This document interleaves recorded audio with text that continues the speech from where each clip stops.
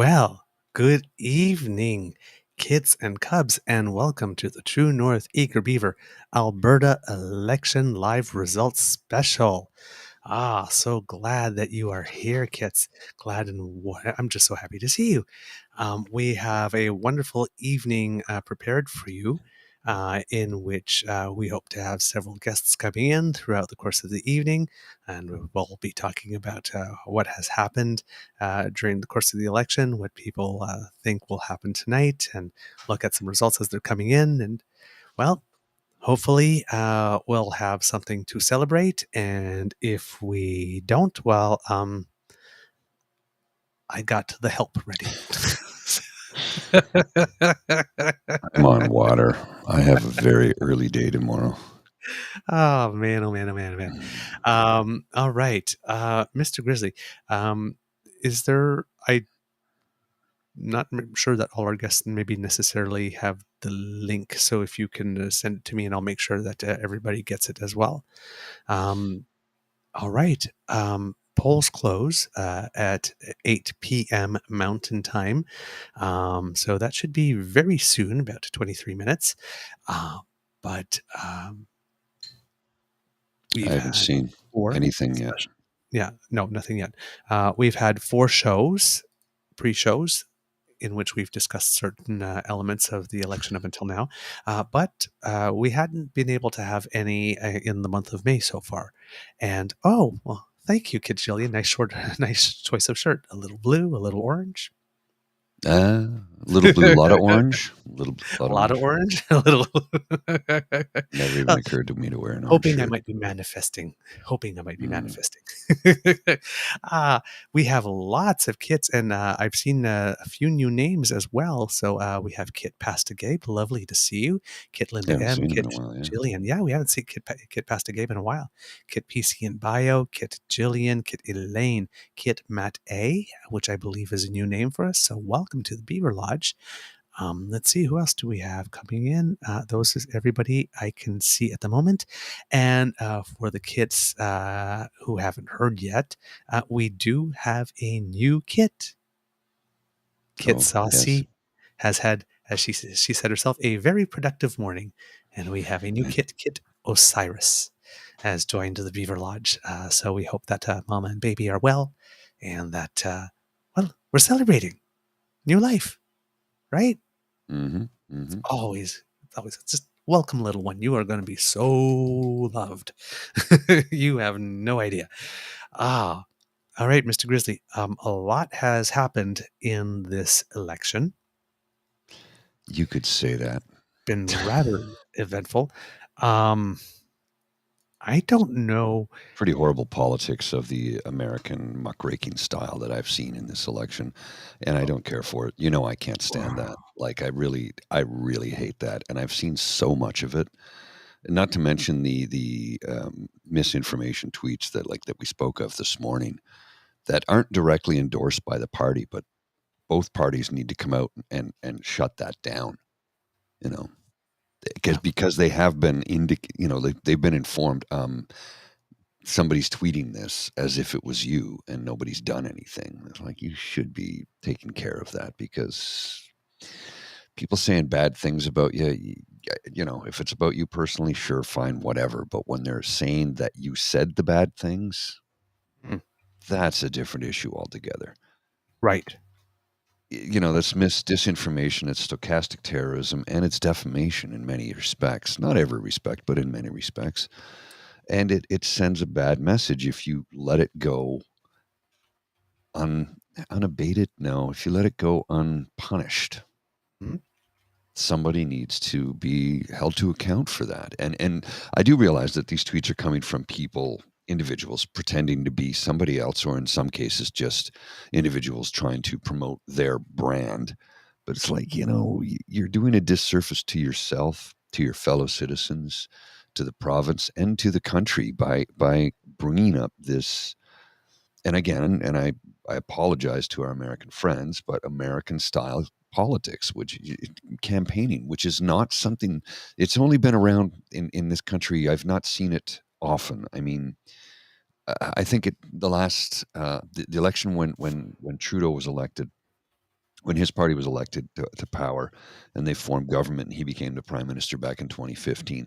The election, that's what was it, 90 days? It was the longest election in Canadian Yes. history.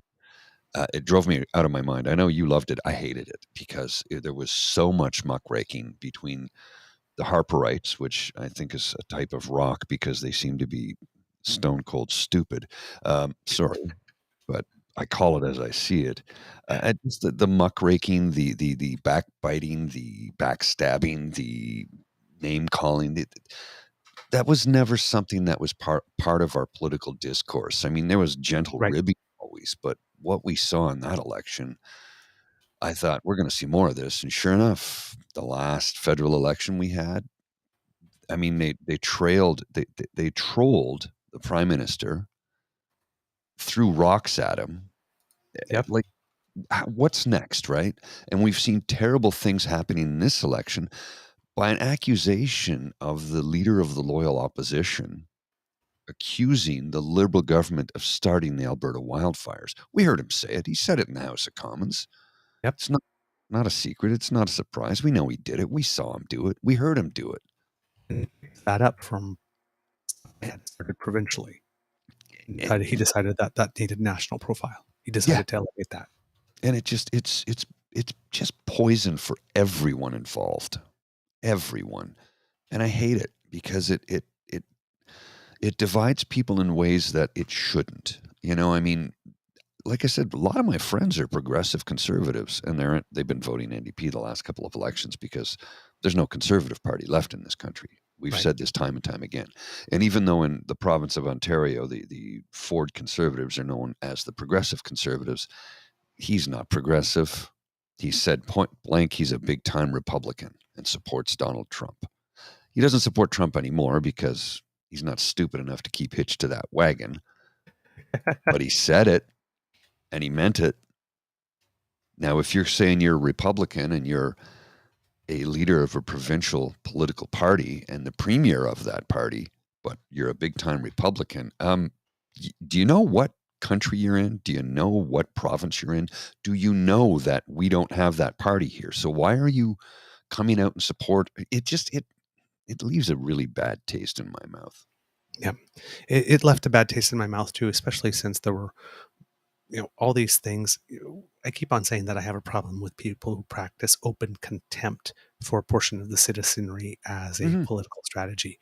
So, I mean, we had one person, UCP candidate, say something terrible about Black people. Hmm. Nothing happened. We had one saying that there's pornography being shown at schools, and kids are being encouraged to change their gender. Um, that's not happening. We had another person saying that, if you had a class with good test scores, but even one of those kids was transgender, well, that was like adding a teaspoon of feces to the test Hmm. scores. Yeah, it makes everybody's test scores terrible if a transgender person also gets a good test score. Uh, and again, no, no, no, no real consequence, really. I mean, I,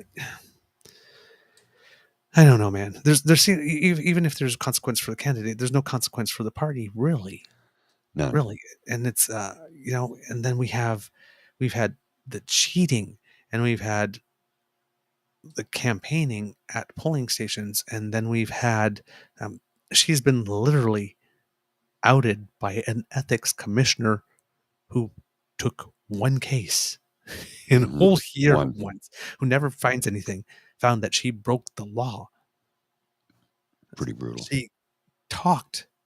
She had a phone call. She proactively called him, as we found on the David Wallace's show. Yes. Yeah, that was She interesting, proactively wasn't it? called Pawlowski to offer him what she could see she could do for his clemency. I watched that today, and I didn't get incensed at all. And some people, and James came out to let people know what time it was, and I'm like, David did not defend that man at all. No. I thought David did a very good job. He let him say his piece. I mean, I was watching it going like, okay, well, the guy seems to think that freedom is when he gets off the hook. I'm like, but that would make her a dictator if she could just grant you clemency, because those powers don't exist in our brand of politics. They don't. That's not a thing. Right. So if you think she can And there's just a do difference that, between waiving a fine yeah, and making a mischief, potentially causing harm to human life, hmm which is not a thing, because as we said on the show, mischief to causing damage to property or an item, things, less than $5,000 is up to 2 years, more than $5,000 is up to 10 years, but mischief where it could lead to cause harm to a person, and here we're talking about police officers, hmm is passible of life in prison.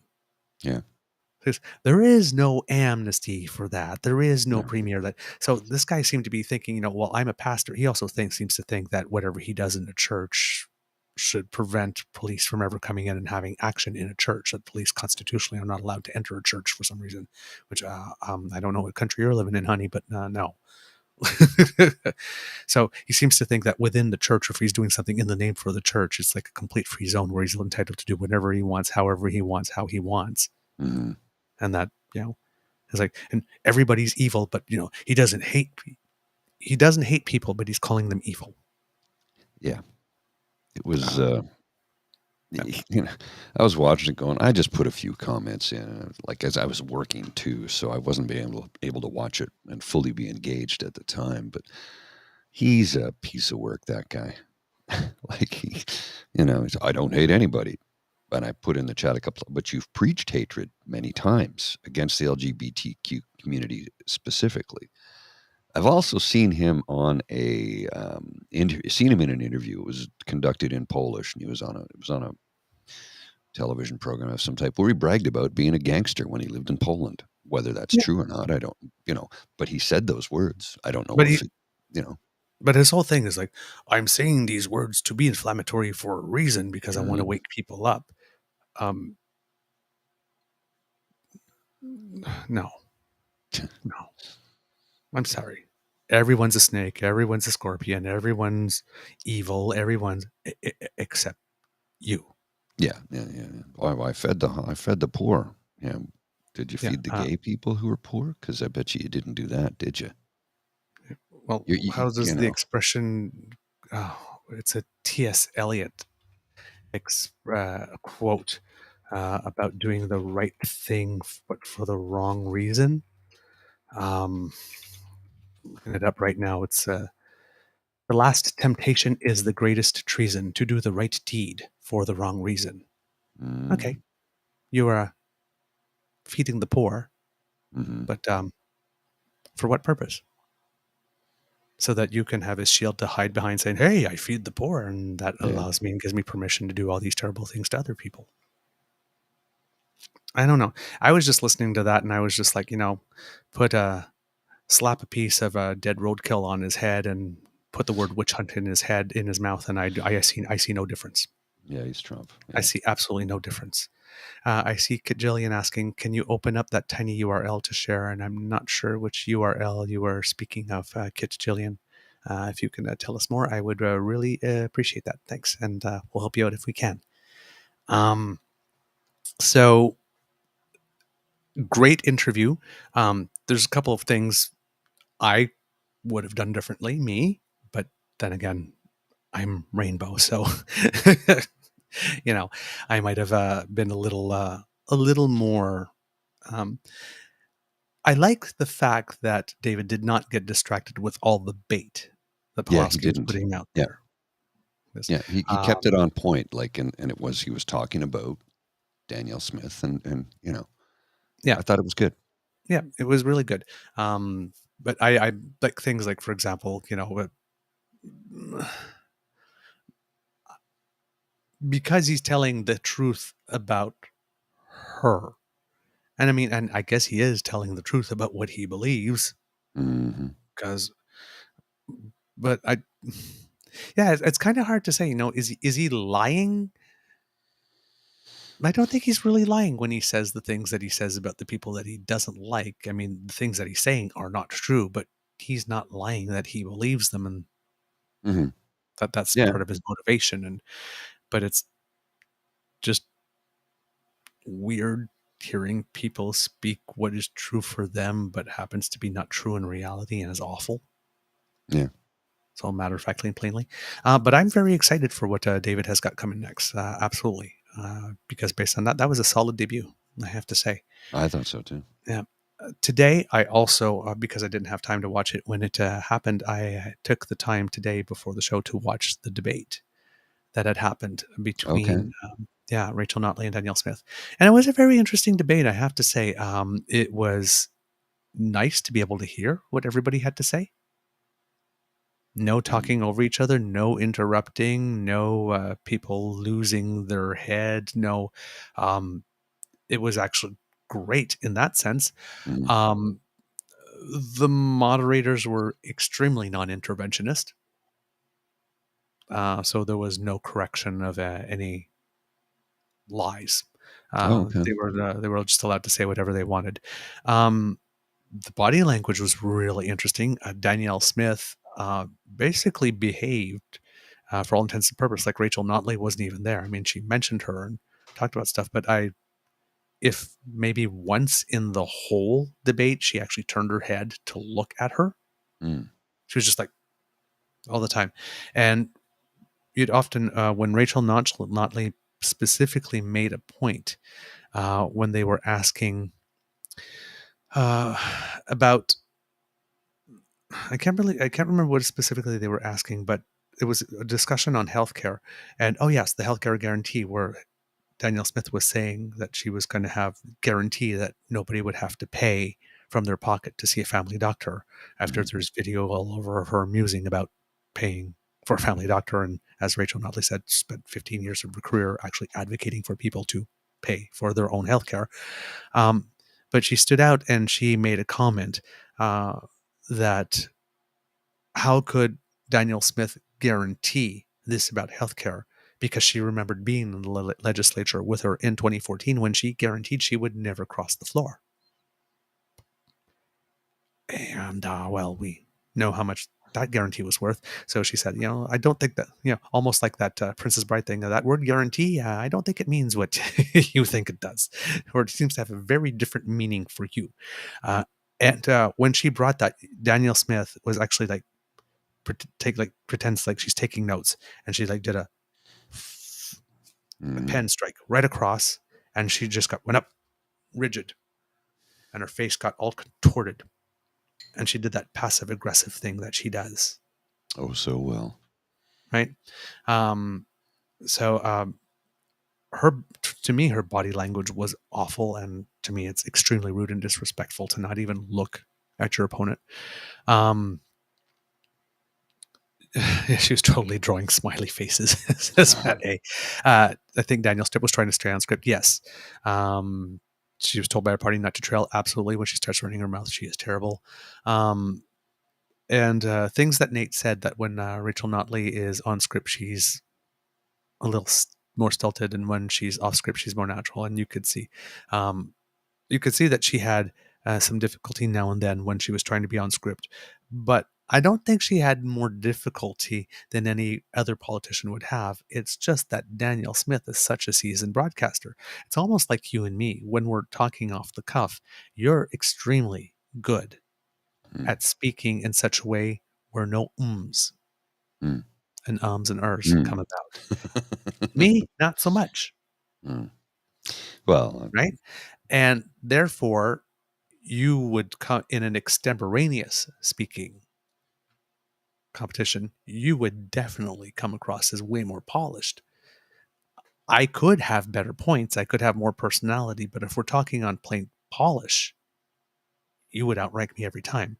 And this kind of happened for Danielle Smith. That I understand uh, the comment being made that if you were looking on presentation alone, on presentation, not counting are the words said, do they actually mean anything, but just on plain presentation, it is true that Smith won that debate. so let me ask you this question. Would this be similar to the JFK Kennedy or JFK Nixon debate? Nixon. Yep. Because when people listened to it on the radio, they thought Nixon won, but on television, they thought Kennedy won. Yep. If you just listened to it on the radio, you would have thought Notley won. Yeah. even though she had some stumbles, just content, meaningful, all that type of stuff. Um, but Danielle Smith, for example, when she's talking about healthcare, which isn't her strong suit, she was like, had this big smile on her face, and what she does is that reassuring thing, right? It's, like, well, these things that we had, we used to have the backlog of 39,000. Now after 3 months it's just 30,000. So if we keep on going at this rate, we'll be done within a year, because we're just doing it and we're getting it done, and isn't it wonderful? And she's talking like this when she's talking about it, so it sounds She like it's going so great, and she's Stepford really wife. happy and super reassuring. So if you're listening with the volume off, she looks Mhm. like so it looks very great. But then Rachel Notley is like turning around and saying, well, you do realize that, earlier this winter we did have a spike of like RSV and COVID and the flu. So just a naturally diminishing, you're taking credit for 3,000 drops every month when it could just be the change of seasons. And you're Yeah. representing it like it's a permanent. So there was some good sparring. There was definitely some good sparring. But I mean, what Smith was saying, I mean, come on, man. Hi there. Lovely to see you. Ah, This is Bridget. She's I don't yes. know what you're talking about, but I don't care. she's upset right now. Oh, okay. I don't know Is what it my happened. fault? No. No. She just was having trouble getting in. She's like, "Can you come and meet me in the lobby?" I'm like, "I can't right now. I'm in the middle of a podcast." So Hello, how It's are hard to get you? into an apartment. Hello, I love you too.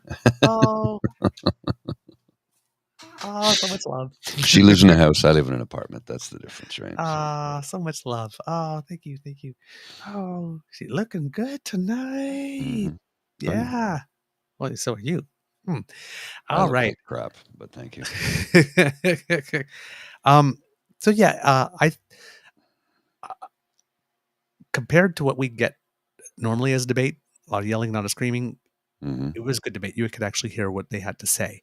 Um, Daniel Smith was giving us no job, Oh no big and surprise. yeah. So it would have been nice, and I could also understand the comment that it would have been nice to hear Rachel Notley talk more about what it is that she planned, rather than make the Daniel Smith is unfit argument. But there's just so much stuff. Mm. There's just so much stuff. Oh man. Well, Kits, we have a great show for you tonight. We hope to have a variety of guests for you with us. We will have James DiFiore coming in, who's waiting for us in the green room. We hope to have the boys from Albertastan Live. They are doing their own elections results show at the same time as we are. So we were hoping to try and arrange some type of simulcast, but we are not exactly sure how to make it happen without getting feedback. So we might just have them come in one at a time, take a break for one of them, take a break for what they're doing, so that they keep their show going and come in. Hmm. But hopefully they'll be joining us if we can make that happen. We have Craig Baird of Canadian History A, who's also live tweeting. He might be able to drop in now and then, but if he isn't, he has given us permission to read some of his tweets coming in. He'll be tweeting about some Alberta election history throughout the evening, so that should be interesting. We also have, to help close out the show later on, we will have Nate Pike from the Breakdown Alberta joining us, and Charles Adler Hmm. to close the show.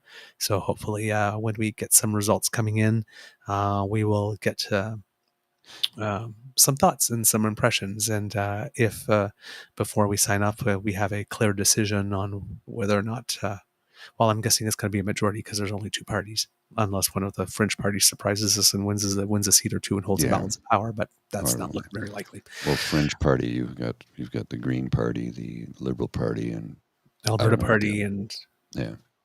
Yeah. yeah.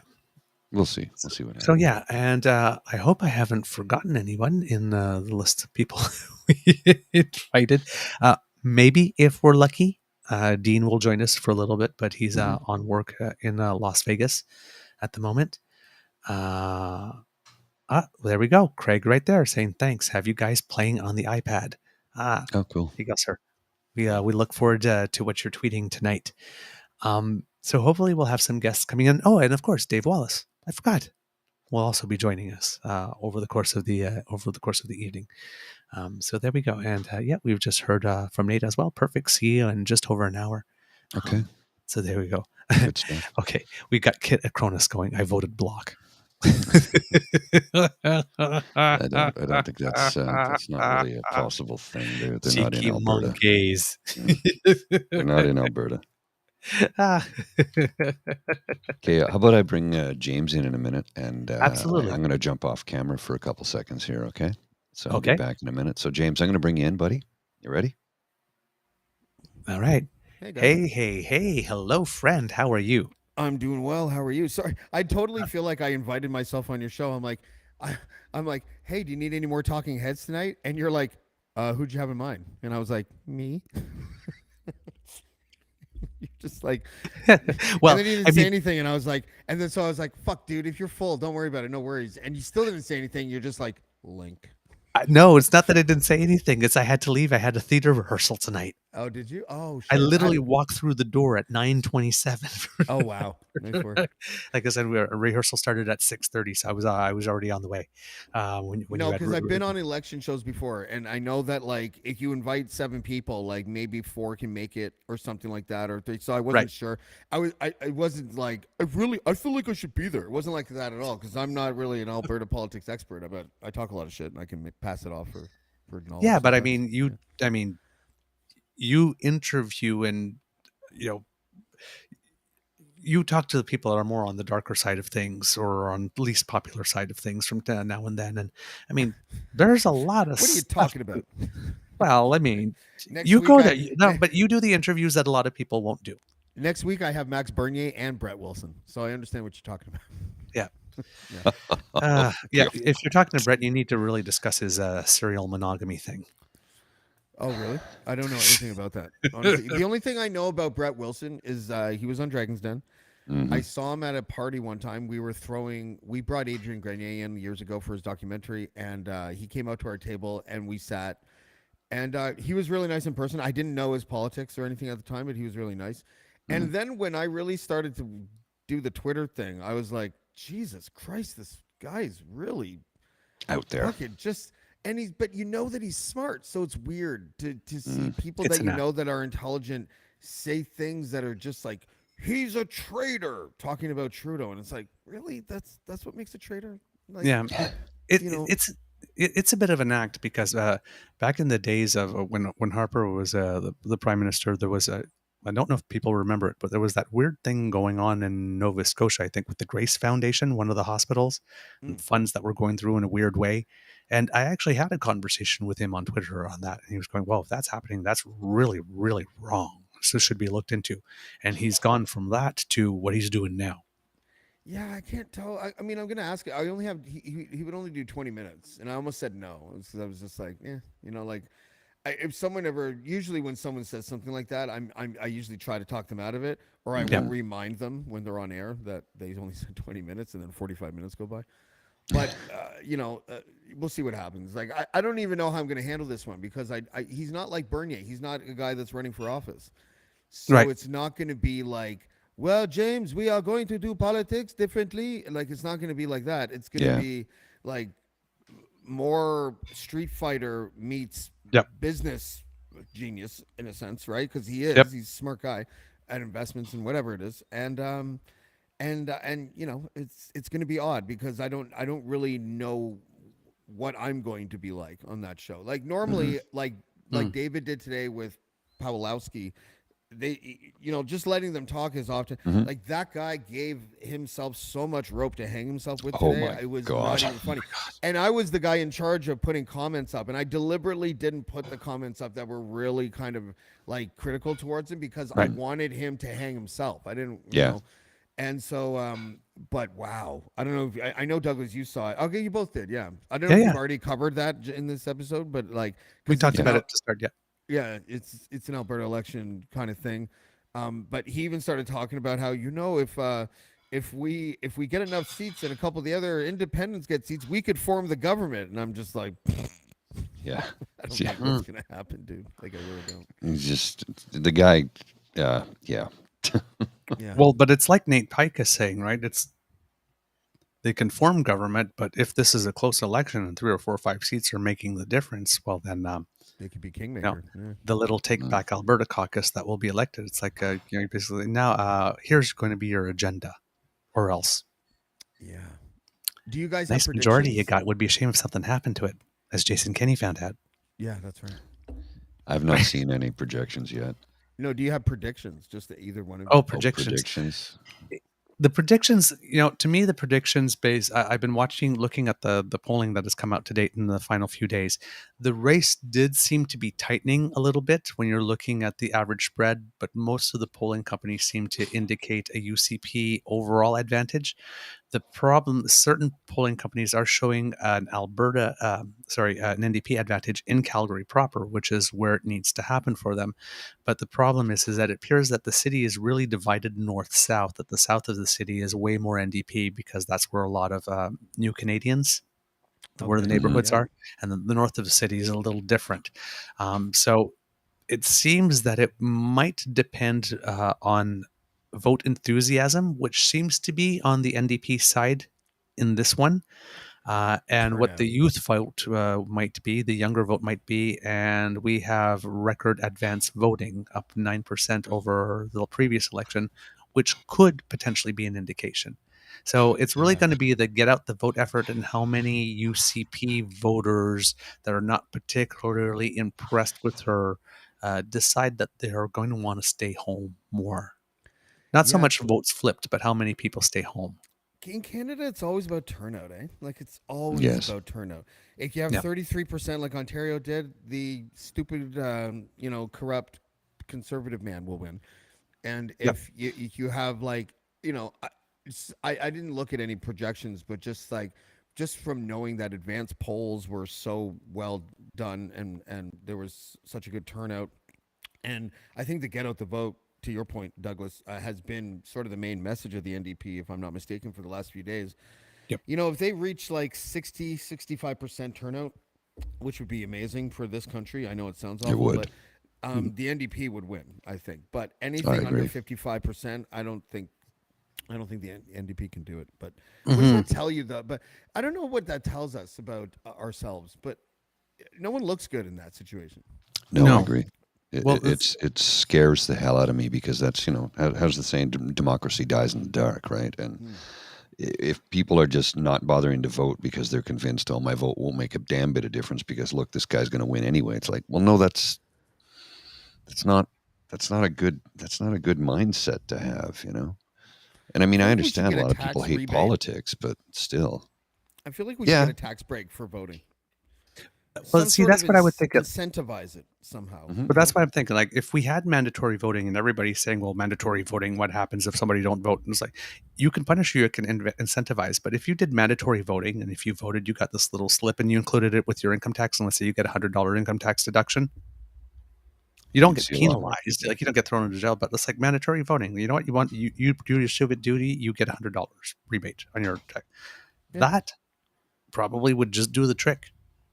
They You might be the right. right would say and they would have a hard time arguing it because it would be like, well, they're just buying votes, and then someone would make the point. You mean the voter turnout would be higher, which makes chances for you losing much higher? Like maybe that says something about your platform, like Maybe, you know. Well, it's the same thing about, when they're talking about ranked ballots. They turn around, they say, oh, well, if we do ranked ballots, well, then the liberals will win for life. But no, because if you're No, moving to ranked ballots, you campaign differently. Yeah, Your I'm policies are still going to be mad at. different if you're playing to the middle than playing to the wings, right? Because right now, the way things are, the conservatives like to play to the fringe because they've got the bigger base that will come out and vote every time. So the more you suppress the vote overall, Hmm. the more you make the public square, you flood the public square where reasonable people go, these people are all nuts, I'm checking out, then they win. Yeah, Yes. Yeah. The more people that turn out, the less likely they are to win. So their goal is to really demotivate people from coming to vote because they've got the larger base of people who will vote every time, no matter what. Angry people vote. I'm still mad at Justin Trudeau for breaking that promise, to be honest with you. Because I think, imagine how different our country would look right now. Like there would be a couple of elections since then, right?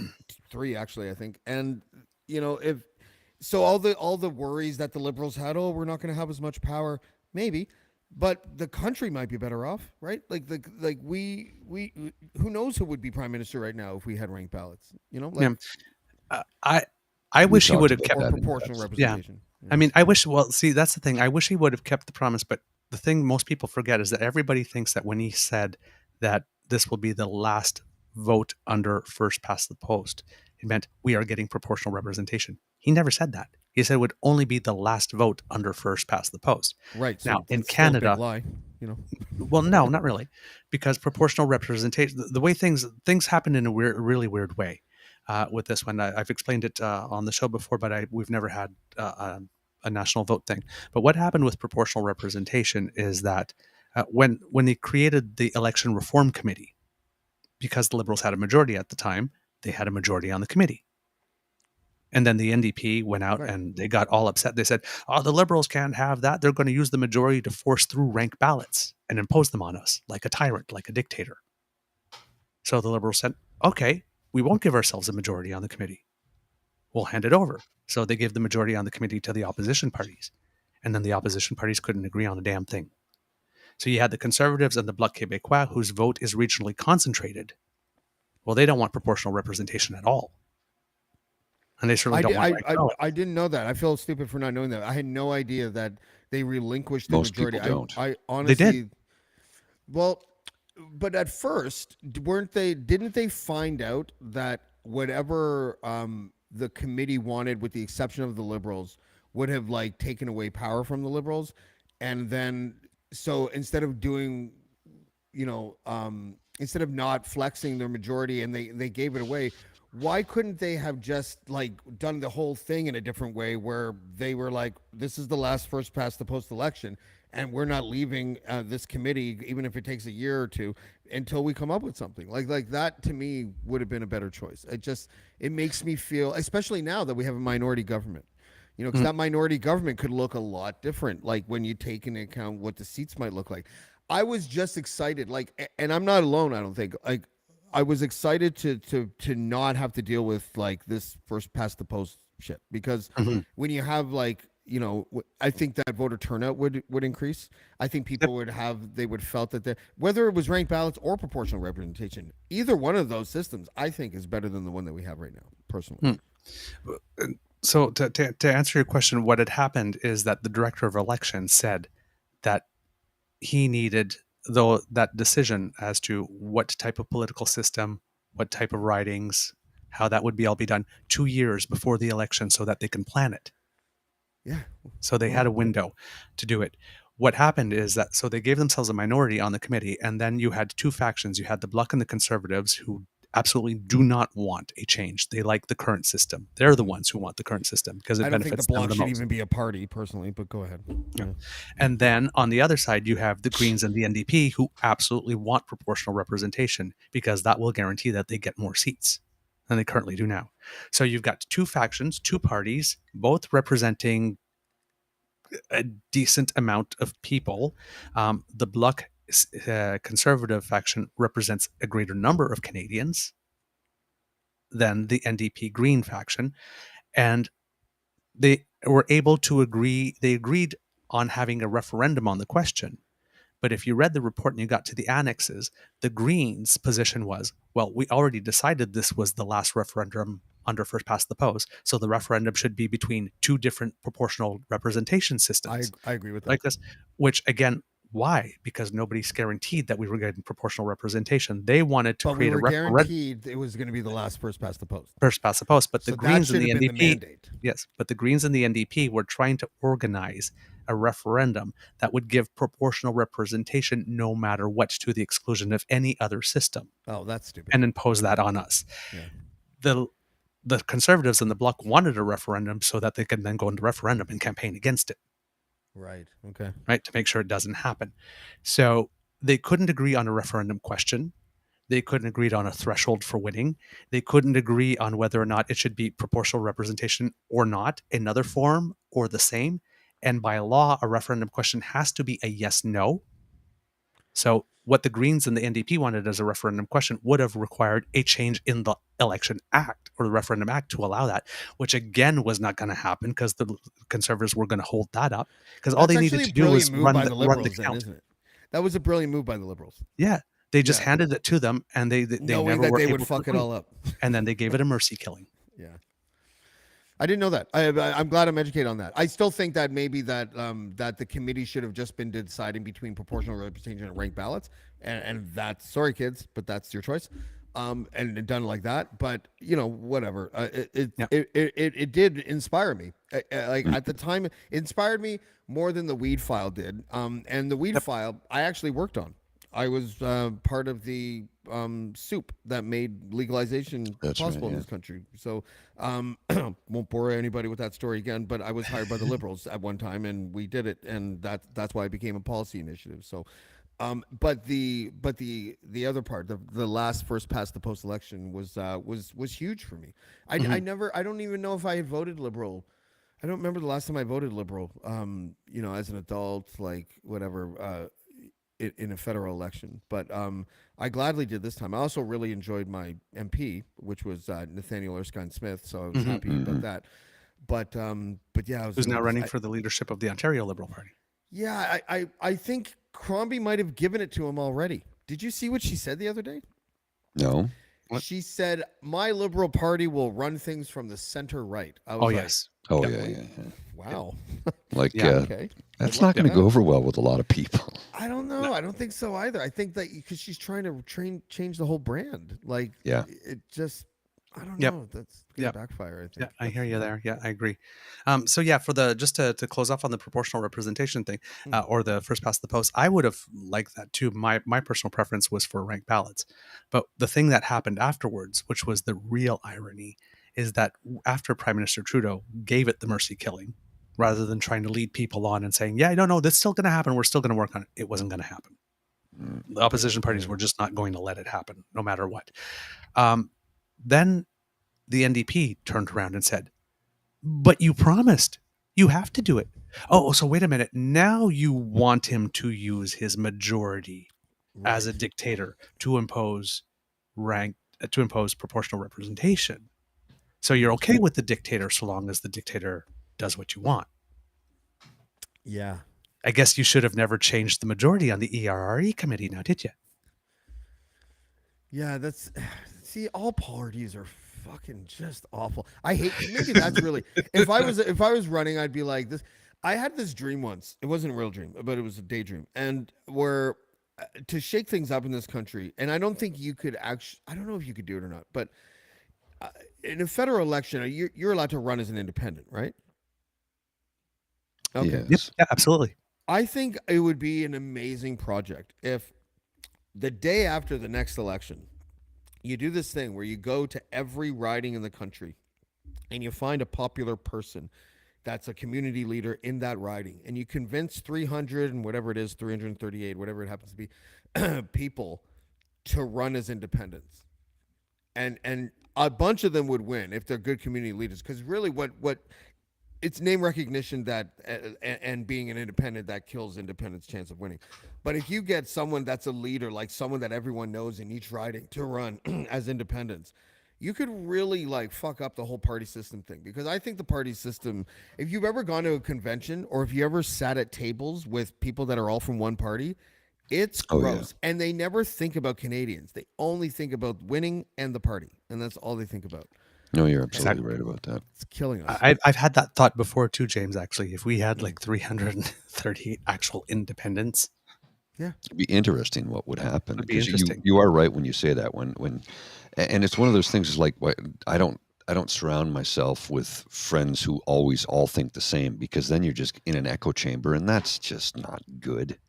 And it's when you get, like you said, you get to that party and you're surrounded by a group of people who all support one political party. It's like, it's just Yeah. you know what it is. You know what it is. It's the world. All the chefs have died, and all we have to eat is Wonder Bread and mayonnaise. Oh. Right. That's how I see it. You know, it's like it's all more of the same. This is boring. This is not helping anyone or solving anything. Now, I mean, doesn't mean I necessarily want to see people with terrible politics, but you know, at least variety for crying out loud. Right, right. Yeah. Kits and Cubs, the polls in Alberta have closed about 21 minutes ago. Some results, preliminary results, are starting to come in. Not a lot of votes, only 177 votes cast so far, but showing the UCP leading in 3 seats at the moment. Maybe 4, according to the kits here. I have the CBC feed up right now, and I'm just seeing 3 at the moment. SC4 But and CBC. that's only 177 valid votes cast Yeah. at the moment. The by the vote results are hilarious, eh, Douglas? Yeah, exactly. 106 of them so far cast for the United Conservative Party, so I'm guessing they might be And they're only leading because old rural people votes. vote for the UCP and they want to go home and go to bed, right? Like Yeah. There's some truth to that, though. That's truth. I mean, they still, you Gotta know, get there's to still Lethbridge. My polling station is 36 minutes from my house. Well, Matlock starts at 11. Anyway, Matlock. I don't even know if that show's on anymore. No, he died a long time ago, but it was a classic. Oh man, oh man. James, I was wondering if you had some thoughts because this particular election has had, as far as I'm concerned, a whole bunch of things from Daniel Smith that should have been disqualifying and UCP candidates that should be like, to me, this decision should be really simple based on the quality of the people running, but it is not, clearly, Well, because we're expecting this to be close. I thought I was kind of educated by what Naheed Nenshi wrote for CTV the other day. Ah, And I didn't realize that a bunch of the decisions that Notley had made that he wasn't happy with, and I kind of like see. I think Nenshi is a potential future prime minister if he wants yes. to be, Agreed. and I Or find Governor him. General. Yeah, so because I find him to be not, I don't find him to be ideological. I find him to be kind of common sense. Hmm. I like his progressive values. I think that he is, he's also an outlier in the sense that you can't pin him down on any of the tropes that the right like to use, like the fact that he's a Muslim. If you met him and spent a week with him, I bet you wouldn't even see like a prayer rug. I think he's just, like he's the way that most Catholics that I know are Catholic. Mhm. Right. They're just like they're decent people. They probably go to church on like holidays, but not on Sundays, kind of thing. Like he strikes me as one of those guys. Whatever the Muslim version is of that. And and I think that he had some surprisingly conservative leanings as well, but not like too far. Moderate conservative. And He would and be when a progressive, a true progressive. and Yep. I thought it was really like. Listen, I think Notley would do a better job with the province. I think, I don't think Danielle Smith is an effective leader. I think she's one of those people that could probably tell the joke. I'm not really a political leader, but I play one on TV because she has. Someone was saying, I can't remember who it was. It might have been Charles Adler, but like that debate, her presentation was far better, but Notley's food probably tasted better. Right. So Exactly. how do the average Joe might go for a Daniel Smith in that situation. And gun to my head, I think that I think the UCP are probably or the UPC UCP, United, UCP. the Ultimate Corruption Party. I mean, United Conservative Party. Sorry, I call them the United Clown Posse. United Clown Posse. Yeah, but they're like, I think they'll probably win. I think that the temperature of that province since the pandemic is probably leaning in that direction. But I could be totally fucking wrong because of turnout. Again, I think if it's less than 55%, I think the UCP wins. I think if it's over 60%, and I'll give myself that 5% margin of error, but over 60%, the NDP have it. But yeah. Oh, okay. So over Sorry, guys. 60% for the UCP, you think will be the vote share tonight? Are you talking to me? Yes, Oh, sorry. Say again. over 60%. You think will be the UCP vote share? I don't know what it. Oh shit. I don't know. Oh, are you predicting? That's what I'm asking. I don't know what the separation of votes is. I don't know. I'm not familiar enough with the provincial politics there, but I just think that if the voter turnout is under 55%, that's the UCP. If it's over 60%, it's the NDP. So Looks like vote we've got an share- NDP seat. Yeah, Vote- right now, electoral districts. I'm going on the results elections Alberta site because I think there might be a little delay in votes coming in, showing on the screen. But that one says United Conservative Party leading in 10 seats, and Alberta New Democratic Party leading in 1. None of the seats have been declared yet. So Is this Shall, all advance votes that they're counting right now? no, all votes. No. So, for example, 214 valid votes cast have been counted, 47 on election day, 9 advance, 155 mobile votes. I didn't know that there was mobile voting, and 3 special ballot votes. Oh, there's mobile voting. Oh, now the Conservatives are definitely going to win. Something So- says mobile, yeah. Someone's an investor in one of the companies that tally those. Yeah, it'll be like Dominion or something, right? Then. Yeah.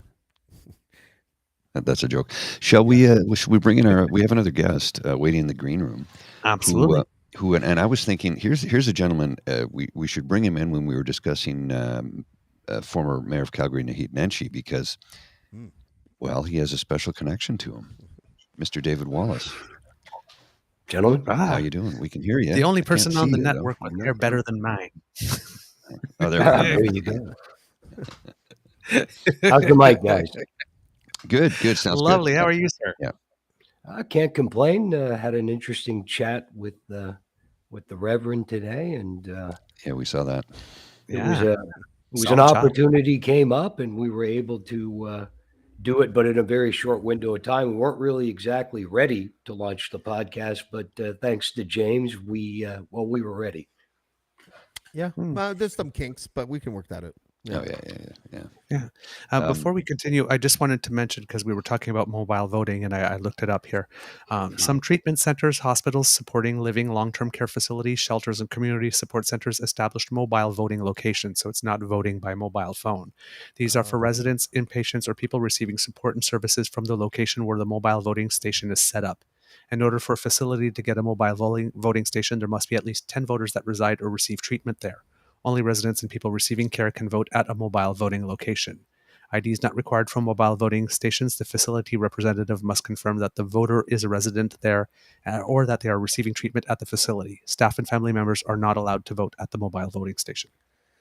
So that makes So you need perfect someone sense. to vouch. That makes perfect sense. That used to be the law of the land everywhere.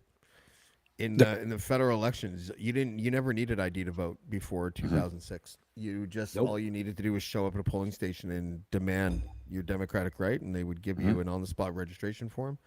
And then after that, they went to vouching. Yeah, who changed that? Who changed that again? Most people didn't know that you could do that. That you could go to the polling station and vote. We know who changed that. Voter Believe suppression. I Voter believe suppression. I believe we refer to him as shit gibbon from time to time. Yeah. Well, you know what they say, right? Voter suppression. It's been electing tyrannical government since, I don't know, somewhere around 1999, 2000. Yeah. Oh yeah. Early. No, Yeah. you're absolutely right. Absolutely Well, right. Well, and it's one of the reasons I thought we should bring you in now is because you did have a direct connection with Mayor Nenshi. Yes. And unlike what I'm sure many of the people you dealt with in your career, David, he turned out to be like a solid guy. Well, it's strange when you say that I had a close connection. That's true in a way, even though the times I met Mayor Nenshi were fleeting and brief. He was aware Well, closer of who I than we was. did anyway. That's what I was trying to Oh, get. yes, Proves but I that mean, he's smart, David. Pardon me, sir? It proves that he's smart. Absolutely. Oh, that guy? No, I'm staying clear of that. And it was good for him that he did, right? Let's be honest. No, he took a wait and see attitude, but he's a very cagey individual, and I hate to say that on that last job, my heart wasn't really in it. I'd already developed some serious doubts about my list of clientele by that point. Mhm. Ah.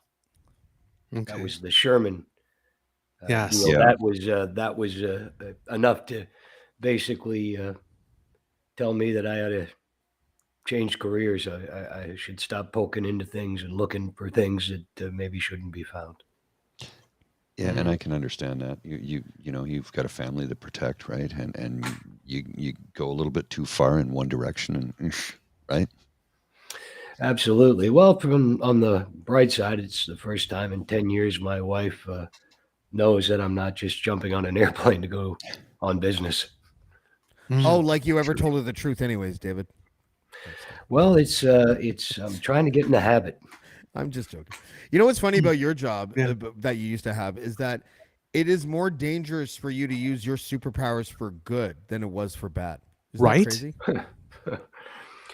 Well, I'm afraid in this election, and I hate to be flippant, but you know who's going to win and who's going to lose. Well, no matter which way I'm afraid in this election. Oh, that Go was ahead. odd. Sorry. No matter which way the cookie crumbles, that Alberta is going to lose because we've got a province that is so divided, so polarized, and so charged with hate and potential violence that there are no winners. There's no Right. winners. Yeah, I Right. agree with you there. I hear you there. Yeah. Absolutely. And you know, I read a tweet tonight. I was just taking a look at it, and it's that journalist, the one who worked at Global, Rachel, Rachel this Gilmore. lady? Yep. Yeah. Gilmore, that's right. Journalism. And she put up some screenshots of some of these people who, and regardless of what you think, it doesn't matter. I mean, how old is this kid? Somebody's daughter. She's not even 30. She's not even No, 30 yet. somebody's We daughter, share a somebody's birthday. sister. Yeah. Right? And we have otherwise reasonable Canadians who have been reduced to the level of saying that they want to physically hang a child, a kid, by her neck till she's dead. Yeah. That's not new, though. Those aren't Christy- conservatives. And here's the Yeah. problem. I don't want to say that conservatives are bad. No. These are regular Canadians, a great portion of them, who've been pushed so far by the same people who want you to vote for them and drag you into a theocratic Mhm. slavery. They want to take away a woman's right to choose. David Yeah. Parker, take back Alberta, his own words. Yeah. These people are driving the bus, and because times have been hard, and because our current federal government, let's face it, they have fucked up along every step of the way. Their intentions may have been good, but that doesn't matter. You still fucked up. Did you do it for the right reasons? Sometimes, yes, you did. But doing things for the right reasons emotionally do not save us from drowning. Human beings, they make mistakes. Nobody's perfect on either side, conservative or liberal. But here's what's happened. Regular Canadians, we didn't do this before. We may not disagree on politics. We didn't want to kill each other's children. Exactly. It's the toxicity of it. It's gotten well. I know, James, you said that that's sort of been around forever, and there's a certain truth to that. Yes, of course, but not on such a vicious level, where there's always been that element of, well, I hate you for you winning. Okay, sure, but not. Let's hang the journalists because they reported on the story that I didn't like. That's gone a little too far. If you A lot too far. I know. I feel like the old man that always tells the same 4 stories, but I'm going to do it again. I was Christy Blatchford's neighbor for like a decade. I knew her very well. I considered her a friend. She's a great writer. She's a great writer. She's clearly conservative, right? In her personal views. And she got some of the most vicious hate mail I've ever seen in my life, and it was all from progressives. And so I hear what you're saying. I hear it. I know it's been amplified by social media, and I know that Christy straddled both of those eras. So she got like the in writing hate mail, which in a lot of ways is kind of worse, right? Because someone actually put the effort into all that shit. Right. They didn't just have to click, right? And then she got the other era, the digital era, and she continued to get it. So, but what she didn't do was post the screenshots of it online. And so to me, the real difference between Gilmore and Blatchford isn't that one's more of a victim than the other. It's just that one part of her personal brand is to show everyone how she's being victimized, and the other one, trust me, Blatchford was getting rape and death threats Oh yeah, all the consistently time. for her Yeah. entire career. Yeah. I think that she was more of a professional by just dealing with that in her professional, private way than telling people about it. And what is the purpose of that? It's clearly to get attention and to get the wrong kind of attention, because and or the right kind, if sympathy is what you want. But like, I don't think it's the savvy move, the smart move, or the professional move to invite people into what you're experiencing like that. I don't know what it serves. And there's Hugh. Hey, Hugh. Brought Hugh in. I'm Hey, going to jump out for Hugh. just a second, guys. I'll be right back. All right. Yeah. How are you, good sir? I'm doing, I hope you guys can hear me okay, because Absolutely. this is totally like the non-technical production capabilities over here at Albertastan Live. So I had to use my phone because I We can't were hoping. mute we're doing our show right now. I can't Yeah. mute Richard as he's carrying the show and talk to you guys at the same time on the laptop. So anyways, I hope this works. I hope this is all right. It's working great. We were hoping for the kids and cubs watching. We were hoping to maybe try and find a way to simulcast, but we couldn't figure Yeah. out how to get that done. Well, What do you- Twitch? You have to do it Twitch. what do you do, right? What do you do? And like, this is, we're so we kind of, we did our opening part here of the show, and then we're just watching some of the results trickle in. I thought, okay, let me see if I could check in with you guys and see how it's going. So how's it going? It's going great. We were wondering what were your impressions of the campaign so far? Really interesting. I mean, hello, David. I've never met you before. My name's Absolutely. Hugh. How are you, Gordon. Stu? Good to virtually meet you, sir. But David would know. He's talked about it lots before on social media, on TikTok, and elsewhere. I've listened to him in the past and read a number of the things that he had to say and about conservatism, the modern conservative party. And Alberta is, having grown up there, it is this really strange monolithic place where, if once upon a time, not too long ago, even like a well-dressed toaster oven could get elected as a conservative.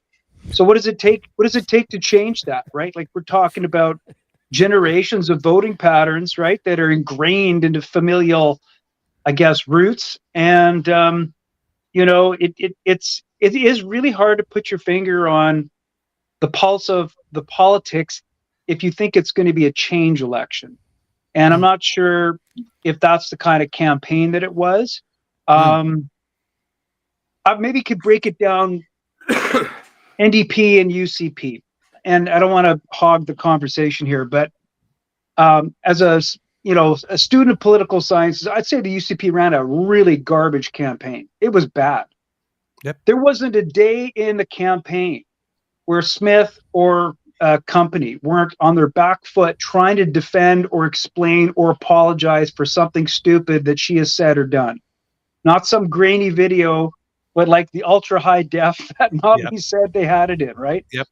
And even leading up to the campaign, and we talked about it on the show back in April, just a constant blitzkrieg of, NDP socialist hordes at the gate. We can't go back. They destroyed the province in 4 years. Blah, blah, blah, blah, blah. The whole NDP hate machine was in full gear before the campaign started. And it almost seemed to me as the campaign rolled on, people were just like blotting that out. They could care less. And then to me, what it really sort of seemed to be, and what it ended up becoming at the end was, we got to get our base motivated. We got to keep them on side. We got to do some stuff to motivate them to come out to the polls, because Danielle Smith was such a drag on their party. I mean, when you got guys like Brian Jean, and that's just anecdotally from Twitter and social media, guys like Brian Jean and his campaigners are going door to door, literally promising people that if they vote for the UCP, they will get rid of Danielle Smith and he will be the premier. Don't worry. That was the stuff going on.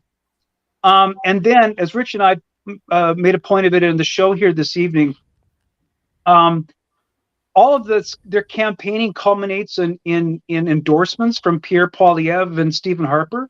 Like, was there any doubt? Who Like- Harper needed to take two. Right. Well, and who in the right mind thought that those two guys wouldn't endorse them? That's Right. interesting.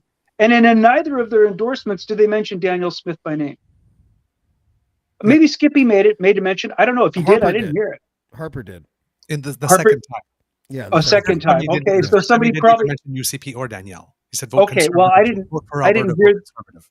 I didn't hear that, but I guess apparently they then trotted him out to two supposedly safe Calgary ridings, one of which was Tyler Shandros in Calgary Acadia, to endorse him. Mhm. What does that tell you about voter enthusiasm on That's the David. conservative side, right? So that's And the Yeah. thing is that Harper went to Shandro's electoral district, but I don't think had a picture taken with Danielle Smith. And Oh. in the ethics investigation, we learned that there was Danielle Smith's version of the story, and then Tyler Sandro was like, no, it didn't happen that way at all. So that knocking on the door and, hey, vote for us, and we'll throw Mama from the train. I think they've already picked their successor, haven't they? yeah.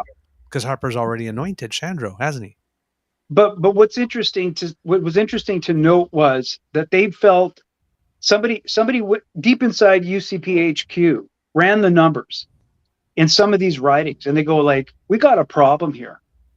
We got to galvanize. We've got to stop the hemorrhaging. We've got to motivate our own people to stick with us. And that's been the UCP message, right? That's not a great value proposition. As far as the NDP is concerned, kind of lackluster. Like, Notley has her own baggage that she has to carry. Yeah, you know what? She does have to live down and I guess make an argument for what happened when she was in power and why it wasn't such a success and some of the mistakes that she made. And she kind of did address that. But I think there were a number of moments where, particularly even during the debate, where she really could have hammered the hell out of Danielle Smith unrelentingly. Right. And it was almost like there's so many things that the woman has said or done to take issue with. She didn't really even hit her with that over the head. And I think she could have been more aggressive that way. I think we would have liked to have seen a little bit more aggressive debate from her. In terms of the campaign, yeah, really a lot of negative advertising. As far as voting for the NDP, some of their policies are kind of like mishmash. There's nothing really exciting about that. I mean, she even kind of fainted to the right with eliminating the small, medium-sized business tax cut, right? Or tax rate. I don't know if that moves the dial. So, Rich and I said in our show this last week after the debates, was it's kind of like, if you went into there thinking that, you didn't like one or the other, you probably still think that way. It's all going to come down to this last week, and whether they've got the motivated voter on their side. And if you're going to go by advanced poll numbers, I think you'd have to say that was the NDP. But I don't know if it's enough to overcome the natural advantage that the conservatives have always enjoyed, right? Hugh, can I ask you a question about whether or not how much of a role did the politics that came out of the pandemic have to do with the results that we're seeing tonight? There's polling on that. I don't know if you guys have noticed. I can't remember who it was, if it was Abacus Data or another polling firm.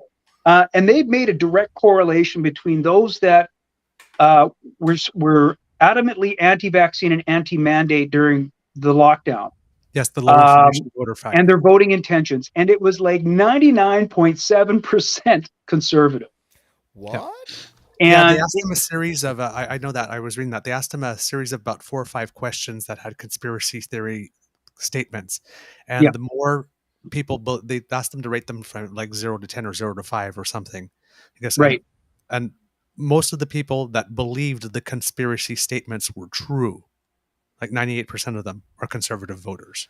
I wonder what that did to voter turnout among those voters too. I wonder if it like significantly increased the turnout for conservatives, because usually higher voter turnout means a better result for progressives.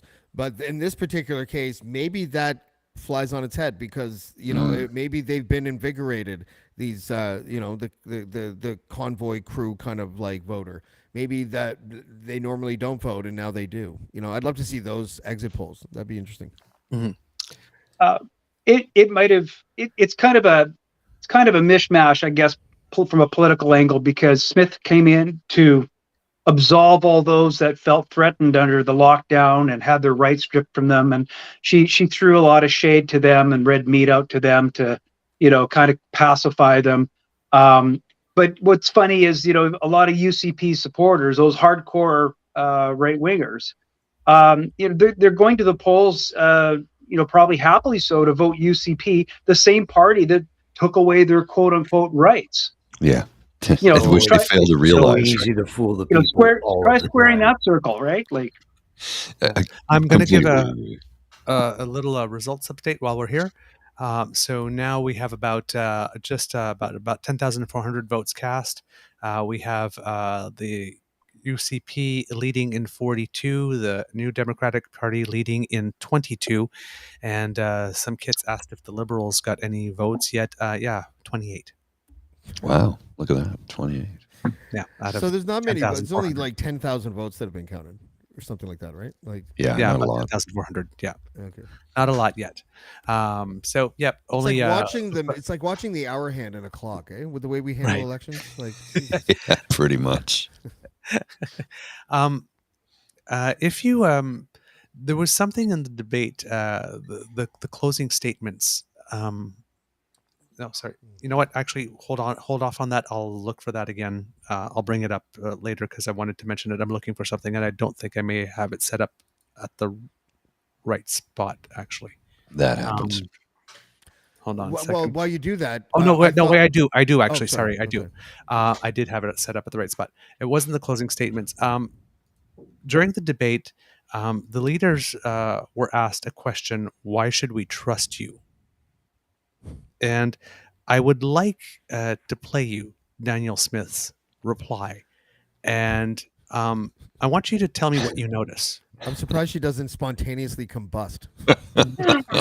I'm surprised she didn't take a step from the lectern and go, "What? Lightning." All right, let's hear this. Question on a theme that's outside of our main topics. Here's Lisa Johnson from Post Media. Thank you. This election may be decided by who Albertans trust more. Ms. Notley, based on the NDP's fiscal record in government, there are some people who don't trust you to manage Alberta's finances. And Ms. Smith, you were found today to have broken conflict of interest rules. Why should Albertans trust you? Ms. Smith, this question goes to you first. Well, first, what I would say is that when Ms. Notley campaigned last time around, she didn't tell anybody she was going to increase the carbon tax. She brought in a business tax, and she also ended up running up more debt than we've seen of any premier in our province's history. And the results speak for themselves. We saw 183,000 jobs lost in the first couple of years. We had a number of people moving out. We had 13 quarters of people leaving this province. In fact, the energy minister at the time said, well, if you can't find a job in Alberta, go work in BC for a while. That kind of defeatist attitude is not what Alberta is all about. Alberta is back on track. We have more people coming in here than ever before. Our Alberta is Calling campaign is working. We've got more diversification and business investment. We got to keep that going. All right, thank you. That was the biggest non-answer ever. Christine Anderson answers questions like that. When I've interviewed her twice, like that's how she answers questions. I'm like, what are your ideas for global warming, to fight global warming? She's like, these socialists, all they're doing is, I'm like, and I asked her 5 times. She gave me the same type of spin every single time. They don't have an answer. The question is, why should we trust you? Yeah. Yeah, that's right. And then she went on about So she basically said you can't. Yeah. Of course, that's part of the strategy going into the debate. You can't. That's just media training. Well, that's one of That's those. the problem, though, isn't it? We've become nothing but media training. We've become so entrenched in our positions, we're willing to vote for whatever slug we can produce who is sanitized and approved by the corporate masters who allow them. Well, Nailed aren't it you right a ray there. of sunshine, Dave? Well, this He's is why. I right. mean, I'm a conservative. I was a You're, lifelong and conservative, you're not wrong. You're not wrong. but I'm not anymore. And I'll tell you why, because the Conservative Party, there's a lot of conservatives left. Unfortunately, none of them are involved in politics anymore. They're on the You're right. outside looking in. And that's You're what absolutely scares right. the hell out of me. Yep. Because Yeah. now all conservatives do is vote against their own interest. Like, I don't know, don't take away our coal mines in Kentucky. Because God forbid, maybe the federal government might invest in, I don't know, education so Yeah. you can get out of those coal mines and feed your kids and not die of fucking lung cancer. And so mothers and fathers can stay together and not have their families broken and then their 14-year-old and 15-year-old kids into another coal mine to dig coal and die. Why? So rich fucks who actually pull the strings can keep convincing conservatives that they're on their side. Yeah. Well, in terms of the debate, you're right, Douglas. She didn't answer the question. I'm almost certain that was a distinct strategy. Mhm. And you notice throughout the debate too, anyone that watched it closely, constantly making up numbers about job losses under the NDP. That last quip about them racking up more debt than in the history of the province is BS. Actually, the Yeah. UCP outspent the NDP in 2.5 years. It took them 4. Yeah. Right. They just happened to pay off a little bit of it through the oil bonanza at the end. But that was a strategy, and that was maybe kind of disappointing watching Notley's performance, which, we said this, we talked about it on the show before, which was, she was almost trying to give these academic answers to the questions, which is what you want from a thoughtful person. Like that, that's not necessarily the wrong way to do it. But politically, it kind of it was kind of a ham-handed attempt at a debate. What she should have done, as we said, is, answer the question short, to the point, then pivot and attack. She should have done that, right? It was But in like terms question of period. It was like watching question period, right? Mhm. right, But she but couldn't it's a offer debate. It's a anything on debate. stress her. But the incumbent is like the prime minister in question period. So, Mr. Prime Minister, why did this particular deal with Saudi Arabia cost so many billions? And it's Justin Trudeau. Well, the conservatives, right? That's how he answers that question, right? Like Yeah. he'll talk about the deal that the Bad conservatives fucking made beforehand. communicator He'll is make what it seem it like is. he can't do anything because of the conservatives, and then he'll big up his party in a very overarching way that has nothing to do with the question, and then he'll sit down. And that Right. was the exact Okay. same thing. Yeah. But my point on this one is, okay, what are you going to do with your policy? Oh, well, like this. But this is, why should we trust you? This is a Doesn't matter question what the that question somebody is. should be able to Yeah. answer. the incumbent will always answer like they're the prime minister in question. It's like period. asking, what's your name? And Well, Rachel. Well, my Yeah. mother was going to, like I Yeah. could do that. And that's Take it why- away. and that's why, after all was said and done, the debate, it didn't move the dial. No. And I really do think Notley needed to move the dial. Like this was Smith's debate to lose, and by not getting the knockout punch, having no knockout punches thrown, usually, conventional wisdom is politically, then the incumbent wins, right? Because they haven't been brought down a peg. That said, I don't know, David. Maybe David's better to answer this question. Like, if you are a reluctant conservative voter, did you see anything at all during the campaign that would make you just want to rush out to the polls to vote for the UCP? Oh, I mean, I didn't see I'm a conservative at heart, but I'm a career, if you would consider it, criminal in that sense. So I never voted because that would be wrong. It was, I don't want to affect democracy. I already do enough. So, Right, but you didn't get the UCP, either Daniel Smith, whatever, their campaign. Even all the big, big bad boogeyman attack ads and stuff on Notley and the NDP. That wasn't going to change your mind about no, getting out and never, voting, right? Never. I mean, at the end of the day, the UCP was infiltrated by an outside organization. We now know that organization. Yes. We take back Alberta. And the public perception, and it was no secret, was that Jason Kenney was overthrown in an internal squabble. Right. And these people have their conservatives don't listen. Are all conservatives religious? No, that's ridiculous. They care that you balance the fucking budget, right? I Yeah. mean, maybe have nice school for our kids and clean streets and things like that. They're not hyper religious. They're not hyper militant. But this Take Back Alberta, which is steering for better or worse, according to some, Danielle Ship, they are hyper vigilant on this. And it's going to come to a point where these conservative, they're voting because they feel it's their duty, but I think they're on their last legs of doing this. Even they are starting to say, look, enough's enough. Mhm. Right. Well, when you see former MLAs, former conservative MLAs that are saying, I'm voting NDP in this election because this is not what I ran for, it's telling. It's crazy. It's crazy. There's all kind of crazy. I mean, you might have had conservative friends and neighbors, liberal friends and neighbors. Doesn't matter. I mean, we had diverse of issues in our cultures before, like abortion, education, race, gender, sexuality. We had these issues, but we managed not to kill each other and threaten to firebomb each other's homes. Yeah. And this is being driven by an extremely hard right-wing edge, which is being encouraged by, let's face it, multinational oligarch corporations, right? That happen to be owned by guys who use the Bible to lead their flock. And who's the flock? Well, it's us sheep who are suckers. It's the same blueprint that the United States found themselves in.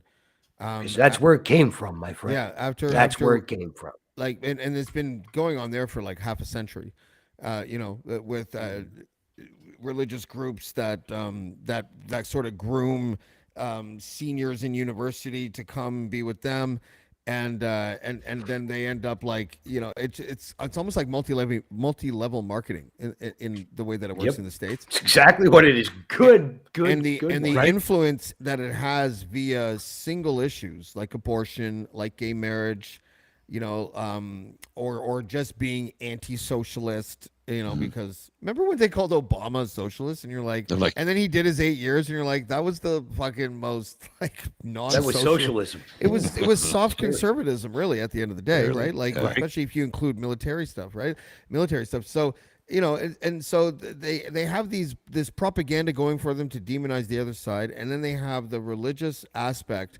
And then you throw money at that, and it's just like it's a really powerful force. Like it's got Donald Trump elected, it got Roe versus Wade, overturned, and it doesn't really seem much like DeSantis. Imagine thinking that he was a better candidate than the last president. When would you have thought that? Maybe after Bush, I guess. But like, it's amazing. I'm surprised the televangelist hasn't like thrown his hat into the ring in the United States, and I'm a little surprised. Although I know that Danielle Smith is like the hottie among conservatives, right? Like I know that she's sort of like the sunshine girl. Like they find her. I'm sorry, that's a shallow pool. Then I'm just saying. offense. I know. Listen, I'm not trying to make it about her looks at all. But I've talked to a lot of conservatives. They think she's like a hottie, so she has the aesthetic appeal to a lot of people who are low information voters, right? So she has that advantage over Notley, and that's why a lot of people like Charles Adler, like I said at the beginning, I think that he was like, it's more about the presentation with Danielle Smith, and that's why you couldn't declare Notley the victory, and that's why, to Hugh's point, it didn't move the dial. Right, like she did that non-answer, but that non-answer looks better coming from her than it does coming from Notley. It just does, because she's smiling. It's obliviously, but still. This is Bridget. She says hi, everybody. Hi, Bridget. Well, I hate to be a party pooper, but I got to check back in with Rich and get back to what's going on there. And thanks for having me on. And we'll have to do like a post-election like breakdown or something. Sounds good, brother. If all right. Rich Well, wants to come in at some point, send him over. I'll mention it to him here right away. Okay. All right. Take care, guys. Thanks so much Bye. for helping. Can we talk to Bridget about your relationship with her, Paul? Just kidding. It's not a casual Monday. I know. Sorry, I'm not going to get all. I guess I had a little bit of a foul mood. I just got a feeling that this is going to be a, this election. That's all. So I mean, let's let it do its worst. Let's, one way or the other, the sun will shine tomorrow. Has anyone called Yeah. it yet? Some result update. There's been a jump. There must be some urban seats reporting because now the seats show at least on CBC UCP leading in 48, NDP in 34 now. Looking at the Alberta elections page, it says 44 for UCP and 30 for Alberta New Democratic Party. But there's one very, very, very early vote interesting result, but I'd like to put it up there because we've been talking about this person a lot. In Livingstone McLeod, Chelsea Petrovic, I believe, is the person who had decided that she had to erase 15 years of web content and issue a blanket apology for everything that she's ever said in those 15 years. I'm not going to say my kind of specifically woman. what it was because there was just so many, but that, trailing early, but 19.6 after with 2 of 36 polls reporting. So let's hope the trend is our friend. And right on cue, the person who actually told us about this from the breakdown, Alberta, Nate. Getting some noise from you there, Nate. Getting some noise, like good noise or bad noise? Like an air conditioning or something. Like an air conditioner or something? I am about 8 feet away from an air conditioner right now. It's very I just warm. want a prize. It might be a little hot. I Name that understand. noise.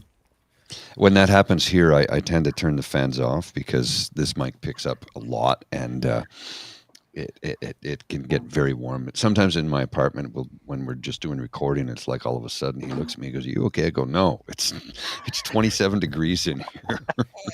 See, I just finished a very unpleasant bout of pneumonia, and I read that. Yeah, it was. Do not recommend.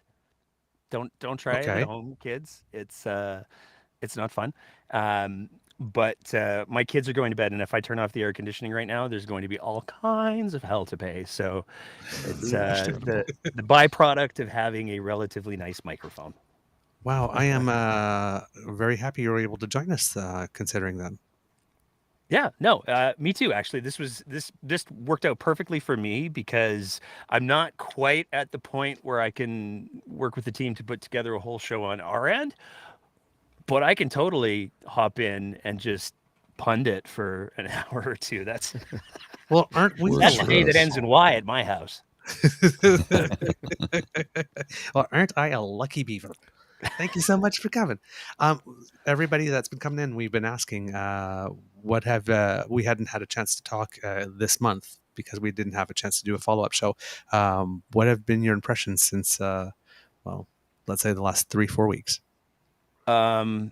Wow. Yeah, I think is probably like here's the we have started putting together some broad stroke ideas for our show on Wednesday, and it's really there's so many different stories that made up this election. I mean, one of them is, and we hammered this on our show for months now, the fact that the NDP didn't start really campaigning until April was a really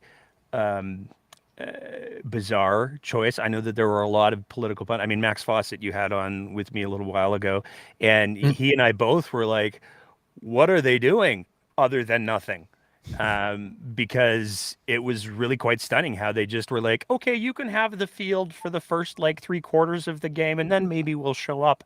That was really surprising, and I think they gave up a lot of unnecessary yardage on that front. The UCP campaign has been an absolute the shirt choice is deliberate for tonight. This wasn't just what was hanging on the chair. Perfect. It's perfect. It was a remarkable campaign for, here's the thing. I've been following Alberta politics for quite some time. I grew up in this province. I've lived in this province my entire life.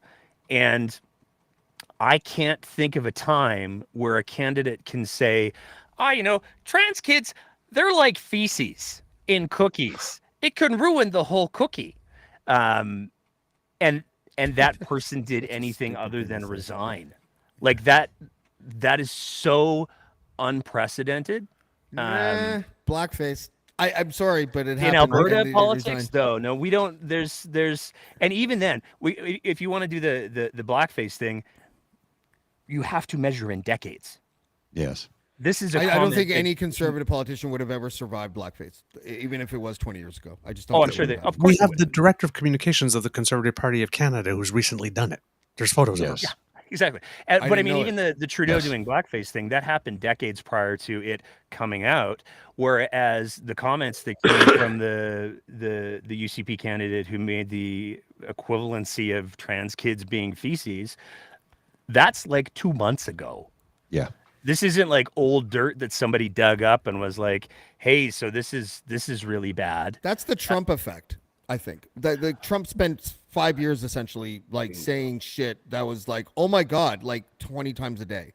I think And it's more, a lot especially more for than the- conservatives, especially for I think it's a lot more than the Trump effect, because Trump said dumb stuff. People expected Donald Trump to say dumb stuff because he made a literal career out of it. But when you start to talk about multiple members of a party, like, let's not forget the candidate for Lethbridge West had to resign because she was claiming that kindergarten teachers were showing kids pornography.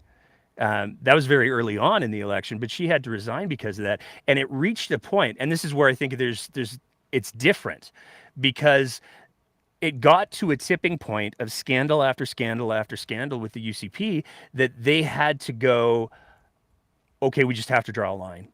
No matter what comes out next, no matter what happens next, we're not going to kick anybody else out, because they took a huge hit on like right before the election was called. Daniel Smith had to kick somebody off of, he resigned off of her Multiculturalism and Inclusion Council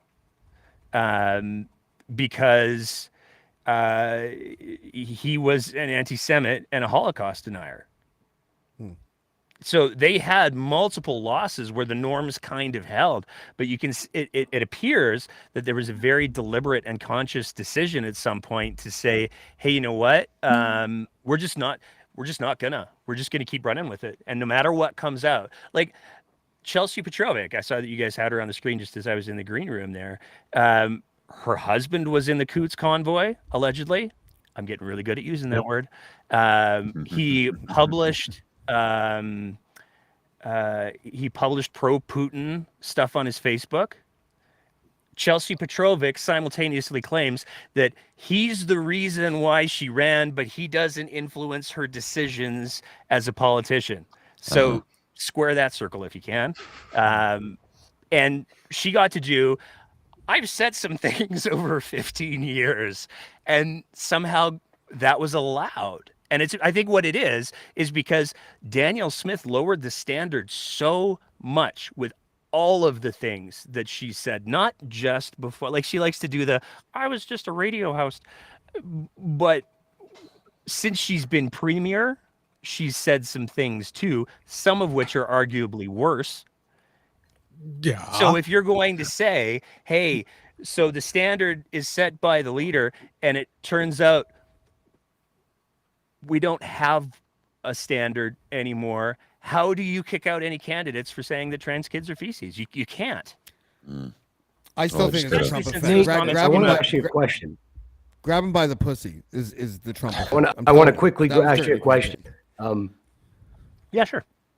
Do you sense, because I've heard this from people in Calgary, in Alberta, Edmonton, that there's a weird religious vibe, like a militant vibe, since the Take Back Alberta movement has entered the stage, that people are making these claims because they're being, and in some cases recruited from these upbringings of extreme religion where the Bible is being weighed as a literal document. I mean, it's not new. I'm getting a very, very.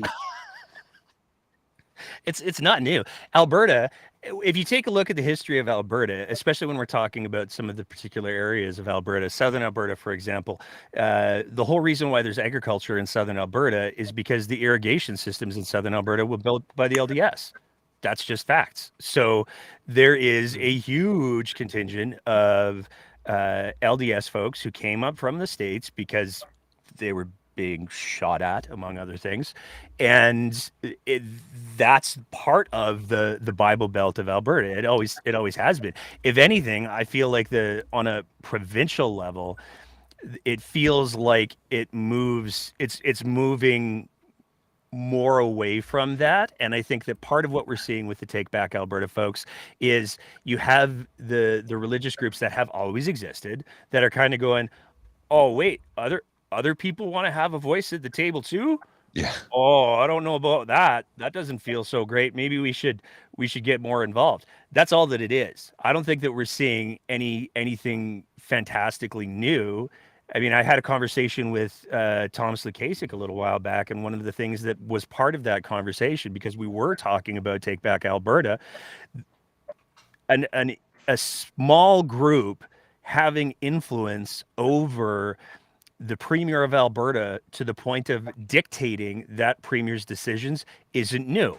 Allegedly, that's why Stelmach left, because there was a small group of PC ministers and PC MLAs who said, hey, you know what? This is how you're going to do the things. Otherwise, we're going to make your next budget vote a non-confidence vote. And boy, that'll suck for you.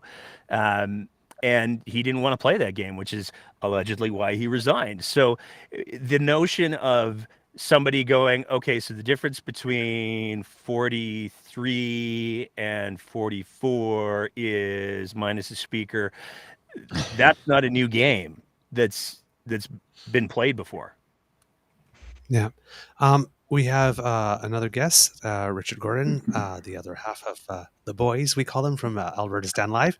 Welcome. Thank you for joining us. How are you tonight? I'm doing okay. How are you guys? I'm really happy to be here.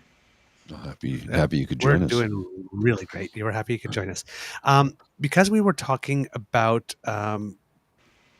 interesting statements, I have another clip from the debate that I'd like to put on, and I'd like to ask Richard what he thinks about this one. But what we saw with Chelsea, sort of like, I have this blank thing and, I want to erase it. Well, Danielle pulled the same move during the debate during her closing statement. If you would, Mr. Grizzly, there we go. And I will make sure that the volume's up, and there we go. Yeah, what you have right now is the same screen we're looking at. And it just disappeared again. Okay, let's try that again. Let's see, the share didn't work the first time. There we go. Is that it? There we go. That's the right one. All right, here we go. We start with Danielle Smith. I first want to say how much of an honor it's been to be your premier for these last 7 months. I've been overwhelmed by the generosity and kindness of Albertans that I meet every single day. These last 3 years have been difficult for all of us. And now the wildfires are testing our resolve as a people once more. But I know that together we will overcome every challenge we face, whether it's a pandemic, a flood, a fire, or economic headwinds. We will take care of one another, and we will move our province forward to a better future. My commitment to each of you, if re-elected, is to serve you with everything I have and to the best of my ability, however imperfect that may be at times. I will continue to focus on growing and diversifying our amazing economy, making life more affordable and our communities safer, and improving healthcare for all Albertans. And I will carefully listen to you and my UCP caucus, because whatever I may have said or thought in the past while I was on talk radio, Albertans are my bosses now, and my oath is to serve you and no one else. Uh-huh. Everything I said before, you can just eliminate that, because now I work for you. None of that matters anymore. Well, it's a lot. I mean, a lot of this is listen to everything that I'm telling you now, but ignore everything I've said in the last 4 months. But I want you to remember everything that happened in the last 4 years ago with the opposition NDP. Yeah. And this is a pick and choose type of scenario, or choose your own adventure, if you want to put it that way, scenario where you create a new reality from what's happening right now. And that's not the case. however, this is Alberta, and maybe you've heard this before, but traditional politics don't necessarily work that way here in the province. And this is what we're left with. Their largest liability throughout this entire campaign has been Daniel Smith, and in that. Oh, did we lose him? Oh no. Yeah, we've lost him. Oh darn. Okay. Can I say The other thing I I'm sorry. noticed is in that debate, that was the first time she made any mention whatsoever of wildfires. That's Rachel it. Notley opened the debate by expressing some sympathy with what people were going through. She did none of that in that debate. That was the first mention whatsoever. Again, she's telling you, I mean, there's no EQ there. She's working no- for the script, is what the problem is. Yeah. Like, But who did I write in the guarantee you- script sympathize with people whose houses are burning down?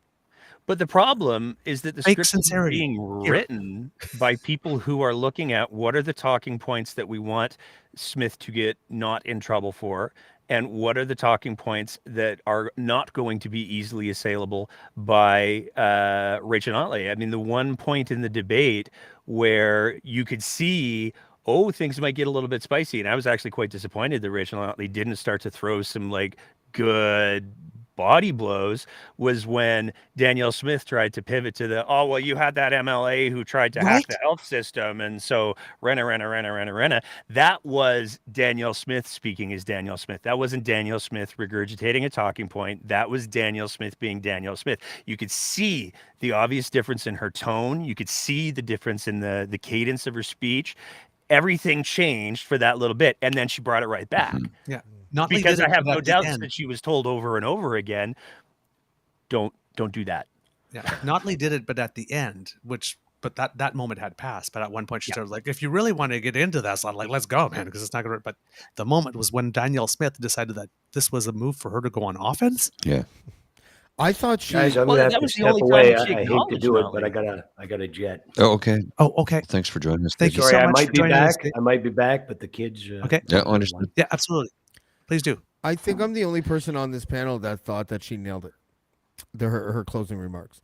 I thought that the only mistake that I thought, and I've written speeches and managed campaigns before, so Nate, what you just said, Nate, totally rang true with me, which was when she brought it back, like bringing it back. It's unfortunate and it's kind of cynical, and unfortunately, it's the reality. But what she showed in that closing statement, probably a few things. First of all, she probably should have ran her entire campaign with that tone. Second of all, she owned the big flaws, or attempted to own the big flaws that her detractors have about her, which is her sincerity, which is her controversial statements and opinions. I think she shouldn't have used the term talk radio. I think she should have just said my former job as a radio personality. I think that would have boded better for her. But other than that, owning the part where she's basically saying to the public, look, I get it that a lot of you don't trust me and I get why. She basically said that. And I don't know if I've ever really seen that before. And I thought it landed better than expected. Like if I were to read the transcript of what she said, I probably would have thought it went a lot worse. But I think her closing statement was fine. I totally understand the position of like she said a bunch of contradictory things in her campaign that that she mentioned in her closing remarks in a totally different way. I get that. Is that growth or dishonesty? Time will tell. But I don't know. I wouldn't. I wouldn't. I think that the reason why the dial didn't move, as Hugh put it, for after the debate, is because actually two things. One is because Danielle Smith is good at that, and two, I'm one of those people that think that Notley is. She's won election too many. I think that I think they kind of had a leadership problem, not because it's Notley's fault. You remember when Kathleen Wynne left Ontario? That was her best term. Yeah. Yes. Her last term. Like she should have gotten another term. She hit her stride. It took her too long, so the public had fatigue. And I think Notley sort of gives the same vibe to a lot of Albertans. I think that they have Notley fatigue. I think if there was another leader, charismatic enough to sort of carry that banner, I think they probably would have been better off. But it's an interesting campaign. It's probably the most interesting campaign Alberta has seen in a long time, I would say. Oh, it's the closest election that we've had in our history based on all available information, given that we're only at 56,000 votes Yeah. counted so far. So that's not even a drop in the bucket.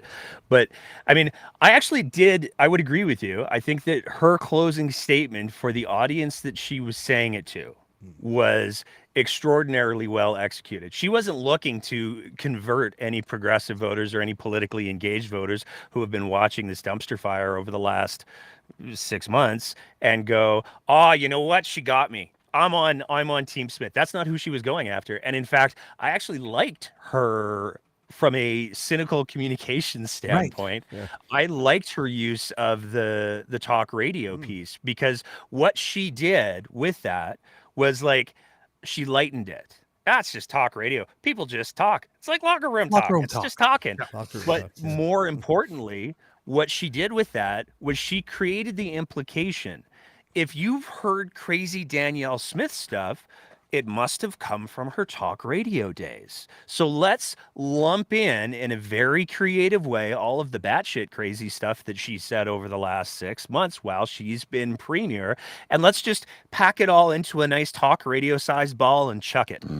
Because that's exactly what she did. So from a communication strategy standpoint, that was incredibly well executed. Because if you haven't been following it closely, you're just a regular Albertan who's going to work, taking care of the kids, trying to walk the dog now and you hear that without all of the additional context, then you go, everything crazy that Danielle Smith has said was in her talk radio days, which is not as bad as if she said it last week, even though some of the stuff she did say last week. But it doesn't matter, because it's about managing those perceptions, right? If she didn't want to appeal to a greater swath than her base, why would she even have to own it? Like you were saying that, like the talk radio stuff was really not about you. You opened that by saying that she's not like trying to convert people that don't support her, right? So why would she own those mistakes then if she didn't have to? If she wasn't, there's two. Yeah. There's a bunch of really good reasons for her to do that. The first one is it gives people who are supporting her the conciliatory tone to say, "Oh, look, she owned her mistakes, just like she said she would. She's doing what she said." Point. But the other piece of it is like, she's not going to convert the progressives. Say what you will about the debates. The reality is debates and political pundits and scientists. I mean, Dwayne Bratt was all over the universe with this, as was Lisa Young. Debates don't change minds. What they do is they create sound clips. They give you things that you can point to. So the people who were watching the debate in real time or bothered to watch the entire thing, even though it went by so fast, those people, she's not changing any minds there.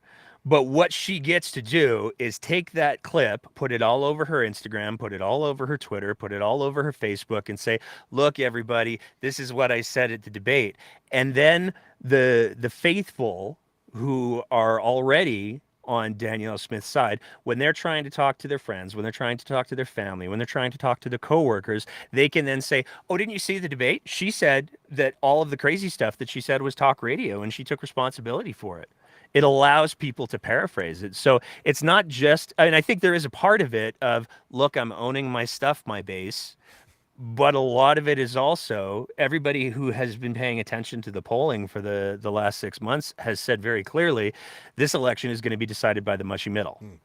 It's going to be decided by the people who are either going to hold their nose and vote for Smith or hold their nose and vote for Notley. But there's going to be a whole lot of nose holding going on. So what she was trying to do with that closing statement and that owning of the things was to decrease her personal stink level a little bit. And I think she accomplished it very well, unfortunately. Especially when she did the, however imperfect thing. Right? Oh, she showed such great humility. What a statesman.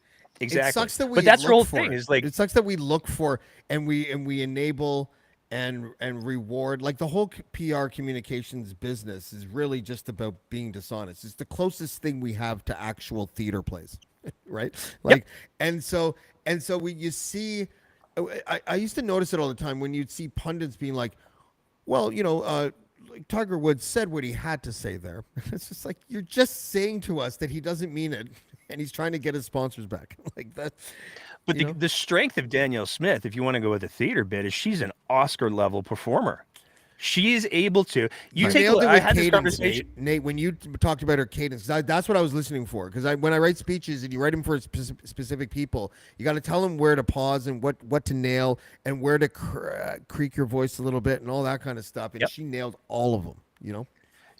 She is an incredible performer. And what I think is the most distinct advantage that Danielle Smith had over the NDP is that Danielle Smith is able to tell you that that person over there is the worst person in the history of people, but she's able to do it in a really positive voice. Smiles. And then she's able to pivot very quickly to, and I'm not like them. I'm positive because I want people to have a positive vision. So she is the master of serving up the shit sandwich. And it's a shit eating grin too. Absolutely. Guys, I'm gonna split. I want to thank you very much, though, for allowing me to invite myself onto your show. You're welcome anywhere we are, my friend. Nate, it was good seeing you. And take care, does your production start soon, Douglas? The play that I'm in? It opens June 8th. June 8th. Okay. Okay. I wasn't sure if you're there's a room for you if you're coming to see. Yeah. Well, I was thinking about it. So yeah, let me know how it goes because I'm interested in knowing why you're totally ditching me on Casual Friday every fucking Friday. June. I'm just kidding. I should skip it once, and that's when I should go. But I appreciate it. Thanks, Paul. Thanks, everyone. All right. Take care, brother. All right, buddy. And we have someone leaving and someone coming in. We have Craig from Canadian History A, who has been doing, has been trying to give us lots of history, but the results are coming in a little slowly. Yes. Which means our good fortune. Hello, sir. Hey, yeah, they're a bit slow. There's some ridings with like 1 or 2 votes, and it says, the NDP leading 50%, and it's like, well, they've got 1 of 2 votes. It's not that much, but there's some ridings where it's like, they got a 1,500, so you can be like, oh, okay, well, maybe that one is leading a bit more, but yeah, it's still pretty early on, but it's already close from the looks of it. So, yeah, I saw your tweet. Random Alberta election fact: Alberta is the only province to never have a minority government, and that's not going to change in this election. I did not know that. It doesn't look like it the way it's going. We've always kind of been a 2-party, but even with 2 parties, we've kind of also been a 1-party system. Yeah. I mean, there have been times where the party has won nearly every seat. It's only happened twice in Canadian history, in PEI in 1935 and in New Brunswick in 1987, not in Alberta, but we've come close a few times where a party's won like 75 seats and the opposition is 2 seats. I was living in New Brunswick during that time when basically the Liberals won everything. Yeah, nowhere to go but down if you do that. Yeah. Well, you look like you got like major sunlight coming I know. in. I thought I got it. I'm going to try and get it again. No. It looks like you're being blessed by the angels. It's great. Yeah, I was living in New Brunswick at that time. And here's the thing. I was there in 84 when Mulrooney got elected. And basically New Brunswick went blue. And then in 87 when Frank McKenna was running for premier of the Liberal Party, they wiped the map. That was like a landslide. And I remember my mother, who was a lifelong, she went to high school with Frank McKenna. They've known each other. They've talked over the years. And she was supporting him and sort of a lifelong Liberal, but she was like, oh, that's too much. She's like, I'd like to see some opposition there because I don't like it when it's all one. I'm like, oh, interesting. She goes, oh yeah, I don't agree with that. That's not good. That's not good for everybody because when you have such a landslide majority victory like that, you have nobody to oppose anything you propose at that point. And if the party is in lockstep, if every member is in lockstep with one another, whatever they feel like they want to push through, they're going to get. Because there's nobody to argue with them. Yeah, like I said, there's nowhere to go but down when you win every seat in an election. Bad. You can't win anymore, unless you get more ridings. But like you said, there's so much pressure. You can do so much that way. But if you don't. And a lot of people, they don't like when somebody wins a bunch. That's why people didn't like the Montreal Canadiens for so long. So they will vote against you because you won a whole bunch. Yeah. Right. Yeah. Right. They'll hate you for your success. Okay. Can I just quickly hit on a question in the chat? Because I Yeah. think there's something that I want to kind of highlight. It's that I shared the anecdote on my personal Twitter because I use my personal Twitter for my stuff, and the show stuff is a collaborative effort, so I didn't put it up on there. But Dan asked if why would somebody vote for Danielle Smith whether or not she admitted to her crap mistakes. Here's an anecdote. Just an anecdote, single one-off, so do with it what you will, but it's reflective, I think, of a certain segment of the Alberta voting population. My wife went to a friend's house just recently, and they were chatting about some conversation, and this is in rural Alberta. They were chatting about some conversations that they'd each had, and the friend related a story about how they were out having a conversation at a coffee shop, and there was a gentleman there who was there with his child. And the child was LGBTQ 2S+. That's important for the story in a second. And they were talking, well, so who are you gonna vote for? And the dad said, well, I'm voting conservative. And the kid looked at the dad and said, they're literally against my existence, Dad. And the dad's response was, well, I've always voted conservative. That's the math for a stunning number of people in Alberta. He said that in front of his own kid. So that's the math. So when you're trying to, you can't apply pure logic, pure reason to why is somebody voting for a conservative candidate in Alberta, because in many regards, you're talking about, why do people celebrate Christmas? Yeah. It's what we've always done. That's a So good point. I don't know if that helps provide any context for Toronto Dan, but it was sitting in the corner staring at me, so I wanted to take a swing at it. No, I think that's a pretty good swing in a home run. Unfortunately, it's not the kind of home run we want to see, right? Because no, it's a bad one. Yeah. Yeah. Craig, I know that you have only a quick drop in because you want to get back. I wanted to ask if you had any impressions since we had last chatted about what has happened in the rest of the campaign so far. Well, I think that when we first chatted, it was, April 29th, so exactly a month ago. I think it seemed like it was going to be more... I thought the NDP might do better through the campaign. Like, they had a lot of things where they were just using Danielle Smith's words against her with her own videos, but I don't think that was resonating as much with people. And this election was all negative ads. I think the only ad that I saw that wasn't really attacking somebody was an NDP ad, and it was kind of a negative ad, but like a twist on it to say, well, this is actually, the NDP are good. It was kind of a weird ad. I'd never seen something like that before. But with the debate, it was a very dull debate. There wasn't a lot to it. I felt like, there was nothing in there like in 2015 where Jim Prentice said math is hard. There wasn't something that was like a massive turning point for a party. It was just an hour, and it was like nothing was really decided. It was very dull. And so I thought the NDP might have surged ahead a bit more. But yeah, it doesn't so far. I mean, we're way too early to call anything, but so far, with UCP Could somebody leading. tell CBC that, please? Yeah. Yeah, no kidding. Oh. And CTV. Well, we've been sitting here chatting. I got 2 text messages from someone saying, how are the UCP at 46 seats? And I was like, with 20,000 votes counted, they're not. Yeah, some writers have like 5 votes. Leading and elected. These are all leading. There is no elected yet. You have to remember, when you're watching on TV, the numbers that you see in the bar is leading and elected. Yeah, right now they're showing UCP 53, NDP 33, but they've only counted 20,000 votes. That ain't going to cut it, man. Oh, well, there's a little more now. According to the Results Elections Alberta, we have 65,000 votes cast and counted now. Still, but let's not forget about the UCP 33 Alberta NDP. The early voting. There was almost 800,000 in that alone. Yeah. Yep.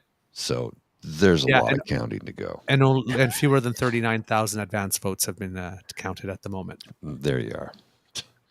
So advanced polls, there was, I think it was 758,000 or something like that. Like it was a really good number. It was a very healthy number.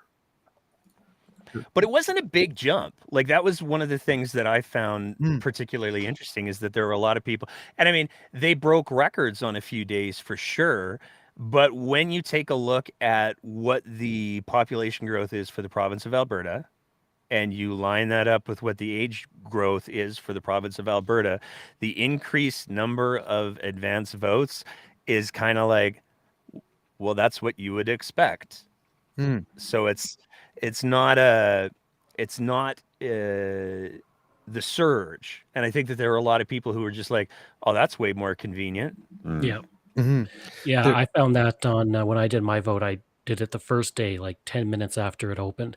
And it wasn't a case of like, oh, it's all young people going in and voting. And there were people, there were seniors who were voting. It was just people who were like, hey, this is way better than trying to stand in line on election day. Yeah, I'm going to do this. And that's why I went. I mean, in the past, I think that was the case where it was young people going in and voting because, it was a new type of thing. But yeah, this time it was a good mix of people.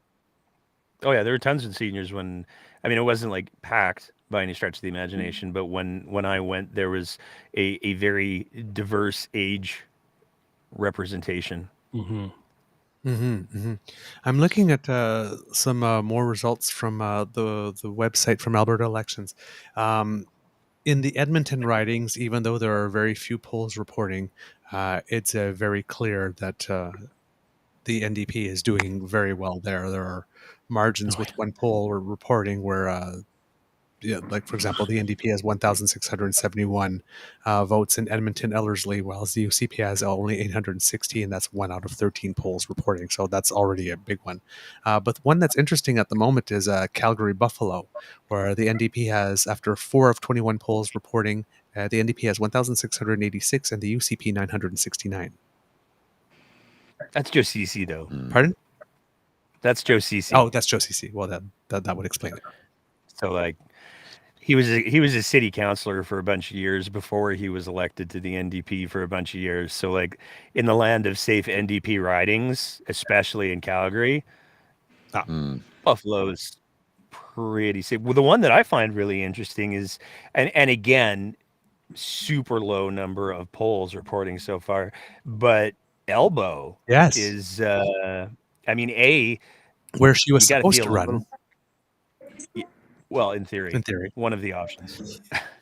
But you got to feel bad for Kerry Kundal. But currently, the NDP are ahead in Calgary Elbow, and that's one of the ridings that a lot of people's constituencies that a lot of people were watching to sort of see, well, which way does the wind blow? And Acadia also is, I mean, that's Shandy's riding. Yeah. And Acadia is just 6 vote lead after 2 out of 15 polls reporting, but Calgary Elbow, there's a 132 vote lead there already. Yep. Yeah. We have Richard back. Hopefully third time's a charm. Crazy. It worked so well for you. Hopefully I didn't say anything too disastrous. No. In between. No, not at all. Swearing. Good. So, okay. Yeah. Craig has to go for now to tweet a bit. And yes, please do drop in over the course of the evening when you have the chance, my friend. Will do. All right. Thanks so much. See ya. All right. So, yeah, I know that you were talking a little bit about your impressions over the last month, but unfortunately you got cut off. If you'd like to continue with that, we'd really like to hear your thoughts. Well, it was in regards to Smith's statements, and it's all disingenuous and based on myth, conservative-based myth at this point. And like what do you do to combat those stalwarts? It's those people in the swing ridings who were hoping to, not ridings, but swing votes that we're hoping to really influence there. and I don't know that, I don't know that Smith has really pulled anybody's influence either way. Okay. And that's kind of where we're at there. Oh, hello. Oh, we have Hugh back. Who's running your show? Nobody.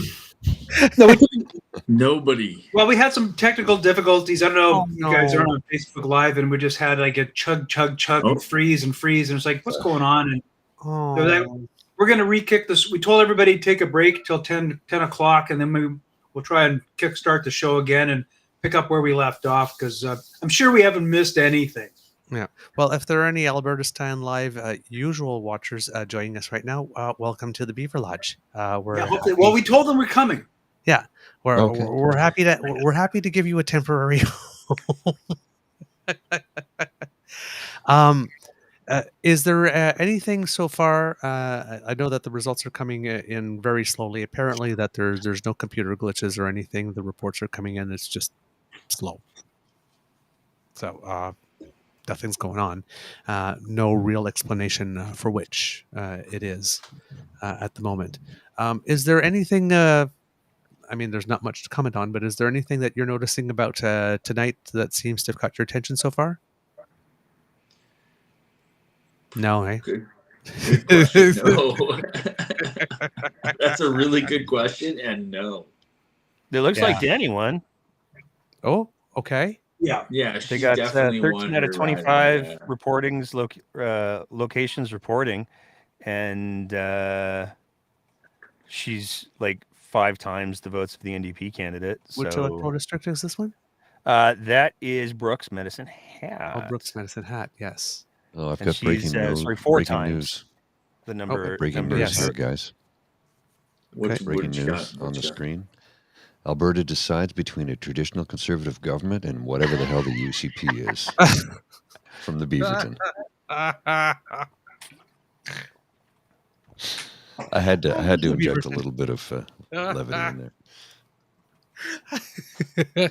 I just don't know. I just don't know what to think right now. It's What do you think? Let's find out what does Grizzly think. Honestly. Yeah.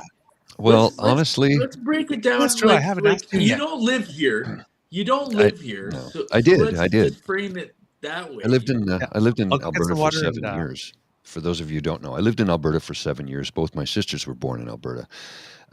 What do I think about it? Well, I'm worried. I have friends and family in Alberta, so I'm worried about them because Rachel Notley, I think, is a largely a libertarian who wants to privatize everything. This is my personal opinion. Largely You mean libertarian. Danielle Smith when you say that, not Rachel Notley, right? Sorry, Daniel Smith. Yes, sorry. Wow. Freudian. I'm very tired. very tired. Freudian. So, largely a libertarian who wants to privatize everything that she can.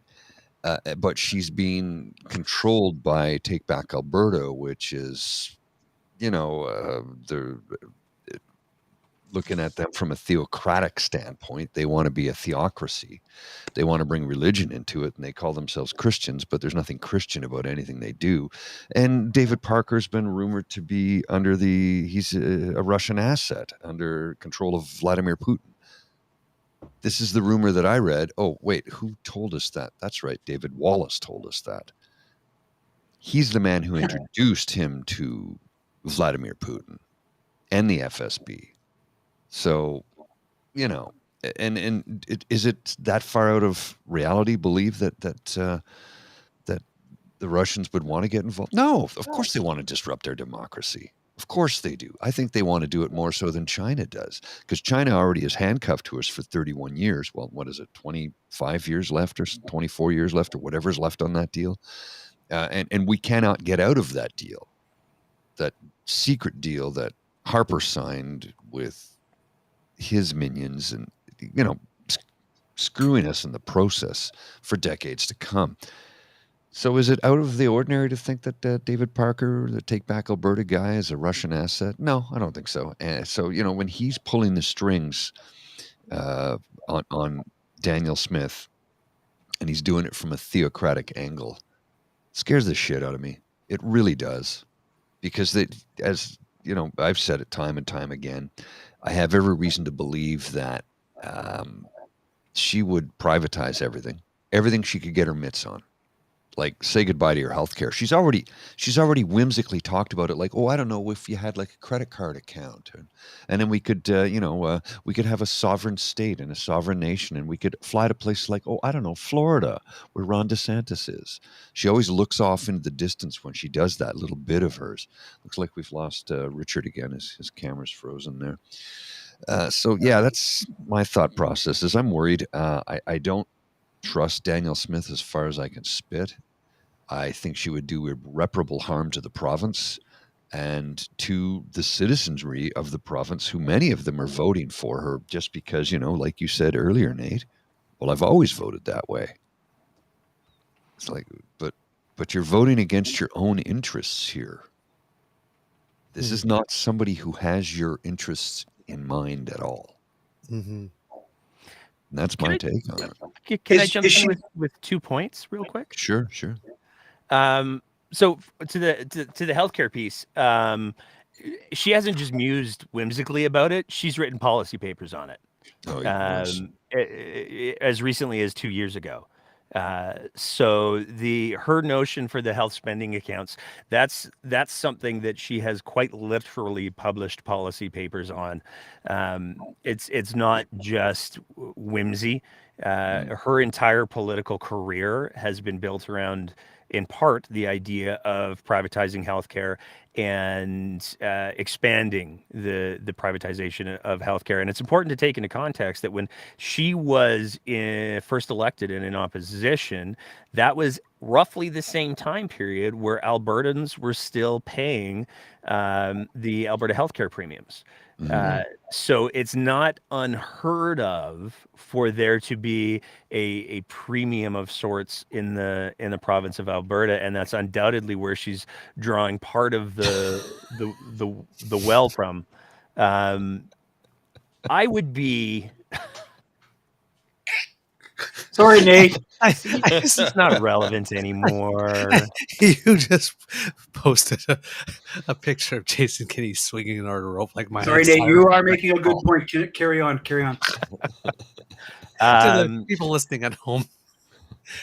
It's Jason Kenney doing Miley Cyrus's Wrecking Ball. Yes. On a COVID ball. On a COVID ball, yeah. But so the privatization of the healthcare piece, she has been saying the quiet part out loud for her entire career. And it's not without precedence here in Alberta. So it's not actually I'm actually surprised, to be entirely honest, that she hasn't brought up that, well, remember when I grew up, we paid Alberta healthcare premiums. I don't understand why we aren't making sure that we're stabilizing the healthcare by doing that again. Like there's narratives that she could very easily spin. I think that if you take a look at Mr. Parker, though, I would be extremely suspect of the idea that he's in any way a deliberate Russian asset.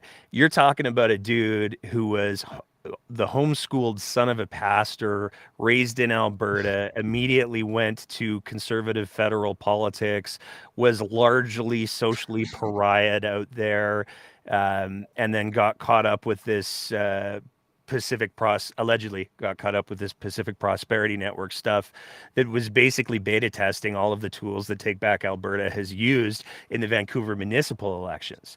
So, I mean, David Parker's a lot of things, and I got no shortage of list of beef with him. But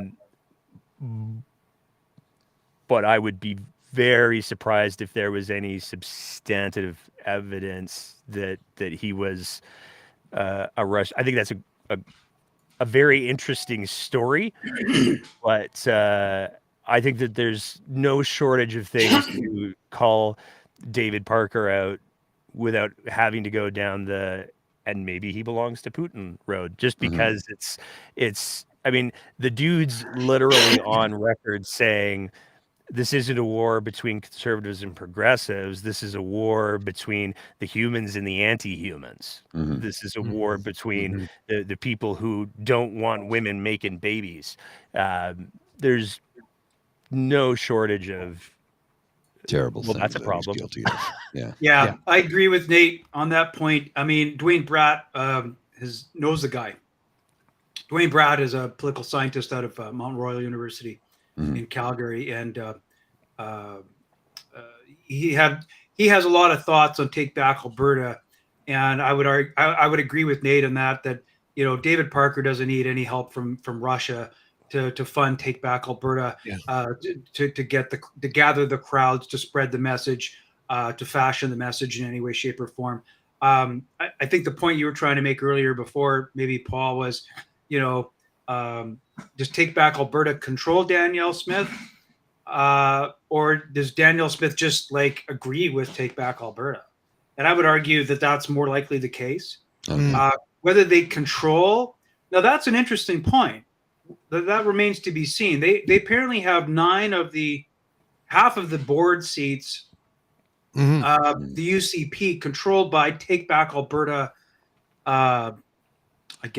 sympathizers, supporters, members. They were endorsed candidates that Take Back Alberta ran at the UCP AGM. There's no ambiguity. There's pictures of David Parker posing in the Take Back Alberta hospitality suite with all of the newly elected board members going, "We did it, victory."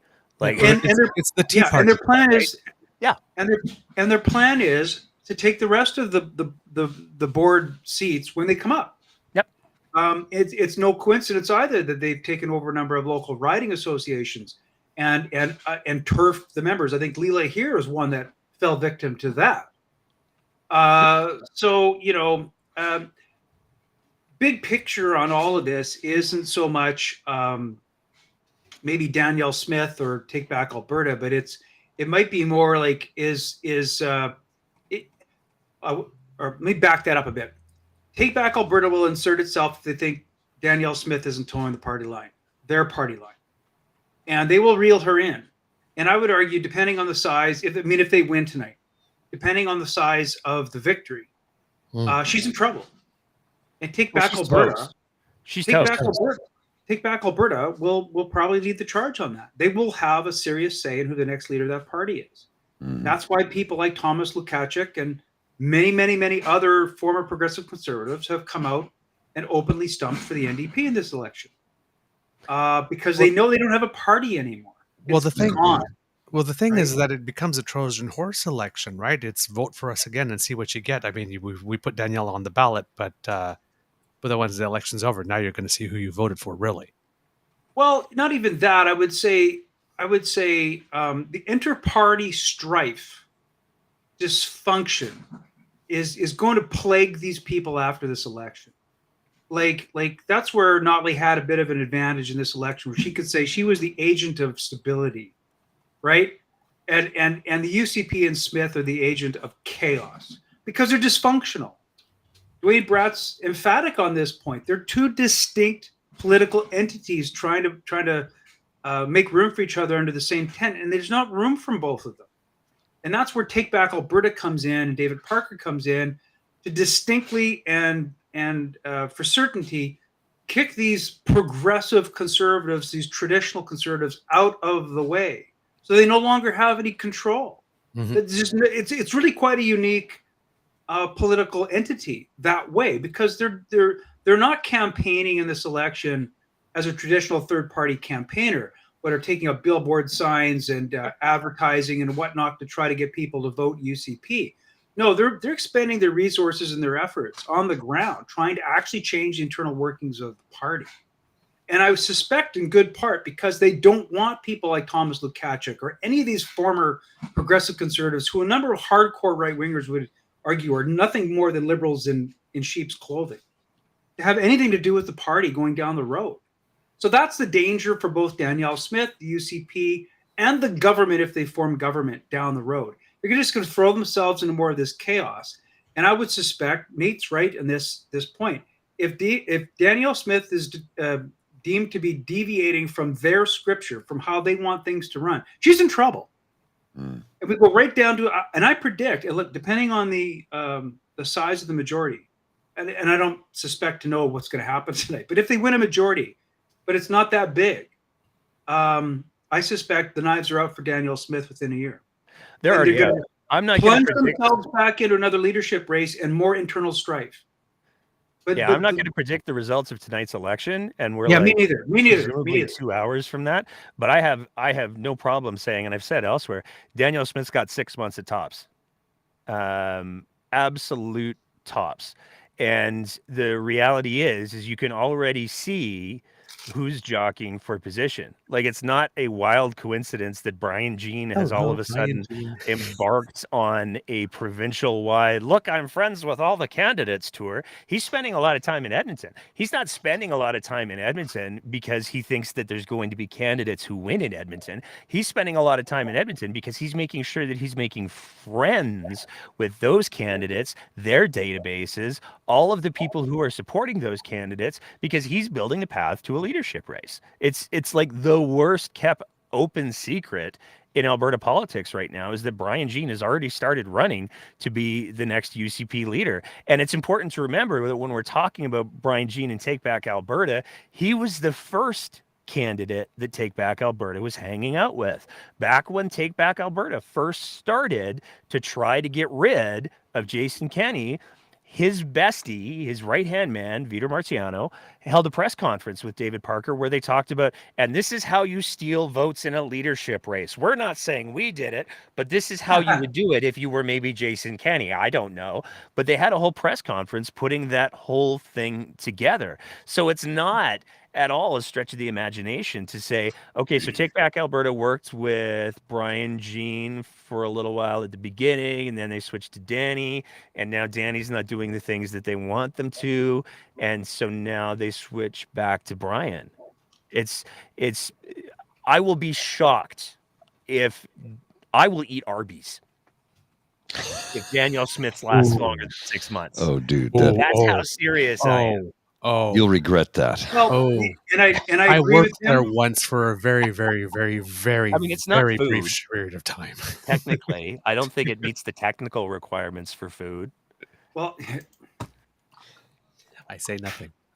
I agree with Nate. I'm just kidding, Arby's. I'm kidding. Please don't I sue agree me. with Nate. There hasn't been a single Conservative premier who has filled out or completed his term since Ralph Klein won in pre-2004. Ralph Klein was the last Conservative premier to complete his term. and I don't think it'll be any different here.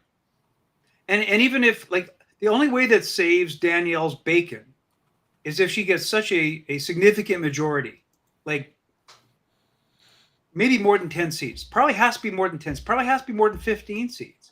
Convincingly so. So she can shelve some of these people off to the side and not worry about the Take Back Alberta faction of the party or the more right-wing leaning people, so that she can play more to the moderate centrists. I don't know. But then the question is, would she, if she was given the Another option? question, and who knows? Like, who knows? She's not exactly a centrist moderate. She's just not. It's not. And despite her protestations about all the grainy videos about things she said in the past, well, if she doesn't believe them, then who is she? She made the comment about the unvaccinated being the most discriminated group against that she'd ever seen in her life at one of her first press conferences at Premier. It's available in high definition on CPAC. Really? Yeah. I don't remember that, Nate. Remind me. She actually said that? You're kidding. That's crazy. It's the truth. Yeah, I don't know. Wow. Okay. Anyways, guys, I'm looking at the results, and we are so far away from even having a clue as to how this is going to go, because they have only counted 243,240. Okay, sorry, updated 246,000 votes, with 1.6 million eligible voters. We are a long ways away from knowing which way this worm's going to turn. 3.2 million. I have some. Yeah, I have different numbers. Yeah, I have 3.2 million registered voters. Yep. and 280,000. 3.2. The province only has 4 and change million total. Yep. 4.7, I think, at last count. 4.7. Okay. Yeah, closing Okay, in on well, 5. then we're even further away than I thought. Oh, yeah. Hey, Nate, I got a question for you, and I'm just curious what your thoughts are, because you seem to put a lot of thought into this stuff. What do you think of the advanced voting turnout numbers? What does that mean to you? What is your interpretation of that?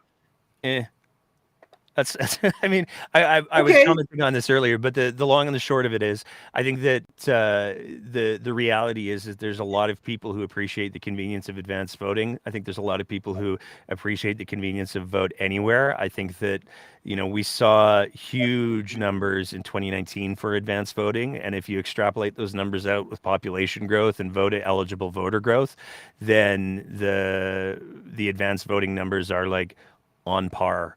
So I don't think that you can look at I mean, it's 758,000. 758,000. That's a lot of people who are like, I don't want to get in a long line on Monday, but I don't think that it's indicative, given that 2019 numbers were 696,000. I don't think that it's indicative of like a change election. So to me, it's just like. And people also use Amazon. Right. Except one could make the argument, I'm prognosticating. One could make the argument, those are highly motivated voters. Sure. And it's never a good thing for the incumbent party to have high early voting numbers. That's conventional wisdom, right?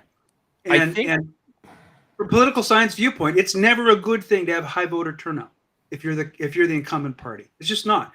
There's very few elections in our history of our country, maybe except for the free trade election of '88, where we had a very high voter turnout and engagement, and the incumbent party won. Right. So I agree with you. Like, it's hard to read that. Like, and there's such a natural voting conservative tendency amongst people in Alberta. How do you place that in the big swing of things? However, anytime there was a change in government, whether it was 2015, 2019, those early voter turnouts and high voter turnout generally didn't spell good news for the incumbent party. Well, let's what that means. Do some back of the napkin math here real quick.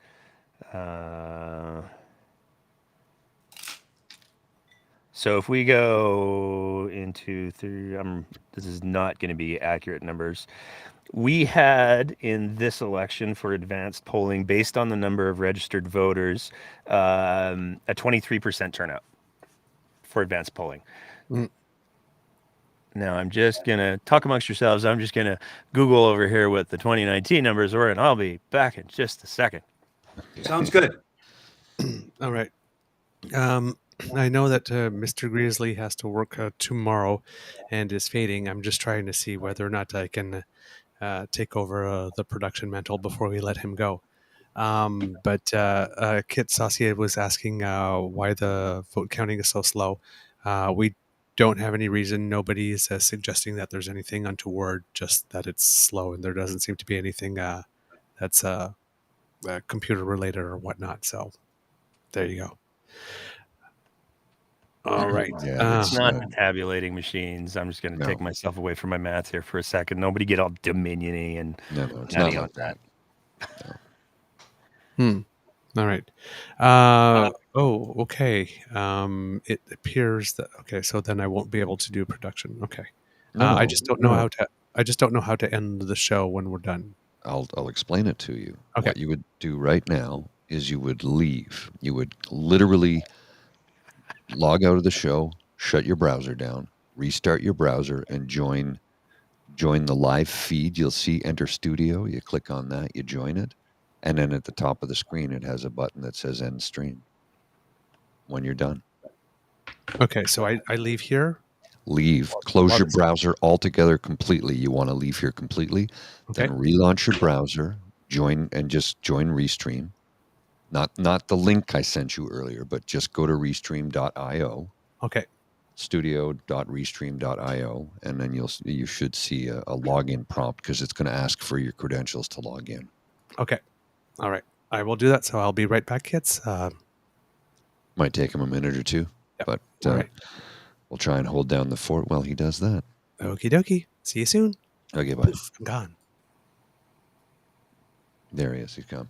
Now, and then there were three. I am going to go to bed in a couple minutes though, because I am fading very, very fast, and I have to be up at 5 a.m. and it is midnight, so it's getting late here. Oh, lost you, Hugh. We can't hear you. Are you muted? I'm still here. Yeah, no. Sorry, you're man. still I here. just check out for 2 secs. I'll be right back. Oh, okay. No problem. No problem. How you coming with your numbers there, Nate? I'm just trying to find the problem is that Elections Alberta has put up a new splash page to choose between their old page and the live elections results, and so all of my Google results are not linking to the Elections Alberta website. I've got the CBC News feed, but it's like just seats to come 0, 51 for UCP and 36 for NDP. But I think these are just predictions. They can't be counted ballots. No, they're not. They're for sure not. Okay, so there were 2.8 million registered voters, and so right out of the gates, you're talking about a pretty big change in the number of eligible voters, because you're going from 3 point whatever it was down to 2.8. So I don't think that, like, I suspect, just trying to find those. I suspect that if anything, it's held entirely static as a percentage of the overall eligible voters.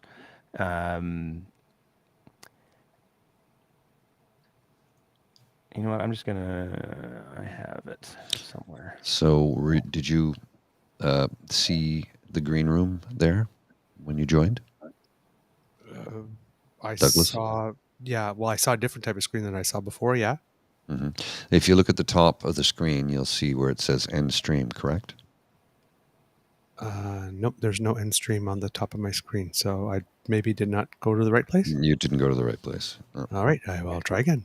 Okay.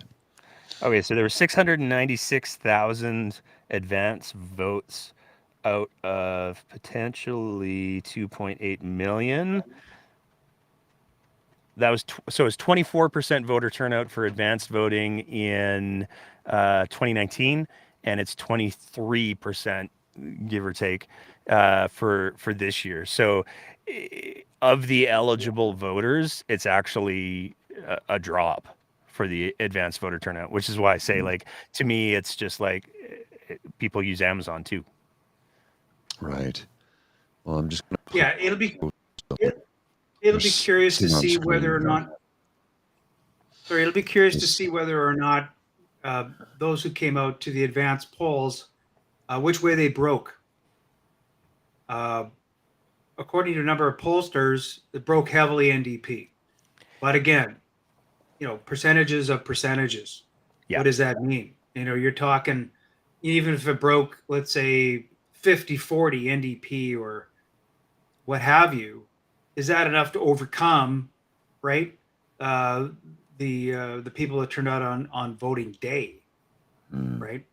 So it's a huge disadvantage for the NDP. Like they really need to get a lot of engagement. And of course, too, we were talking about this before, Nate. The get out the vote machine, and how motivated are they?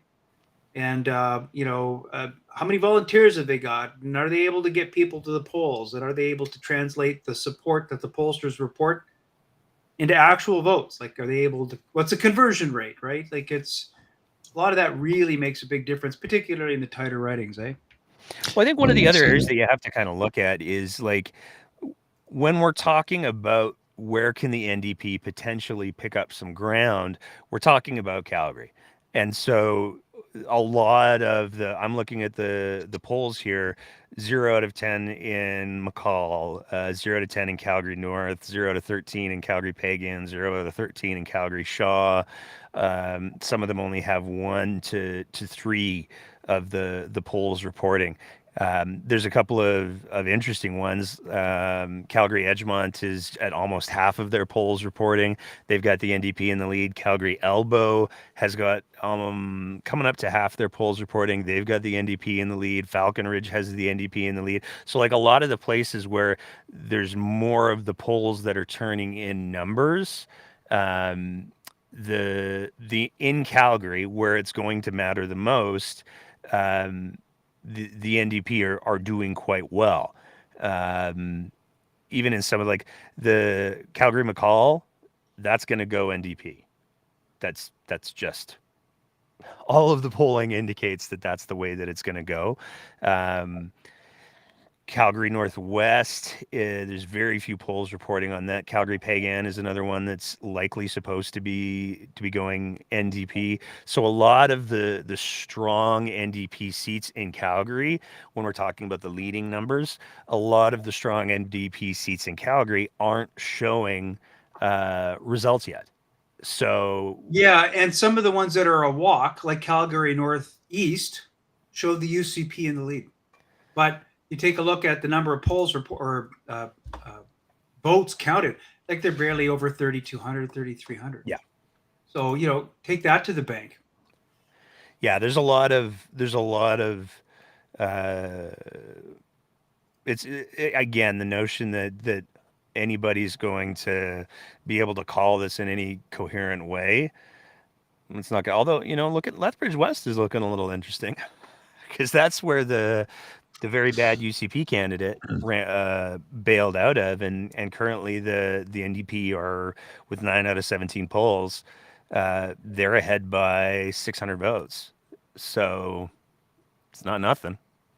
That would be a right. Well, and yeah, and for a second here, I was just looking here too. Yeah, like these results, like again, they don't have enough sample size. Maybe in some of them they do. They can call them one way or another. Like West Yellowhead, okay, all of a sudden there's enough votes counted where they've called it for the UCP. But there's a lot that are still, like you said, it's going to be a while. Now, I understand too, Nate, maybe correct me if I'm wrong. This was an election where people can vote from any poll for their riding. Do I understand that correctly? During the advance voting.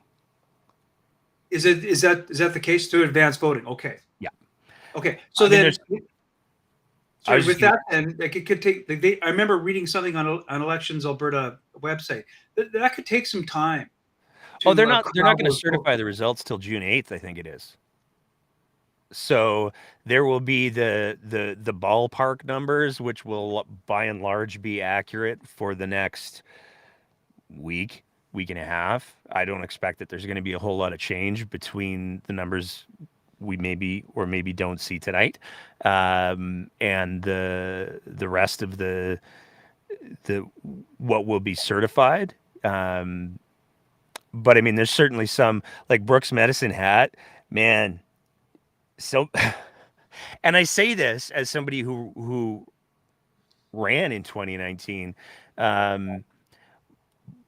Boy, the Alberta Party needs to get themselves sorted out, because Brooks Medicine Hat is where the leader of the Alberta Party ran. He was the mayor. That's the constituency that Smith's running in. You can put a fork in that one. I mean, she's got 7,275 votes. The NDP have 2,407, and Barry Morishita, the leader of the Alberta Party, has 720. There's no sorcery that's going to come out of those next 6 polls that haven't reported yet that's going to push that constituency in any direction other than Danielle Smith handily won Brooks Medicine Hat, and Barry Morishita decidedly did not. With that said, it is going to be interesting to see after this election, because let's be honest. There's a lot of progressive conservatives that didn't have a home that have lent their vote to the NDP. I mean, if we're going to go by anecdotal evidence, right, that's more clearly the case. I can't really gauge their numbers. Like, I don't know how many of those people are. I was just talking with Rich during the show here before we had our production issues that, they don't have a party. and you got to think ostensibly that, you know, they had some candidates in the race for leadership of the UCP, not the least of which would have been Travis Taves. And he got what, 47% of the vote and fell on the last ballot, obviously, to Danielle Smith. Where do those people go? Right? Like, we've got so many conservatives now. The NDP, ironically, have had more conservative endorsements than the Conservative Party. Let's be honest. Where do they go after this? And no one's going to argue that they're going to just stay with the NDP. I think there has to be some outlet for them. And Dwayne Bratt, you know, he keeps pounding this drum a lot too, that these are two distinct entities, political entities with different ideologies and different approaches to politics. They're not really, there's no real home for them under one roof. So where are these folks going to go if they don't stick? I mean, they're not going to stick with the NDP. I think some of them will. I think some of them will, and I say that because if you take a look at the values of the NDP circa 2023 versus the values of the NDP circa 2015, they have moved wildly to the center. And I think that, you know, a couple of things are potentially going to happen. One of them is going to be,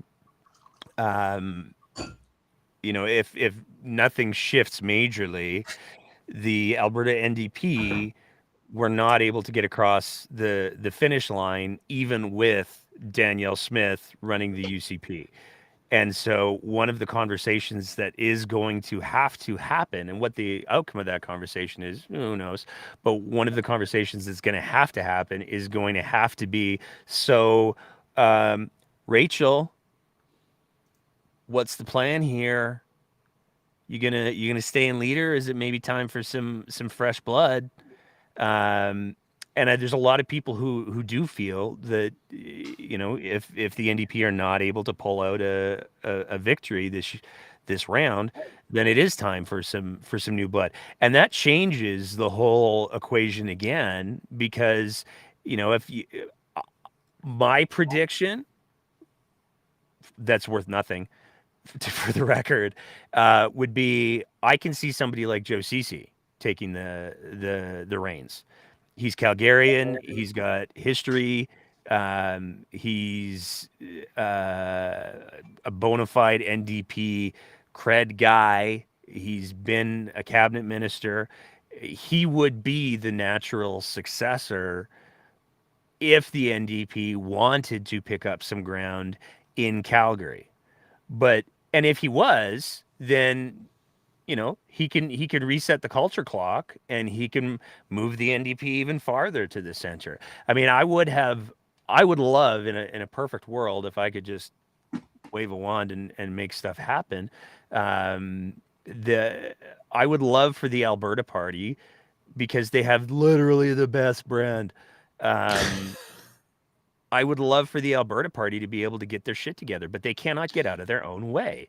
They didn't run a provincial campaign not only for lack of candidates, they ran a loose collection of independent candidates. When you take a look at the signage for the Alberta Party, you have to look for the Alberta Party logo.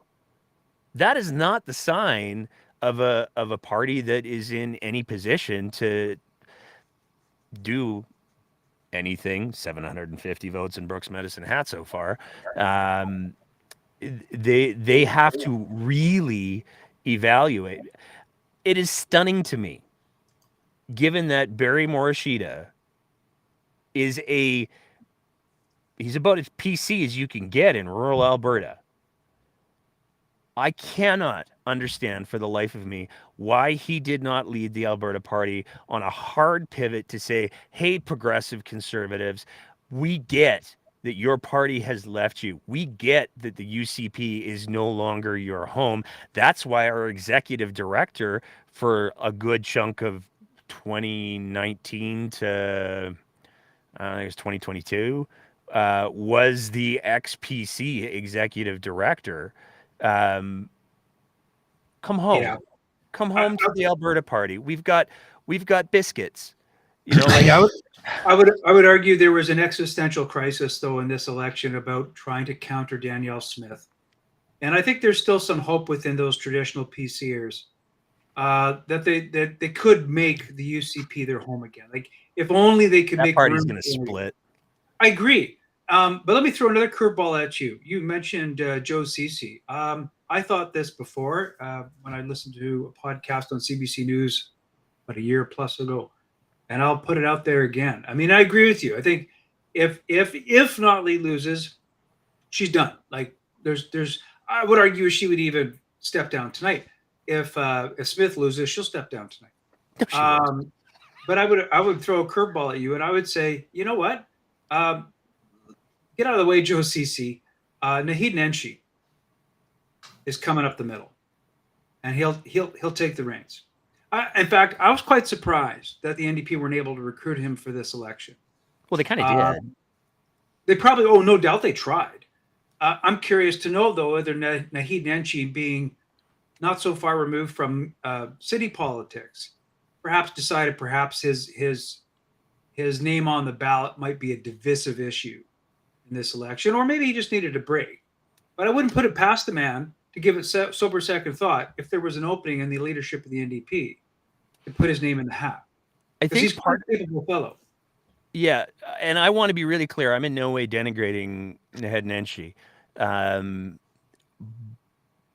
That being said, I think that one of the problems that you're going to run into with somebody like Naheed Nenshi is he is a remarkable administrator. I think that he did in many ways a good job as mayor of Calgary, a very good job in some circumstances. He got Calgary through the floods. He is not a strong retail politician. And I think that who is, I would argue somebody like, here's my thing. I am frustrated that the NDP benched Janice Irwin in the way that they did. I can't think of a press conference, and the NDP had plenty, but I can't think of a press conference that we saw Janice Irwin at during this election. She did a lot of door knocking. She did a lot of, pictures on the socials, as the kids say, for door knocking and for other candidates. But it seems like one of the things that the NDP chose to do, and it escapes me why. And I'm going to drop a little profanity here because I can, because it's not my show. We're okay with it. But it seems like the Western Standard went after Janice Irwin. And they went after her hard. They made some really gross allegations on an entirely speculative editorial opinion piece in regards to what would the education minister, Janice Irwin, do? Would she be having, these trans story times in the schools? Would there be kitty litter boxes laid out for the kids who want to be furries? And just leaned into all of the worst tropes. Yeah. And the NDP's response was to say nothing, and then to say, we're not going to take your questions. And what the NDP should have said, in my opinion, if they wanted to really generate some free media, if they really wanted to speak to the youth, what they should have said is, you know what? You're fucking right. If we get elected, Janice Irwin is absolutely going to be the Minister of Education because she is a teacher. She has a bachelor's, I believe, or a master's in education. She has worked in the system. She has seen the inside of the system. So you know what, Western Standard? When we get elected, Janice Irwin is absolutely going to be the education minister because we need to move this province away from backwards bullshit views like yours. Yep. If they had come out and done something like that, okay, yeah, the old people would have been like, oh, I don't know how I feel about that strong language. Mm-hmm. Some of them would have probably liked it, but that would have changed the entire conversation. But instead, they ran away. And that, to me, if you're going to be the party that has, pictures of Rachel Notley in Pride Parade wearing the rainbow dress, you don't get to do that only when it's expedient. You don't get to do that only when it's convenient. To me, and I say this as the straight middle-aged white guy, so if there's anybody who wants to correct me and tell me how wrong I am, fill your boots, please. But to me, if you're going to claim to be an ally, you don't get to do it just when it's easy. You have to say, you know what, motherfuckers? You're absolutely fucking right. We will make her the Minister of Education, because clearly there is some lacking in that department. Oh, yes. There's a, what you're alluding to is a certain level of aggressiveness that was missing from the NDP campaign. Absolutely. In a number of areas. And you got to wonder, and I mean, hindsight's always 2020, but even during the debate, right? It was like just waiting for Notley to kind of like be aggressive and to throw a left hook, a right hook, a low blow, so to speak. Just trying to pivot and punch. We talked about it earlier when I was on here. She didn't really do that very well. She had a few moments, but not consistent enough. And I think that's sort of exemplary of the rest of the campaign. You have to wonder how much of this is, and again, we will never know, how much of this campaign goes through the talking heads, how much of this campaign strategy goes through the focus groups, the messaging groups, the internal polling that gets done about this message, that message. I suspect a good number of it was that, Notley was riding a fine line herself between, being too aggressive versus being offensive versus being reminding people of the negative elements that maybe people dredge up about her, and trying to avoid that herself. And you're right. Like, you and I are on the same page here, Nate. I absolutely think, like, and same with Rich, I think probably with our two hosts here tonight too, that we would say, can't be aggressive enough. Like, go for it. Like, what are you afraid of? And just deliver those punches, and don't be afraid how they land. Like, just go for it. You're in the right. Do it. Mm-hmm. And I couldn't agree with you more. Like, yeah, like, you don't want her to be education minister? Guess what? She's going to be your education minister. I agree with it. Totally. Go for it. That's a great idea. It could have been way more of that. But again, you have to wonder, and we won't know. Probably someone will write a book about it. Maybe Brian Topp or somebody, God knows. Well, it's Ray Bratwell for sure. We'll say, you know what? They'll give us the skitty about how the campaign was handled internally, if it's a failure or if it's a success. And people, we already know that. We already have the look into that. We saw that during the candidate vetting process, because, I mean, we did multiple episodes on it, including a conversation with the ex-NDP Justice Minister, where they talked about the fact that the biggest problem that exists in the NDP, to their line of reasoning, and quite frankly, with my anecdotal experiences, I would agree with it 100%, is that central command is central command, full stop. And they have this small little nexus of people who run the entire show, and you do not step out of line on that. The vetting that was done for candidates was largely done by two dudes. That's it. That was the ball game. And they were the ones who were determining whether or not people went ahead. And that is, like, here's the question. Do you want to be a politician, or do you want to be a leader? Because if you want to be a leader, then you better fucking lead. And if you want to be a politician and you want to run by focus groups, then don't be surprised when at 10:30 your showing is leading in 35 constituencies. But that's where guys. Well, just for a stop, we have to say good night to Mr. Grizzly, because he's got 9 to 5 tomorrow, and we also have a show tomorrow morning. So at 7 a.m. Yeah. Yes. So good luck with you. Good luck. Thanks. Take care. Thanks for joining, guys. You're a real trooper, by the way, Paul. Thanks.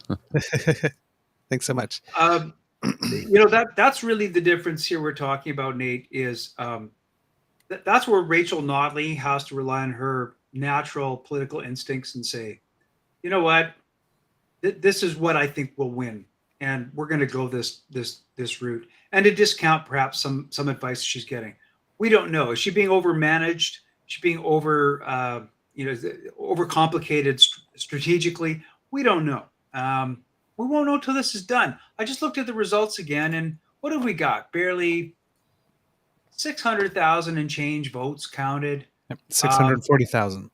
Yeah, we are a long ways away. We don't from even seeing- have half. We don't even have half the voting places reporting yet. Right, I'm gonna have to go to bed before I even contemplate what this thing will look like in the morning. Right, like it's so. I guess we're speaking metaphorically, and I don't think Nate and I are being necessarily negative thinkers. But obviously, we're talking about the fallout of a colossal failure on the part of the NDP and what it'll look like for these folks. Either way, well, I would agree on this. Tonight, somebody loses their political career tonight. Somebody will, and it's either going to be Notley or it's going to be Smith. Now, ironically, it could be Notley and then Smith in 6 months. I agree with that too. But that's what we're looking at, and that's fine.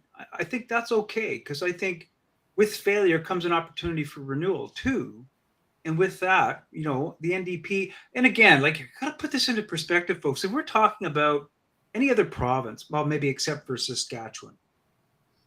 Saskatchewan's become kind of a monolithic voting bloc too.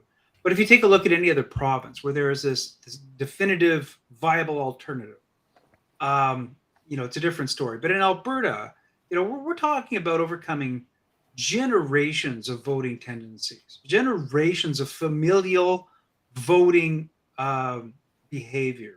And how do you overcome that? It's not going to happen in one election. It's not going to happen in 2 elections. It's going to happen in 3 elections. It's going to take a couple of generations of alternative voting behavior to finally take root. And I think, regardless of the result tonight, and I'll give them this much, I think the NDP has done a service to that in that regard, because they will have continued to lay the foundation that there is an alternative available, and it at one time was palatable to you, and can be again. And I think that needs to be carried forward. Whoever whoever takes up the mantle and runs with it, whoever the next leader of the NDP or whomever it is, they have that opportunity before them too. It is a tough nut to crack in conservative bastion Alberta. But it's odd because you had David Wallace on the show, and I think he's an interesting character. I really do. I don't know the man really all that well, but if he's anything like my diehard conservative friends in Alberta, who are diehard conservative, they're very idealistic. There's a lot of things which they hold dear. There's a lot of principles by which that they stand by. It's very important to them. And believe it or not, there's actually a lot of congruent ideals between what the NDP and traditional NDP, and by that I go by the tradition of the Tommy Douglas NDP, and conservatives hold as important elements in their belief system. And there is some crossover there. There is that prairie populism that can still get through to that conservative-minded voter. Because there are a lot of things that I think there's some base core beliefs that they both hold on to. Mm-hmm. And it's just a matter of like, how do you put it to voters generally, never mind conservative voters, that those are in fact common interests, right? Right. And I've always thought, and maybe I'm crazy because I grew up and was raised and educated in Alberta, happened to make my career elsewhere, but that's my home. And I've always felt that the key to combating conservatism is to hold it to account for not being conservative and for deviating from those ideals. Yeah. And I think there's some common ground that can be built there. Tommy Douglas was emphatic, for example, that we have to keep our finances in order. We cannot be spendthrifts. We have to mind the wallet of the taxpayer, and use the dollars that they provide in efficient and effective ways. Yes, Hugh, I'm sorry to cut you off. We have another guest ready to arrive. We have Charles Adler who's waiting to join us. Yes. So guests, please just regularly check the private chat screen if you have it, because that's when I let you know that things are coming. Okay. So please, kids and cubs, let's welcome Charles Adler. How are you? Hello. How are you, sir? Did someone say "holy shit" when you said that was coming on? I believe I heard one. All right. I believe that was Hugh, wasn't it? How are you, sir? Welcome. Not bad. If someone can get the whatever the feedback out of my ear, I'm getting a delay. If there's any way to do that, I'd Oh appreciate yeah, it. there's you might have to log in and log out because I see you twice in our green room. Okay, log out. Okay, I'll log out right now. Yeah. There we go. How's that? Is that better? Now No, I'll I see you join. only once. Okay, can you? Now I see you twice. All right. I'm still getting the loop. Yeah, because now delay. you're on twice again. So just Okay, log hang out. on. What you Hang did? on, hang on. All right. How about now? Nope, not yet. Okay. Okay, now how's that? Okay. Okay, you can Is see that better? me? Yeah, I can see you. Yeah, I can hear Okay, you. fine. I can't see much on the screen, but if you're getting me, that's fine. Oh, you can't see? I don't see the guys on the screen with what I'm looking at right now. Oh, I hear you. I hear okay, you, and I'm not getting any feedback, but I'm just not seeing you. I can only see you if I hit join. In my case, that might be a mercy, Charles, because I'm really not that pretty. All right. Okay, hold on. Let me try to log you in on the second one and take you off on this one. How's about that? All right. Hang on. Let me see here. I don't know why you're here twice for some reason. Well, he's just that good. Yeah. Well, He's there's so some. nice. We had to have him on twice. There's some breaking. Oh, please. Going on. So CBC's reporting. If we're going to do an Alberta election, let's do an Alberta election. CBC is reporting that Elections Alberta said most of their automated tabulators have broken down. Woo! Oh. Can you hear Which me? is why there's only a small percentage of the advanced polling numbers showing. That's Can you hear awesome. me? 2 more weeks, folks. Yes. 2 more weeks. Okay, good. Can It's you all hear good us now. and see us? Pardon me for being a technical lightweight. No, I don't know what it was. Is I see you. It was the green room. You appeared once and then you appeared again. It's like, how did he manage to log in twice? I still find this whole thing a miracle that someone like me can bumble my way into the podcast without a whole lot of other engineering. Anyway, it's great to see you guys. It is not a great night for democracy. No, obviously. All of you have done a great job of covering it. We'll no doubt learn a lot in the next couple of days about what is relevant to the public and what is relevant to those of us who do what we're doing right now. But clearly, there is a huge disconnect. It's fair to say, even before we do all of the research that needs to be done, that all of the stories about Danielle Smith, what she said recently as a premier, what she said recently as a party leader, as a candidate for the party, what she said on talk radio and podcasts, whatever, it clearly doesn't matter to enough Albertans who simply vote blue. They've always voted blue. They will always vote blue. You can run a toaster. You can run a car. You can run Danielle Smith. It doesn't matter. They don't give a darn. And it does remind me, and sometimes I say to myself, Chuck, you should know better. I've lived in Alberta 3 times, and I personally have not cared at all when I lived in Alberta about provincial politics, and I too just voted blue. So, do we now think that life has changed for the average blue voter? Probably not. If I had never left Alberta and I were resident right now, listening to the same old Danielle Smith stuff that we've been talking about, how much would it influence me? I'd like to think that it would influence me. I'd like to think I would have taken a risk on Notley, but I have to be brutally honest because that's my brand. I don't know. I have a feeling. That if I were still living in Calgary, all 3 times I lived in Calgary, Southwest, and one time in Southeast, but the tier that had to be broken, the tier that had to change for the NDP to have a chance. If I were still living there, I remember the last time I was living just very, very close to South Center, the big mall. And if I were just, talking to my neighbors, all my neighbors, as I did back then, we might have concluded that the Danielle Smith crazy stuff is boring. We can't trust the NDP, and there you go. I have to be honest with you. I might have been the same. It's possible that in the bubble I put myself in, where I'm only paying attention to all of the things that we've been talking about, that I end up taking them more seriously than the average voter. And this is not me trying to be condescending to the average voter. I'm simply trying to be as realistic as possible, that many conservative voters, myself included, never cared who the leader was when I lived there. Maybe that would be the case now. Maybe. Best I can do. Yeah. I hear you there. So here's some silver linings at the end of the tunnel.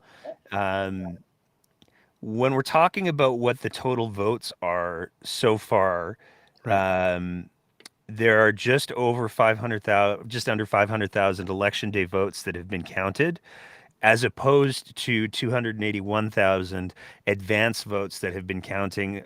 Somewhere between, depending on whose reporting you look at, there's only 67 of the advance polls that have counted votes, or 72, 5 either way. But that still leaves 180 of the polling stations for the advanced polling that saw 700,000 votes cast that have not been counted yet. So what you were kind of talking about earlier there, Hugh, I mean, this thing could well be far from done.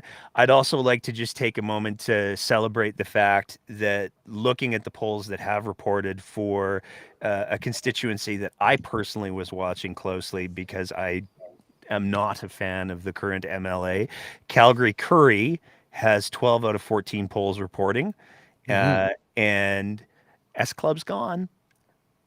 Wow, that's Nick Milliken's toastos. Where's Calgary-Currie located, my friend? It's right in the belt line, so it's getting close to that Glenmore, just south of Glenmore area, where things are going to potentially impact things. But the fact that the tabulators for the early voting are only showing literally, let me just double check here, like a third of the total numbers for the advanced voting, which, as you said, Hugh, those are the most engaged voters. I wouldn't stick a fork in this yet by any stretch of the imagination. Well, listen, I want you to be right. I want to be dead wrong, and maybe I am too conventional when it comes to, in Alberta right now, it's almost 11:15. It's almost 10:45, and I guess it's very easy to put my mindset back all those years where I was based in Alberta. We generally by 8:30 knew what the result was, and you would think at 10:40. So once context matters, and I don't disagree with what you're saying about what's been counted. This whole thing has been a cluster tonight as far as elections Alberta is concerned. It's hard to believe with all of the tech people, just the ones I personally know in Alberta. The fact is Alberta has cutting edge people in every aspect of technology, including election technology. So why they are not brought to bear, it almost seems like the political environment, period. You've got some of the smartest people in Canada in Alberta, but they don't seem to show up for the most part in the Alberta legislature. That's always been the biggest joke in Alberta. Smart people don't run for office, and in general, they run for business, as it were. So is it possible that Notley will pull it out of the fire at some point? I guess technically you can make the case, but right now, I'm looking at the screen, UCP leading or elected in 52, NDP 35. At this point, you're looking for a miracle. Yep. Just some results here. I'm seeing that in Red Deer South, the UCP's Jason Stefan has been declared elected, and Danielle Smith has been declared elected in her riding as well. Nate did mention that Elections Alberta has had a bit of a technical difficulties tonight in reporting these results, and that's why they've been trickling in to this point. Some of these ridings only show maybe a couple thousand votes. And we know it's just a fraction of the polls that we would expect. Hopefully by now, you would think it's almost coming up 3 hours past the closing. But again, like, oh, man, who knows where it's going to go? I think it's going to be a nail biter past midnight, obviously, tonight. Is there hope yet? I don't know. I look at the screen and, I think conventional wisdom was the NDP needs to carry 17, 18 Calgary seats to have a sniff of it. And then they also need to make some inroads in the donut outside of Edmonton. And right now that's not looking very likely. Having said that, taking a look at Morinville, St. Albert, for example, it's 51% to 46% for the UCP. What is it? A grand total of 20,700 votes counted. How many is that? We don't know. Obviously, they need to improve in places like that. They need to win in places like Banff, Kananaskis. They need to win in maybe Lethbridge West as well. Banff, Kananaskis, right now, the way it's going, it looks like it's UCP land. But there's only about, again, 7,000 votes counted. Yeah, like I'm looking at some of the Calgary ones, the ones that are really going to be the deciding factors. Calgary Edgemont, without knowing what the advanced numbers are, knowing that we have only about 30% of the advanced numbers, the difference with 14 out of 15 of the polls today counted is like 400 votes. Yeah, like this that's is close. with us missing 500,000 votes, especially when we know that a lot of the early voting did happen in the major centers. Until Elections Alberta gets their tabulator situation figured out, there's going to be no way to say I don't think anyone's going to be declaring victory tonight. The way it's going, like we're getting late. I wouldn't want to be the party that did, because if those exactly. those advanced votes come in and it's like, just kidding. Yeah. And yes, I'll take the correction from the chat there. They're not missing votes. They're just not counted yet. Yes. My apologies. And right. Well, we might as well reschedule this, guys, for 4:00 in the morning. Yeah, really. I'm not being sarcastic. I'm just saying that I exposed my eyeballs to about an hour of the networks, all three of them, CTV, CBC, Global, and I was just embarrassed for all of these people. I mean, I know just about every one of them. And I know, the producers are in their ears doing what I would probably do if I were a producer, saying, take this seriously, analyze. I know you've got, just a few bushels of votes, but you got to, smile for the camera, and it's show business, and you have to take it. Sorry, we're doing it.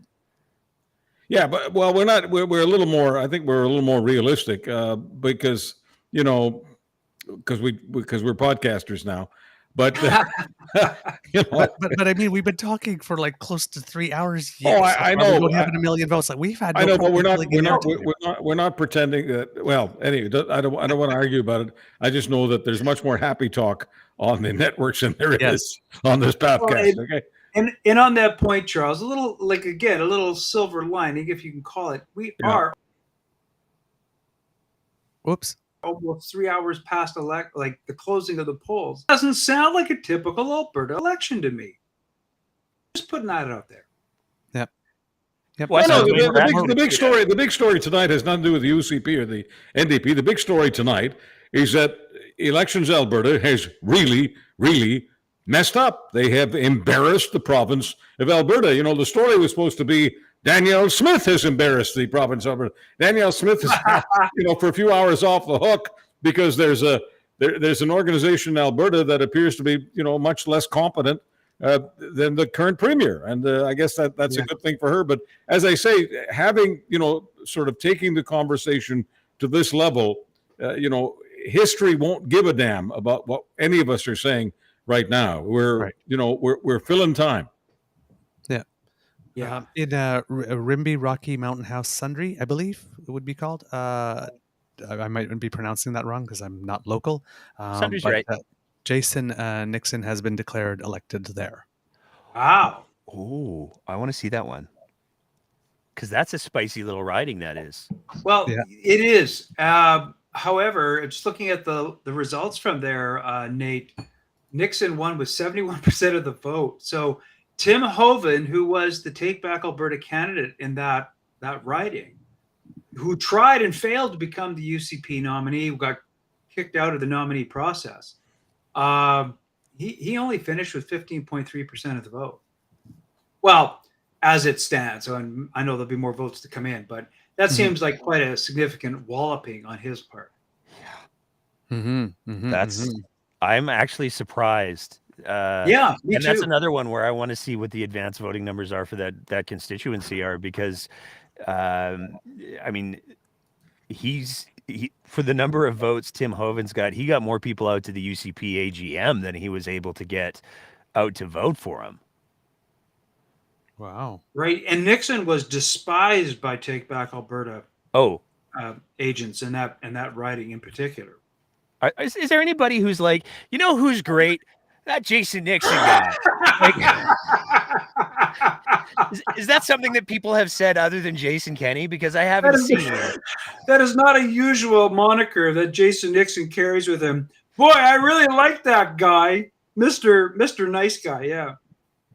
It doesn't matter. It doesn't matter. Most of them are doughheads. I mean, people are just voting for the color. I mean, regardless of how many votes we've got counted, I mean, it's clear from the trend that the blue voters are voting blue and the orange voters are voting orange. Yep. And on in that St. point, in St. Albert, Marie Renault from the NDP has been declared elected, and in Vermilion, Lloydminster Wainwright, Garth Roswell from the UCP has been declared elected. That's not a surprise, Deborah, on either. Okay.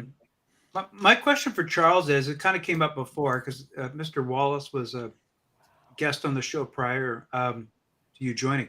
But my question to you is, like, what do these traditional conservative voters, where do they go after this? Like, my question is, like, obviously they've lent their vote to a number of them have lent their vote to the NDP in this election. Where do they go after this? Because ostensibly the UCP, let's presume that they win a majority. Presume Smith continues on. As let's just put our cards on the table. Regardless of how you look at the numbers, how many numbers have come in, the cluster muck from Elections Canada, the UCP is winning this, and yes, they're winning a majority tonight. That's what's happening. Right, but where do those traditional PC voters go that used to have a home under the UCP tent? Well, the question is the same as has been asked of people like me. I get this all the time. I'm a small C conservative. I haven't voted for the federal Conservatives in a few elections. I keep waiting for them to, install a leader that I can be comfortable with. That's not happening. And so, I end up just being a dinosaur because many people who have been voting the way I have, many of them are no longer with us. And people who are in their 20s and 30s and 40s are not interested in Uncle Chuck talking about, the olden days. I don't want to talk about the olden days. And in my real life, I don't talk about the olden days. And I have very little time for people who want to waste my time. I want to live in the now. And so we can ask the question now, where do people like me go? Nowhere. There are fewer and fewer people like me. And so the question becomes less and less relevant. I mean, I get that it was an interesting wrinkle in the campaign, but let me tell you something. 4 years from now, I am not interested in being asked, well, you used to vote for the PCs 20 years ago. What are you doing now? What am I doing? I'm playing poker. I'm talking to my buds. I'm having coffee. I'm doing podcasts. I'm writing columns. I'm living in the now, and it's becoming increasingly irrelevant to me. Okay, never mind. It's becoming irrelevant to me what I used to do 5 years ago, 10 years ago, and 20 years ago. The PCs in this country are dead. They're dead in Alberta. They're dead in Ontario. They can call themselves PCs. They're not. They're certainly dead nationally. Nationally, they've got a different name. They've got the CPC. It doesn't matter what the names are. Progressive conservatism in Canada is gone. It's gone. And it's time to just put it in an urn. Put the urn in the museum and simply say, it was nice knowing you. Right. Well, three more results for you. In West Yellowhead, Martin Long from the UCP has been declared elected. In Calgary Curry, Janet Eremenko has been declared elected from the NDP.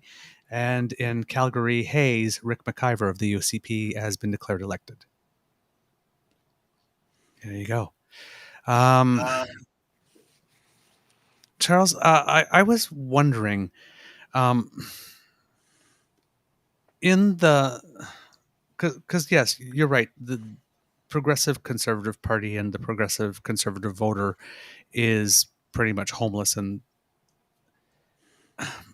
you've got, I'm bringing it to Toronto, but in the mayor's race for Toronto, you have Bonnie Crombie, who's turning around and saying that the Liberals maybe need to make a turn to the center right. What is your thinking that if the parties that are calling themselves conservative keep on taking yet another step to the right, is it possible for a party like the Liberal Party to almost spread to cover center right and center left, or does that just lead to, I'm basically saying, if one side's taking a step to the left and the other party's taking a step to the right and everybody's abandoning the center, how far, to use an expression, can the Liberals manspread to be able to occupy both sides? Well, I totally get where Bonnie Crombie is coming from, and I voted Liberal the last few times federally because, as I say, I felt abandoned by the Progressive Conservatives. So I did what so many other Progressive Conservatives did. I go to the left. There's only so far I can go. I can't go to the NDP. That's why some of this Alberta business in the last few weeks have been difficult. Yes, I endorsed Rachel Notley, but when people said, "So what do you like about the NDP?" I just kept saying, "I endorse Rachel Notley because she's not Danielle Smith." That doesn't even sound all that intelligent to my ear, but that's the best I can do. So I'm not an NDPer, not nationally, not provincially. And so what do I do if the Conservative Party of Canada keeps moving farther and farther to the right? The only way for many of us to feel more comfortable with the Liberals is if they move to the right a little bit. If the Liberals want to move to the left, then yeah, I'm really an orphan, or I may vote for them, and but not vote for them enthusiastically. And as far as this idea that there are millions and millions of people in the center, there are a lot of people who will dispute that. A lot of people will say, no, in today's society, let's take the people who are between the ages of 25 and 55. Okay, that's where most of the voters are, between 25 and 50. So between 25 and 55, the more we have the kind of trends that we're having right now, where the parties of the right are going further to the right, the parties who are leaning left go further to the left. The chances are those people between 25 and 55 get pretty used to it, and we end up with what much of history has given us. And many parts of the world over the years, people are just automatically with the right-wing party or the left-wing party, and it goes on for generations. That may be what we're seeing right now. This may be the maturing, if you will, of Canada, and we may be becoming like those mature countries in Europe. I'm not happy about that. But once again, the way I see my role, my public role especially, is to be as brutally honest as possible and to be as close to publicly what I am privately. And it's easy for me to use the crutch, well, I'm a political orphan, I'm politically homeless. That doesn't mean anything, because I always vote. So I always vote for somebody. And as I say, federally, in the last couple of goes, I've been voting for the Liberals. What will I do the next time? Well, it's pretty simple. If Poilievre remains Poilievre, chances are I'll vote for Trudeau. And all of the people who hate Trudeau will then hate on me and say I'm a shill for Trudeau and whatever. I mean, I don't care, because much of that stuff on social media doesn't represent any reality to me. People in my real life don't talk that way. But will the Liberals be forced to move to the right a little bit? It's entirely possible that the NDP will move a little bit right and the Liberals will move a little bit right, because remember, all of these parties have to find an electorate, and they can't live in nostalgia days. So has Bonnie Crombie, is she pointing to something that's quite realistic? I take her very seriously. She happens to be also the daughter of someone who I always took very, very seriously. We called him the tiny perfect mayor at one time. David Crombie, very, very good instincts for common people, real people. Bonnie Crombie has those same sorts of instincts. So will the Liberal Party move a little bit to the right? Possibly. Will the NDP move a little bit to the right? Possibly. If you look at what's been happening in Alberta for the last few weeks, you'd have to say that Rachel Notley was moving to the right. I mean, she wasn't exactly rolling out a socialist program. She wasn't rolling out much of a program at all. So it's entirely possible that everything that we've been talking about for the last couple of years about the hard right, it's entirely possible that one thing that has been achieved by the hard right is they may have forced the other parties to seriously consider moving to the right. Now, the hard right may see that as a great big victory. I don't know. I don't like to give the hard right any victories at all. That's my emotions talking. But the substance of it, okay, if I just look at it in a hard-headed way, there's no doubt that more people than ever before in my lifetime are now attracted to the hard right. And if you want to compete with them, you've got to do a few things to survive and perhaps even thrive. And that may be moving to the right. And maybe that's what we will be learning tonight in Alberta. Maybe that's one of the things that we'll have to learn.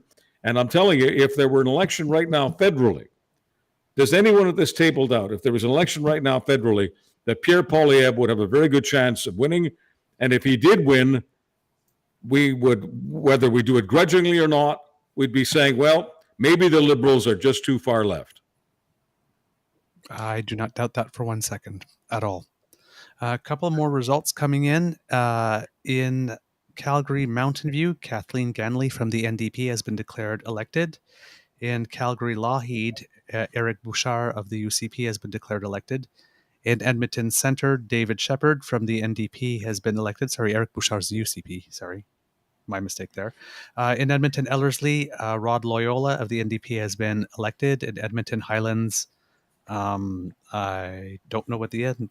Norwood, sorry, Janice Irwin has been declared elected. And in Edmonton Meadows, Jasvir Diol has been elected. And in Livingstone McLeod, Chelsea Petrovich has been declared elected. And the polls have been closed for 3 hours, and the spread is still 52 UCP to 35 for the NDP.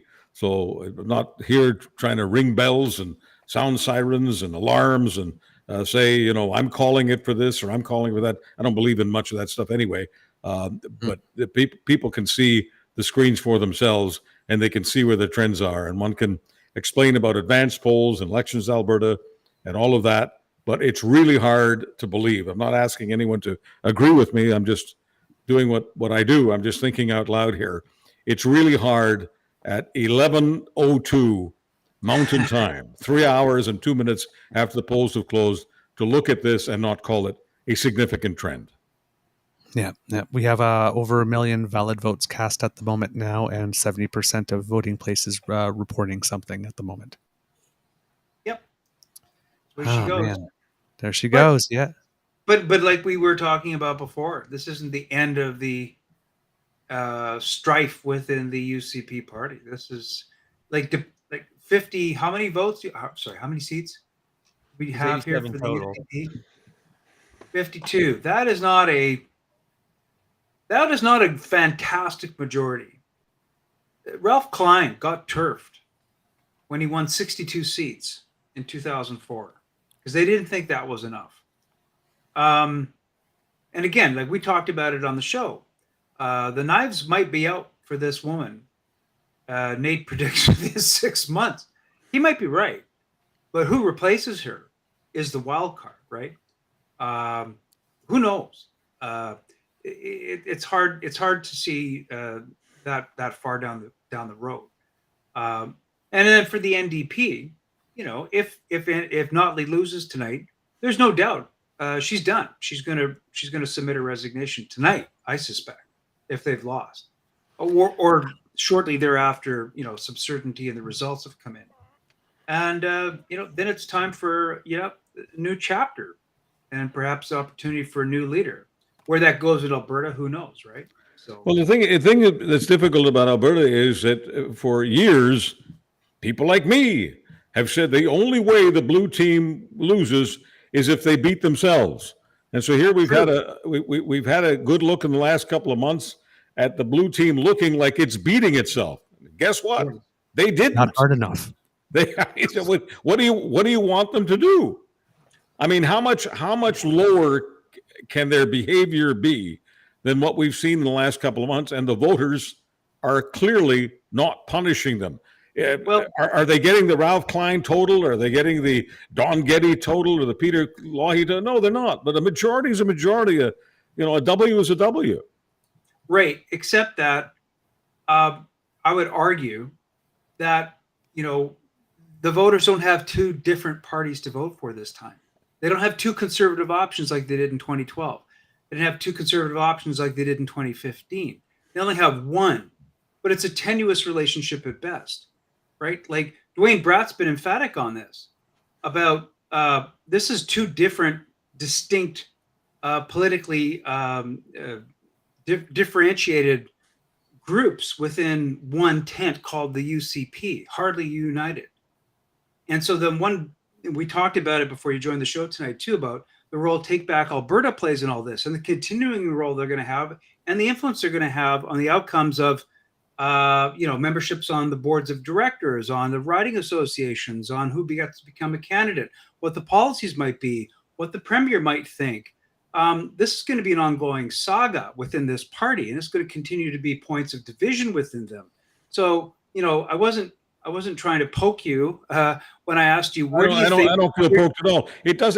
My only point is, I have said all the things that you're saying. I can't, the Take Back Alberta, to me, is taking Alberta, back to the Afghanistan under the Taliban. I mean, I've said all of that, okay? So I'm not a fan of Take Back Alberta. I'm not a fan of the current UCP. I'm not a fan of any of it. New Year's Eve, I endorsed Rachel Notley. Some people thought I was out of my mind. I may be out of my mind, but I saw Rachel Notley as the only opportunity to get the Conservatives out of this ditch and to have them regroup and possibly become a little more progressive, a little more human. And that is not happening here. So whether we talk about Take Back Alberta, UCP, whether it's Danielle Smith, Brian Jean, or someone else, the point is their vote is based on one fact. They are not the NDP. You might as well just call them the not NDP party. And not being NDP gets you a majority in Alberta. It always has. The anomaly of what happened a few years ago when the vote was split is an anomaly. If people don't understand the term anomaly, they can look it up. Anomaly means that one don't count. More results in Camrose. Jackie Lovely from the UCP has been declared elected. In Airdrie East, Angela Pitt has been declared elected, also UCP. In Airdrie Cochrane, also UCP. Peter Guthrie has been declared elected. In Edmonton Strathcona, leader Rachel Notley has been confirmed elected. In Edmonton South, Rhiannon Hoyle has been declared elected, also NDP. In Edmonton Rutherford, Jody Kalu Stonehouse has been declared elected, and in Edmonton Riverview, Laurie Sigurdsson has been declared elected. Ah, man. There's some What do you see, interesting Nate? stuff going on here, though. I mean, I don't disagree with anything Charles said there. But when, they've broken down on the Elections Alberta page, they've broken down what constituencies the advanced voting, and some of the advanced voting numbers are huge. Like, I'm just looking at from the constituency that I live in, almost 12,000 votes were cast in advanced voting. It's not a small number, and we're basically Airdrie, so nobody's driving to Calgary Northeast to do their advanced voting. But there's 5 constituencies in Calgary that are very much like Calgary Bow. There's a difference of 300 votes right now. They're still missing a bunch of the advanced voting. That one's currently been called for the UCP.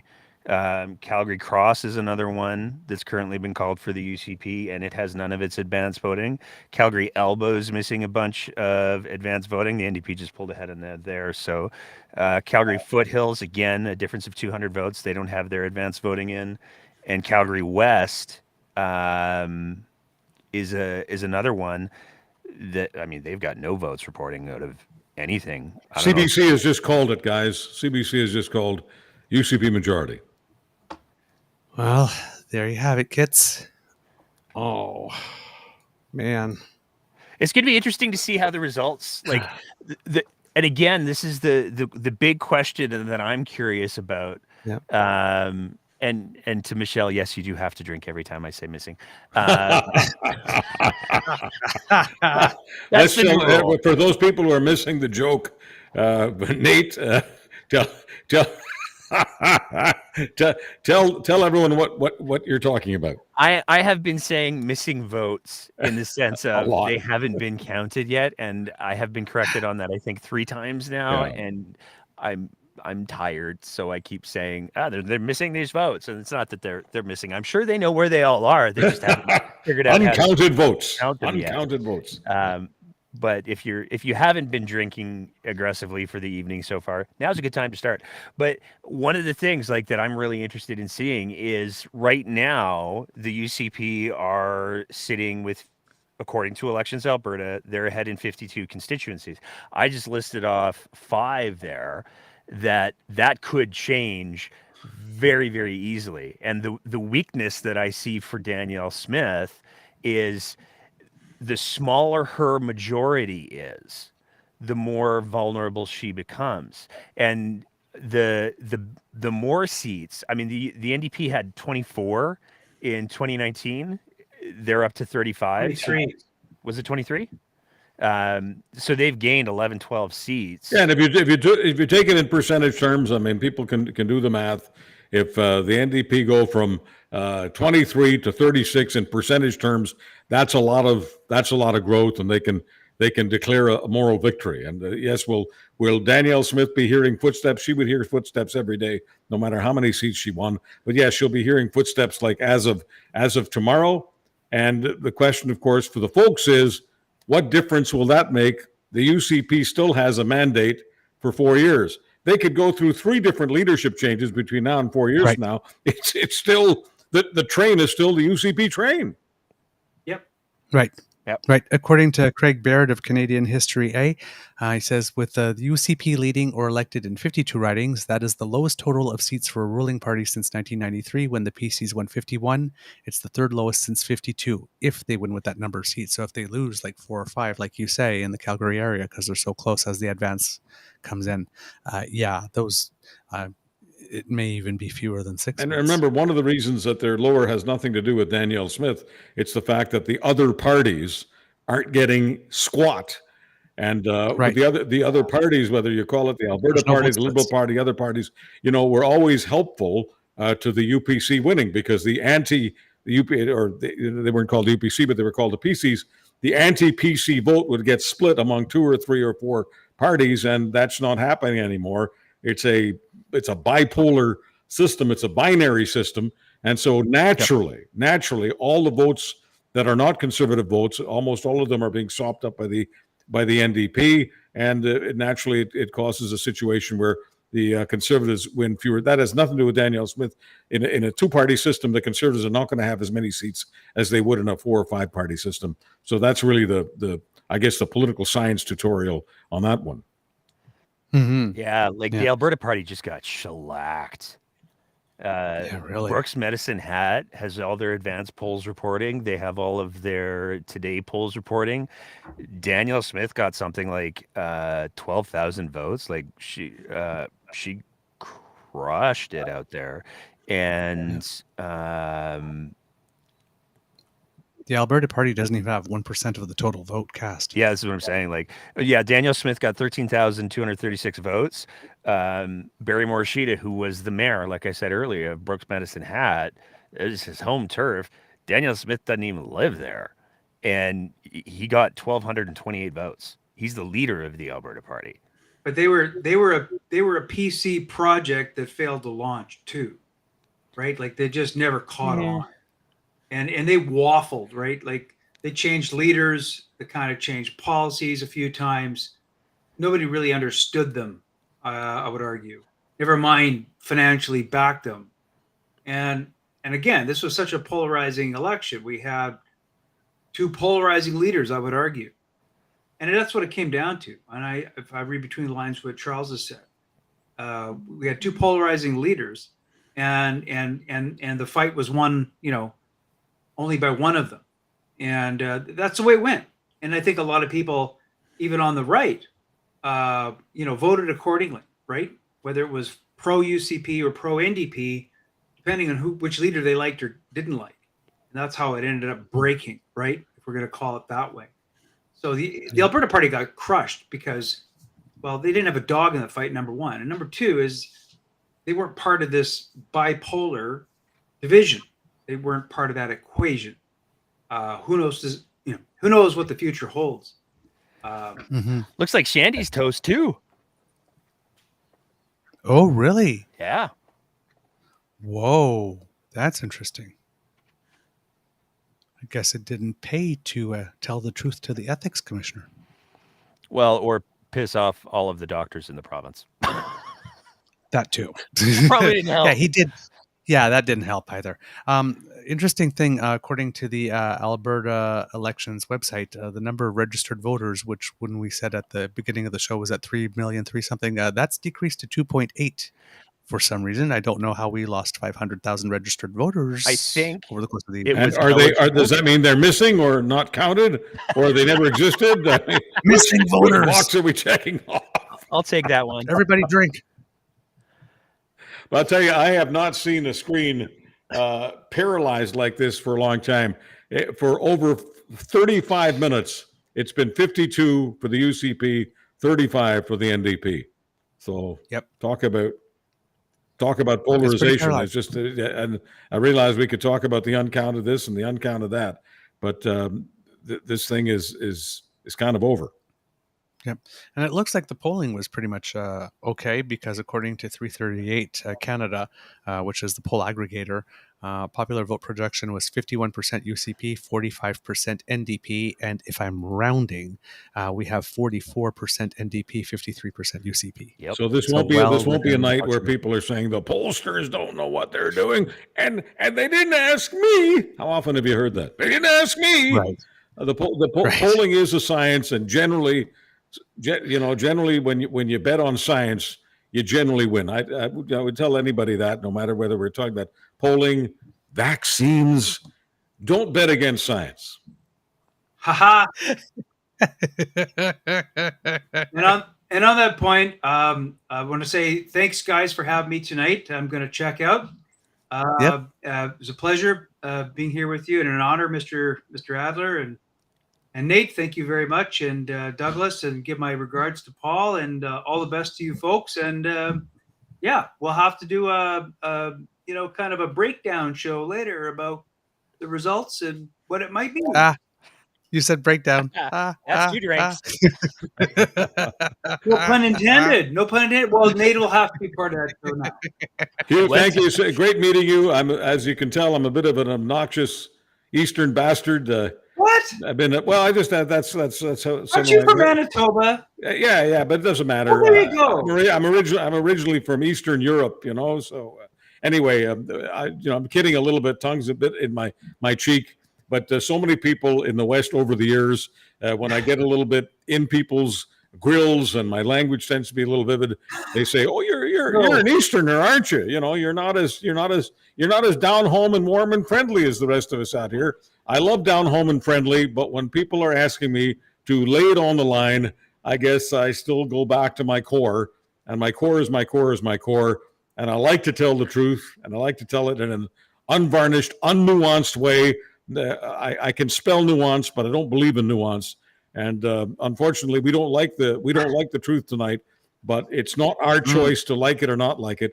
I feel this my values. Okay, it's our obligation to tell the truth, the whole truth, nothing but the truth. Agreed, and well put. And You know what? One of these days, I'd like to reserve the right to have you on our show, sir. You bet. All right. All the best to you guys, and have a good And- night. And hopefully you can sleep in because it's really late for you there, Douglas. So all the best. Yeah, I would like to, but duty calls. Duty Okay. calls. Thank you, Please guys. give our best. Thank you guys to again. It's a Richard privilege and an honor, and it's been great. And thanks for letting me have a chance to be on your show. Thanks a lot. Yeah, and please give our best to Richard. Sorry he was having some trouble and he couldn't participate as much as he wanted to, but Some we technical appreciate that he difficulties. made the Yeah. effort. All right. Here's Take another care, one. guys. Sweet orange dreams to you, Mr. Gordon. Yeah, I'll try. Bye. Medu's toast. Well, thank whoever. Yeah, right. I for mean, I small don't mercy. disagree with you, but it's nice to be able to say it out loud. Was you a little ticked off with me because I wished him sweet orange dreams? No, Yeah. I didn't perceive that at all. All right. Well, I don't think we're probably going to get that much more tonight. If it's been declared and the votes are coming in that slowly, that we won't see whether or not how thin the majority is. So to both of you, I will ask you if you have some final thoughts to close us off. Nate? I mean, I have two. I think that one of the biggest conversations that we need to have in this province. I mean, this is my home. This is where I've lived my entire life, and if you take a look at which conservatives got elected tonight, we're talking about the conservatives that are definitely to the right of where the UCP was. So this isn't just the 2019 retread of the UCP. The Overton window has definitely moved significantly farther to the right, and this is something that we are going to have to contend with in a big way in this province, because at the end of the day, one of the things that I am most fundamentally concerned with, I had a conversation with a friend today where I was talking about this, and a UCP majority, yeah, it sucks. There's going to be bad things that happen. Danielle Smith is premier again.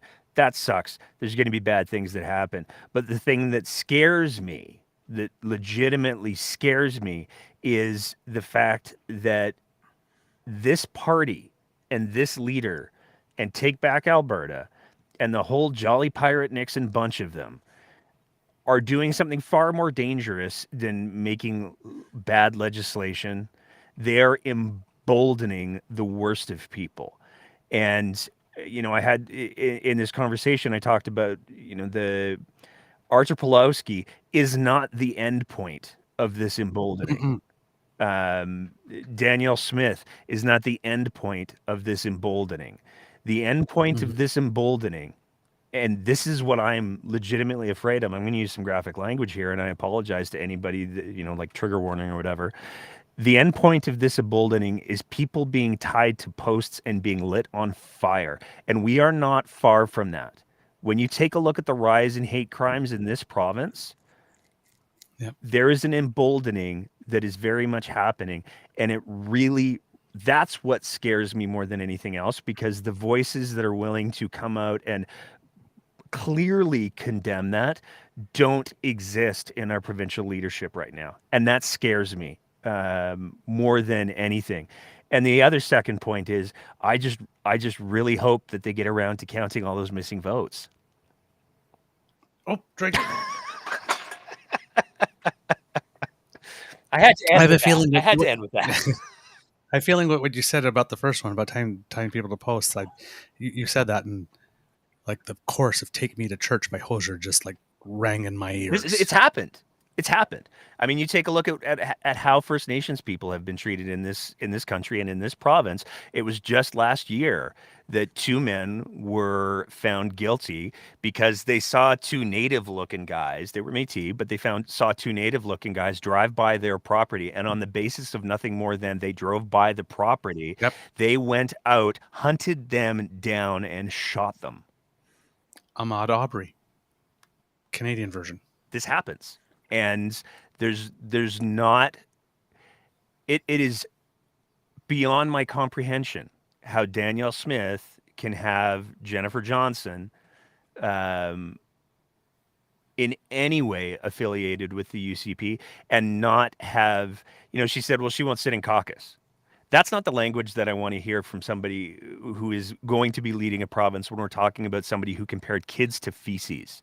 The language that I want to hear is she's never going to get anywhere near caucus ever. We are going to put her at the very, very back of the legislature, and she's not going. We will not tolerate anything like that rhetoric. And you can be damn sure that in 4 more years or whenever the next election is, she's not getting her nomination paper signed. Over my dead body will she get her nomination paper signed again.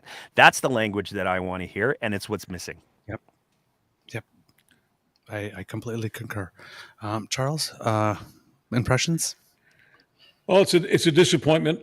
I was saying earlier today with my bud Ryan Jesperson that democracy is on the line, and that if we don't get democracy to win, in this case, I meant specifically if Rachel Notley loses, I used some of the language that was just used by Nate, that it empowers the thugs. It empowers the bad guys to do things that they haven't yet done very much of. There'll be more of it. You have to have a person in power who is seen not as a Captain Chaos candidate, because thugs love chaos. That's just the way it is. You look at the history of the world, it doesn't matter whether they're called far left thugs or far right thugs, they love chaos. Right. And when you get chaos, what you generally get is a population that wants to give a leader even more power to do whatever it takes, including putting the pause button on democracy in order to clean up the chaos. So if you're an extremist, once again, left or right, tonight is a really good night. And I realize we don't hear very much from the far left these days, but there are people on the far left who did not want someone like Rachel Notley to win. As far as they were concerned, yep. She's way, way, way too close to the right wing for them. They want a situation where people who are associated with the right do tie people to trees and set them on fire. So for those of us who think of ourselves as relatively moderate people, a little bit to the right of center, a little bit to the left of center, but we can break bread, have a beer, have a laugh. This is not a laughing matter. We are unleashing the worst of Alberta, the worst of Canada. For people who keep insisting that what happens in the United States isn't coming here, that's baloney. I don't care whether it's called a virus or it's a political virus. There is a political virus that is infecting the Canadian body politic, and Alberta is the tip of the spear. And so that's why I'm hoping that my colleagues who do media, I don't care whether they're doing regular broadcasting, podcasting, column writing, blogs, whatever, I hope they take what's happening in Alberta seriously here, because it is not going to be isolated to Alberta. Just as this crap wasn't isolated to the States, it's not isolated to Alberta. Alberta may be seeing it before others see it, but this is coming right across the country. And I hope that our federal leaders, that means the Prime Minister, that means Jagmeet Singh, I hope they take it seriously, because this is a great night for Pierre Poilievre. And everyone who follows me knows I get no pleasure out of saying that. Yep. And like you said, I mean, it's the truth. We don't have to like it, but it is the truth, and you can't run from it, and you have to have eyes wide open. And this is not the story I wanted to be reporting tonight. I can say that with all my heart. And I mean, we've had conversations, particularly as someone who's rainbow. I am slightly terrified, I must say. I'm slightly terrified. I am, because I think it's, as you mentioned, Charles, on when we had our interview, they're probing to see who it is we will not stand up for. That's why there's all these talks about addicts, and that's why there's all these talks about drag queens and transgender people, because they think that nobody will stand up for them. And remember, when they can talk about transgender and they can talk about drag. In other words, they can talk to the people who seem like, you know, characters to a lot of so-called mainstream people. But when they come after them, they're coming after all of us. When they talk about banning books, it's not the books, it's the ideas, it's thought. They want us to stop thinking about those things that revolve around being a human being, and they have the nerve to say that they are all about becoming more human. No, it's about becoming much less human. It's about becoming inhuman. It's about becoming a beast. It's about becoming a thug. It's about all of that. And I hope the people who are center left become a little more aggressive, a little more vivid in their language, because that's the only way to beat the guys with the vivid language. All this nuanced stuff doesn't work. I don't disrespect people who teach sociology. Sociology matters, but you cannot, in this country right now, speak like a sociology professor and hope to beat the thugs. Not going to happen. All right. Some words of wisdom, Kits. Make sure that, well, you know, forewarned is forearmed. So we need, every time systematically, when they go out there and they say these things, when they punch down on any one of us, like, that's the moment to lock arms and stand shoulder to shoulder and go, no, not today, not on my watch. You took the words right out of my mouth, man. I was waiting for an opportunity to say the call to action that I'd like to throw out there to everybody is, when you see this stuff happening, whether it's on Twitter, whether it's on Facebook, whether it's in your kitchen, you have to be willing to say, even if it's uncomfortable, not on my watch, because saying something uncomfortable for you is still way less than what the people who are on the receiving end of that punching down is going to experience. I couldn't agree more. Nate, Charles, thank you so much for participating tonight. Nate, it was important for me to have you be one of the final two. I feel like we're on a reality show. It's like, the final two, who am I taking? Who am I taking to the final two? I was like, who do I have a better chance to beat in the final? Who do I let go? But no, because this is your beat. And you do an amazing job, and we lifted so much off you. Can I thank Nate for being a great teacher throughout this campaign?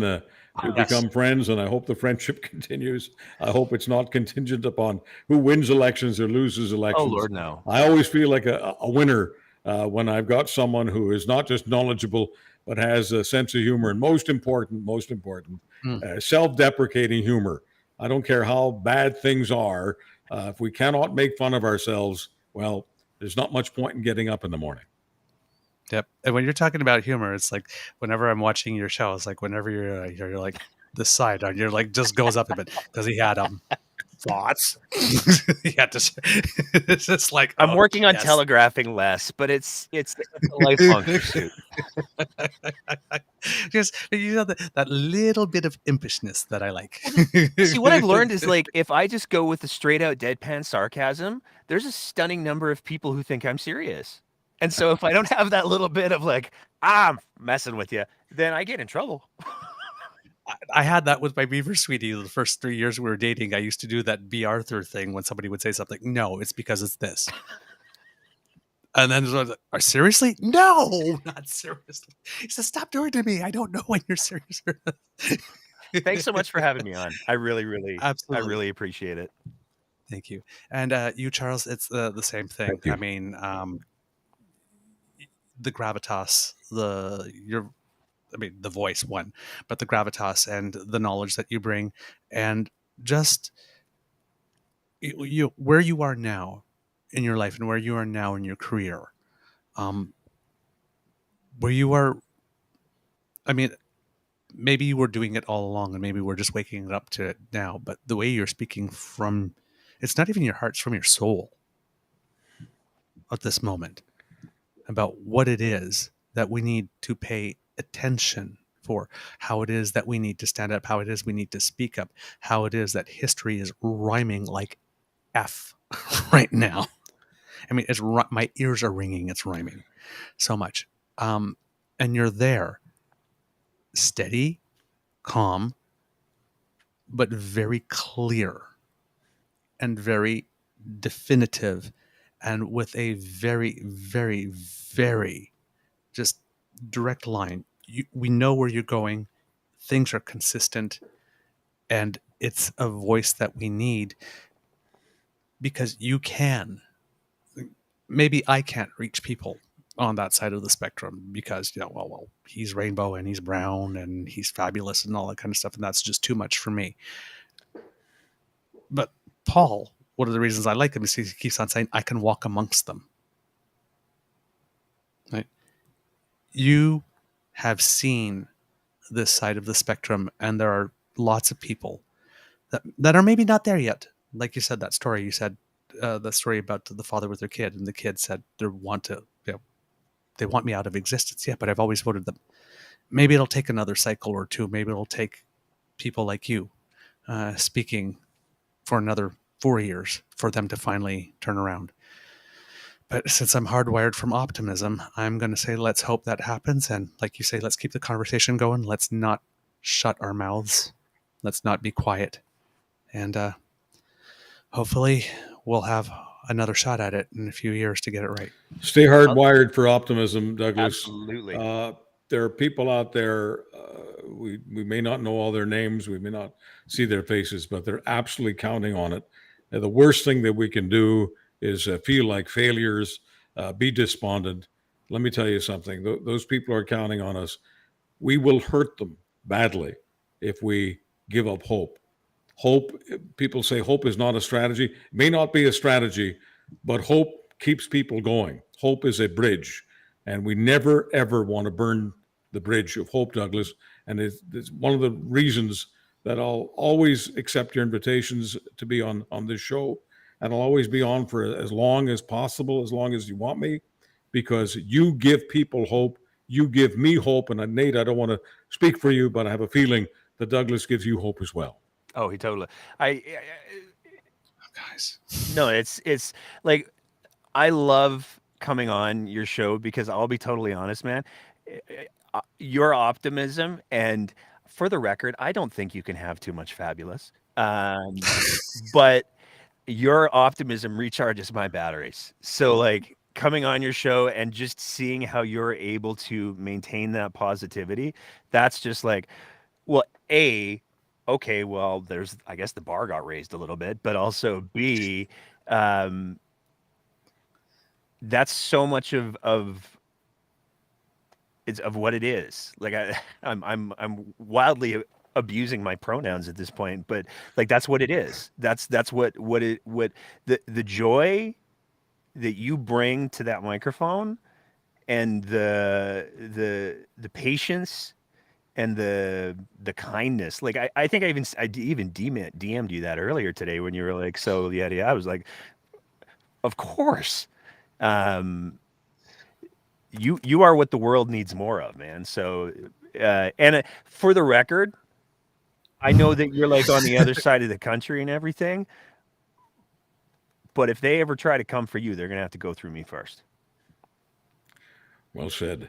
The thing is that people sometimes ask me, what is cool? Because there are some people who think that, I've got the cool factor, and they ask me to define it. I can't. So they ask me, they say, well, Chuck, what do you think is cool? And I say, human is really cool. People who are really good human beings. I don't care how cornball that may sound. Well, to me, Douglas has the most cool factor on the screen right now, because totally. nobody can doubt that Douglas is a good human being. If I need to count on someone to take care of something for me and to be honest with me, does anyone watching this doubt that Douglas is the guy? You're cool, man. You're very, very cool. See, now you've made me bring this out. I can't see it. Oh, that's Queen Beaver. That's fantastic. Come on, kids. Hey, I had this thing when I saw roaming doodle lady going on the train. I'm saying, if all you have to do is declare yourself just declare yourselves a queen to get some green, I'm in on the game. So P.S. Send money. All right. Charles, Nate, thank you so very much. I appreciate it. Please get some good rest. You've put in a good shift. So Thank you for the royal welcome, as always. All right. I love these people. They're great. They're really, really great. Kits and Cubs, thank you so much for joining us this evening. Yeah, not the result we wanted. Definitely not the result we wanted. But the results are still coming in, and we'll see what kind of majority it is. This is not where we want to be. I know that. And I am very, very, very concerned for my brothers and sisters in Alberta. And even for those who voted UCP, because I fear that there are many of them that are going to be surprised with what they get. I think that we will be hearing some, well, I didn't think it would be like that. And we may have to work double time to pay attention to those people when it hits, because they may not be in a good place when that happens. And when that happens, we will have the choice to say, well, see, I told you, and turn our backs. Or to do the hard work of, despite the fact of us telling you, you're not in a good place right now, so I'm going to extend the hand and I'm going to help. And that won't be easy for some of us to do. But when that time comes, we will have to do it. Because the alternative is beneficial to no one. So we accept this result. We don't have to like it. And you know what? If you're discouraged for a day or two, you're guilty of being human. You're guilty of being human. So whatever it is that you have to feel, do feel it. Go through it. Feel it. Feel it all. And if it feels terrible, feel it and remember how that feels. And use that then. Channel it positively as fuel. But as we said, just whatever it is that they have planned that is going to hurt those they consider to be lesser than, and those they are gleeful to refer to as lesser than.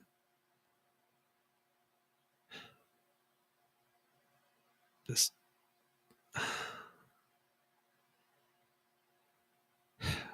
we have to be the people who will show up.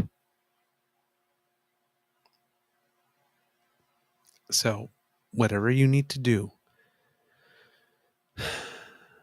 to get yourself to the spot where you are ready to take on the fight when that bell rings, please do it. And if some of you are tired, take a break, hand the baton. We'll run with it for a while until you get back on your feet and you're ready to join the race again. We'll run your leg. But don't leave. Don't leave the public square. They want you to do that. They want you to go away so that they can have all the room. And this is the time to stand ground. Kits, we hope that you enjoyed this Alberta special from the True North Eager Beaver because we really did enjoy making it for you. Right now, I'm sounding a little down, but trust me, this was a joy and it was a labor of love, and I love doing it for you. Remember that word of mouth is precious, so please talk us up, spread the word. We really appreciate it. You can find us on all platforms, Beaver Grizzly platforms, and if your platform is not Beaver Grizzly friendly, well, why the heck not? And why are you on it? If you would like us to come to you as soon as we have something ready, then you can subscribe to us via our Podpage site. That's podpage.com/True North Eager Beaver, all lowercase letters with a hyphen between each one of those words. And like I said, when we have something fresh off the bandwidth, we'll be coming straight to you and you won't miss a thing. Because democracy is something that you do. Well, there are still wildfires, and our brothers and sisters in Alberta and BC and all over need our help. So if you have some loose change and you're able to donate to the Red Cross, please do so. Especially now. Would be a good time. In light of this result, still do good. Still do good. We love to hear from you. So if you would like to write to us, you can reach us on our Facebook blog page, True North Eager Beaver. You can reach us on our Twitter feed at True Eager, or by email at the True North Eager Beaver at gmail.com, or True North Eager Beaver at gmail.com. Sorry. And we read everything. If you're leaving comments on our YouTube page, we do read it, and we appreciate your feedback, good, bad, or ugly. All of it helps us make our show better. If you like what we do and you'd like to encourage us to do more, we have our coffee page. That's our Guinness, Caesar, hot chocolate, and coffee hydration fund. Basically, it's our staff that's what keeps us going. And our staff keeps on disappearing on us, so we have to replenish it. So if you would like to help us, well, you let your fingers do the walking to coffee, ko-fi.com/eagerbeaver, all in one word, lowercase letters. And that's where you will find our emergency fund. And thank you so much for your contributions. Every cent does go back into the show. And we appreciate your support. All right. From the Beaver Lodge, this is your Eager Beaver saying, until next time, dear kids, it could be a tough world out there. It can really be a tough world out there. So please be kind to and gentle with yourselves. And you know what? This time I'm going to add be kind to and gentle with others as well. There's probably a lot of people going through stuff today. So just a little extra kindness, a little conscientious kindness, if you can think of it, goes a long way. All right, kids. I will be seeing you tomorrow with Mr. Grizzly for our morning show. Hopefully, I will hear the alarm so that Mr. Grizzly's not there solo. But we hope that you join us. And yeah, thank you. Oh, and of course, thank you to our guests that came out tonight to help us. Thank you to Richard and Hugh Gordon from Albertastan Live. Call them the boys. Thank you so much to Craig Baird from Canadian History A. We really enjoy when you come on.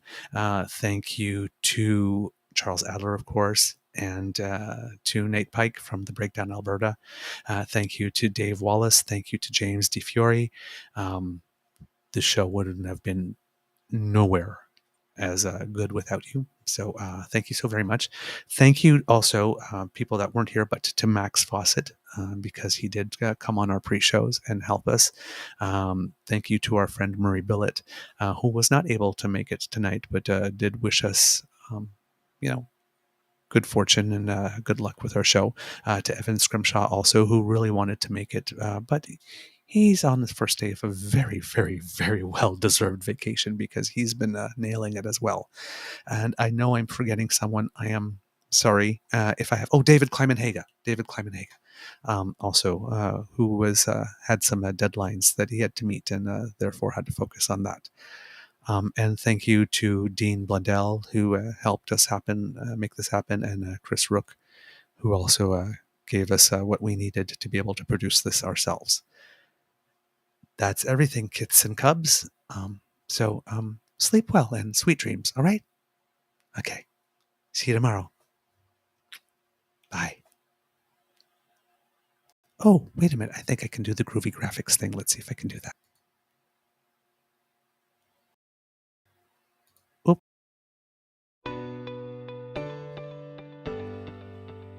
You are listening to a True North Eager Beaver Media Podcast. The True North Eager Beaver podcasts are proudly brought to you by our founding sponsors, the Miss V Mysteries from Corvid Moon Publishing, your source for science fiction, fantasy, and cozy mysteries featuring a broad diversity of characters. CanadianTarot.com, your uniquely Canadian online eclectic tarot community and forum. And the Peppermaster, hot pepper sauces made from fresh farm ingredients to thrill your taste buds and expand your mind.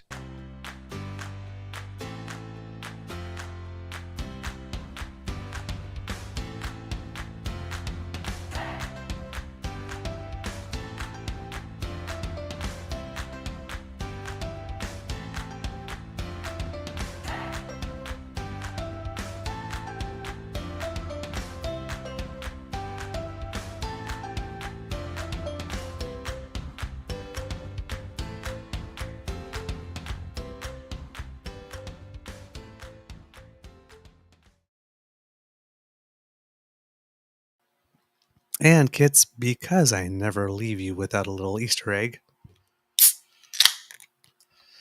Yeah, I think I'm going to be needing this tonight. All right, kids. Good night. Bye-bye.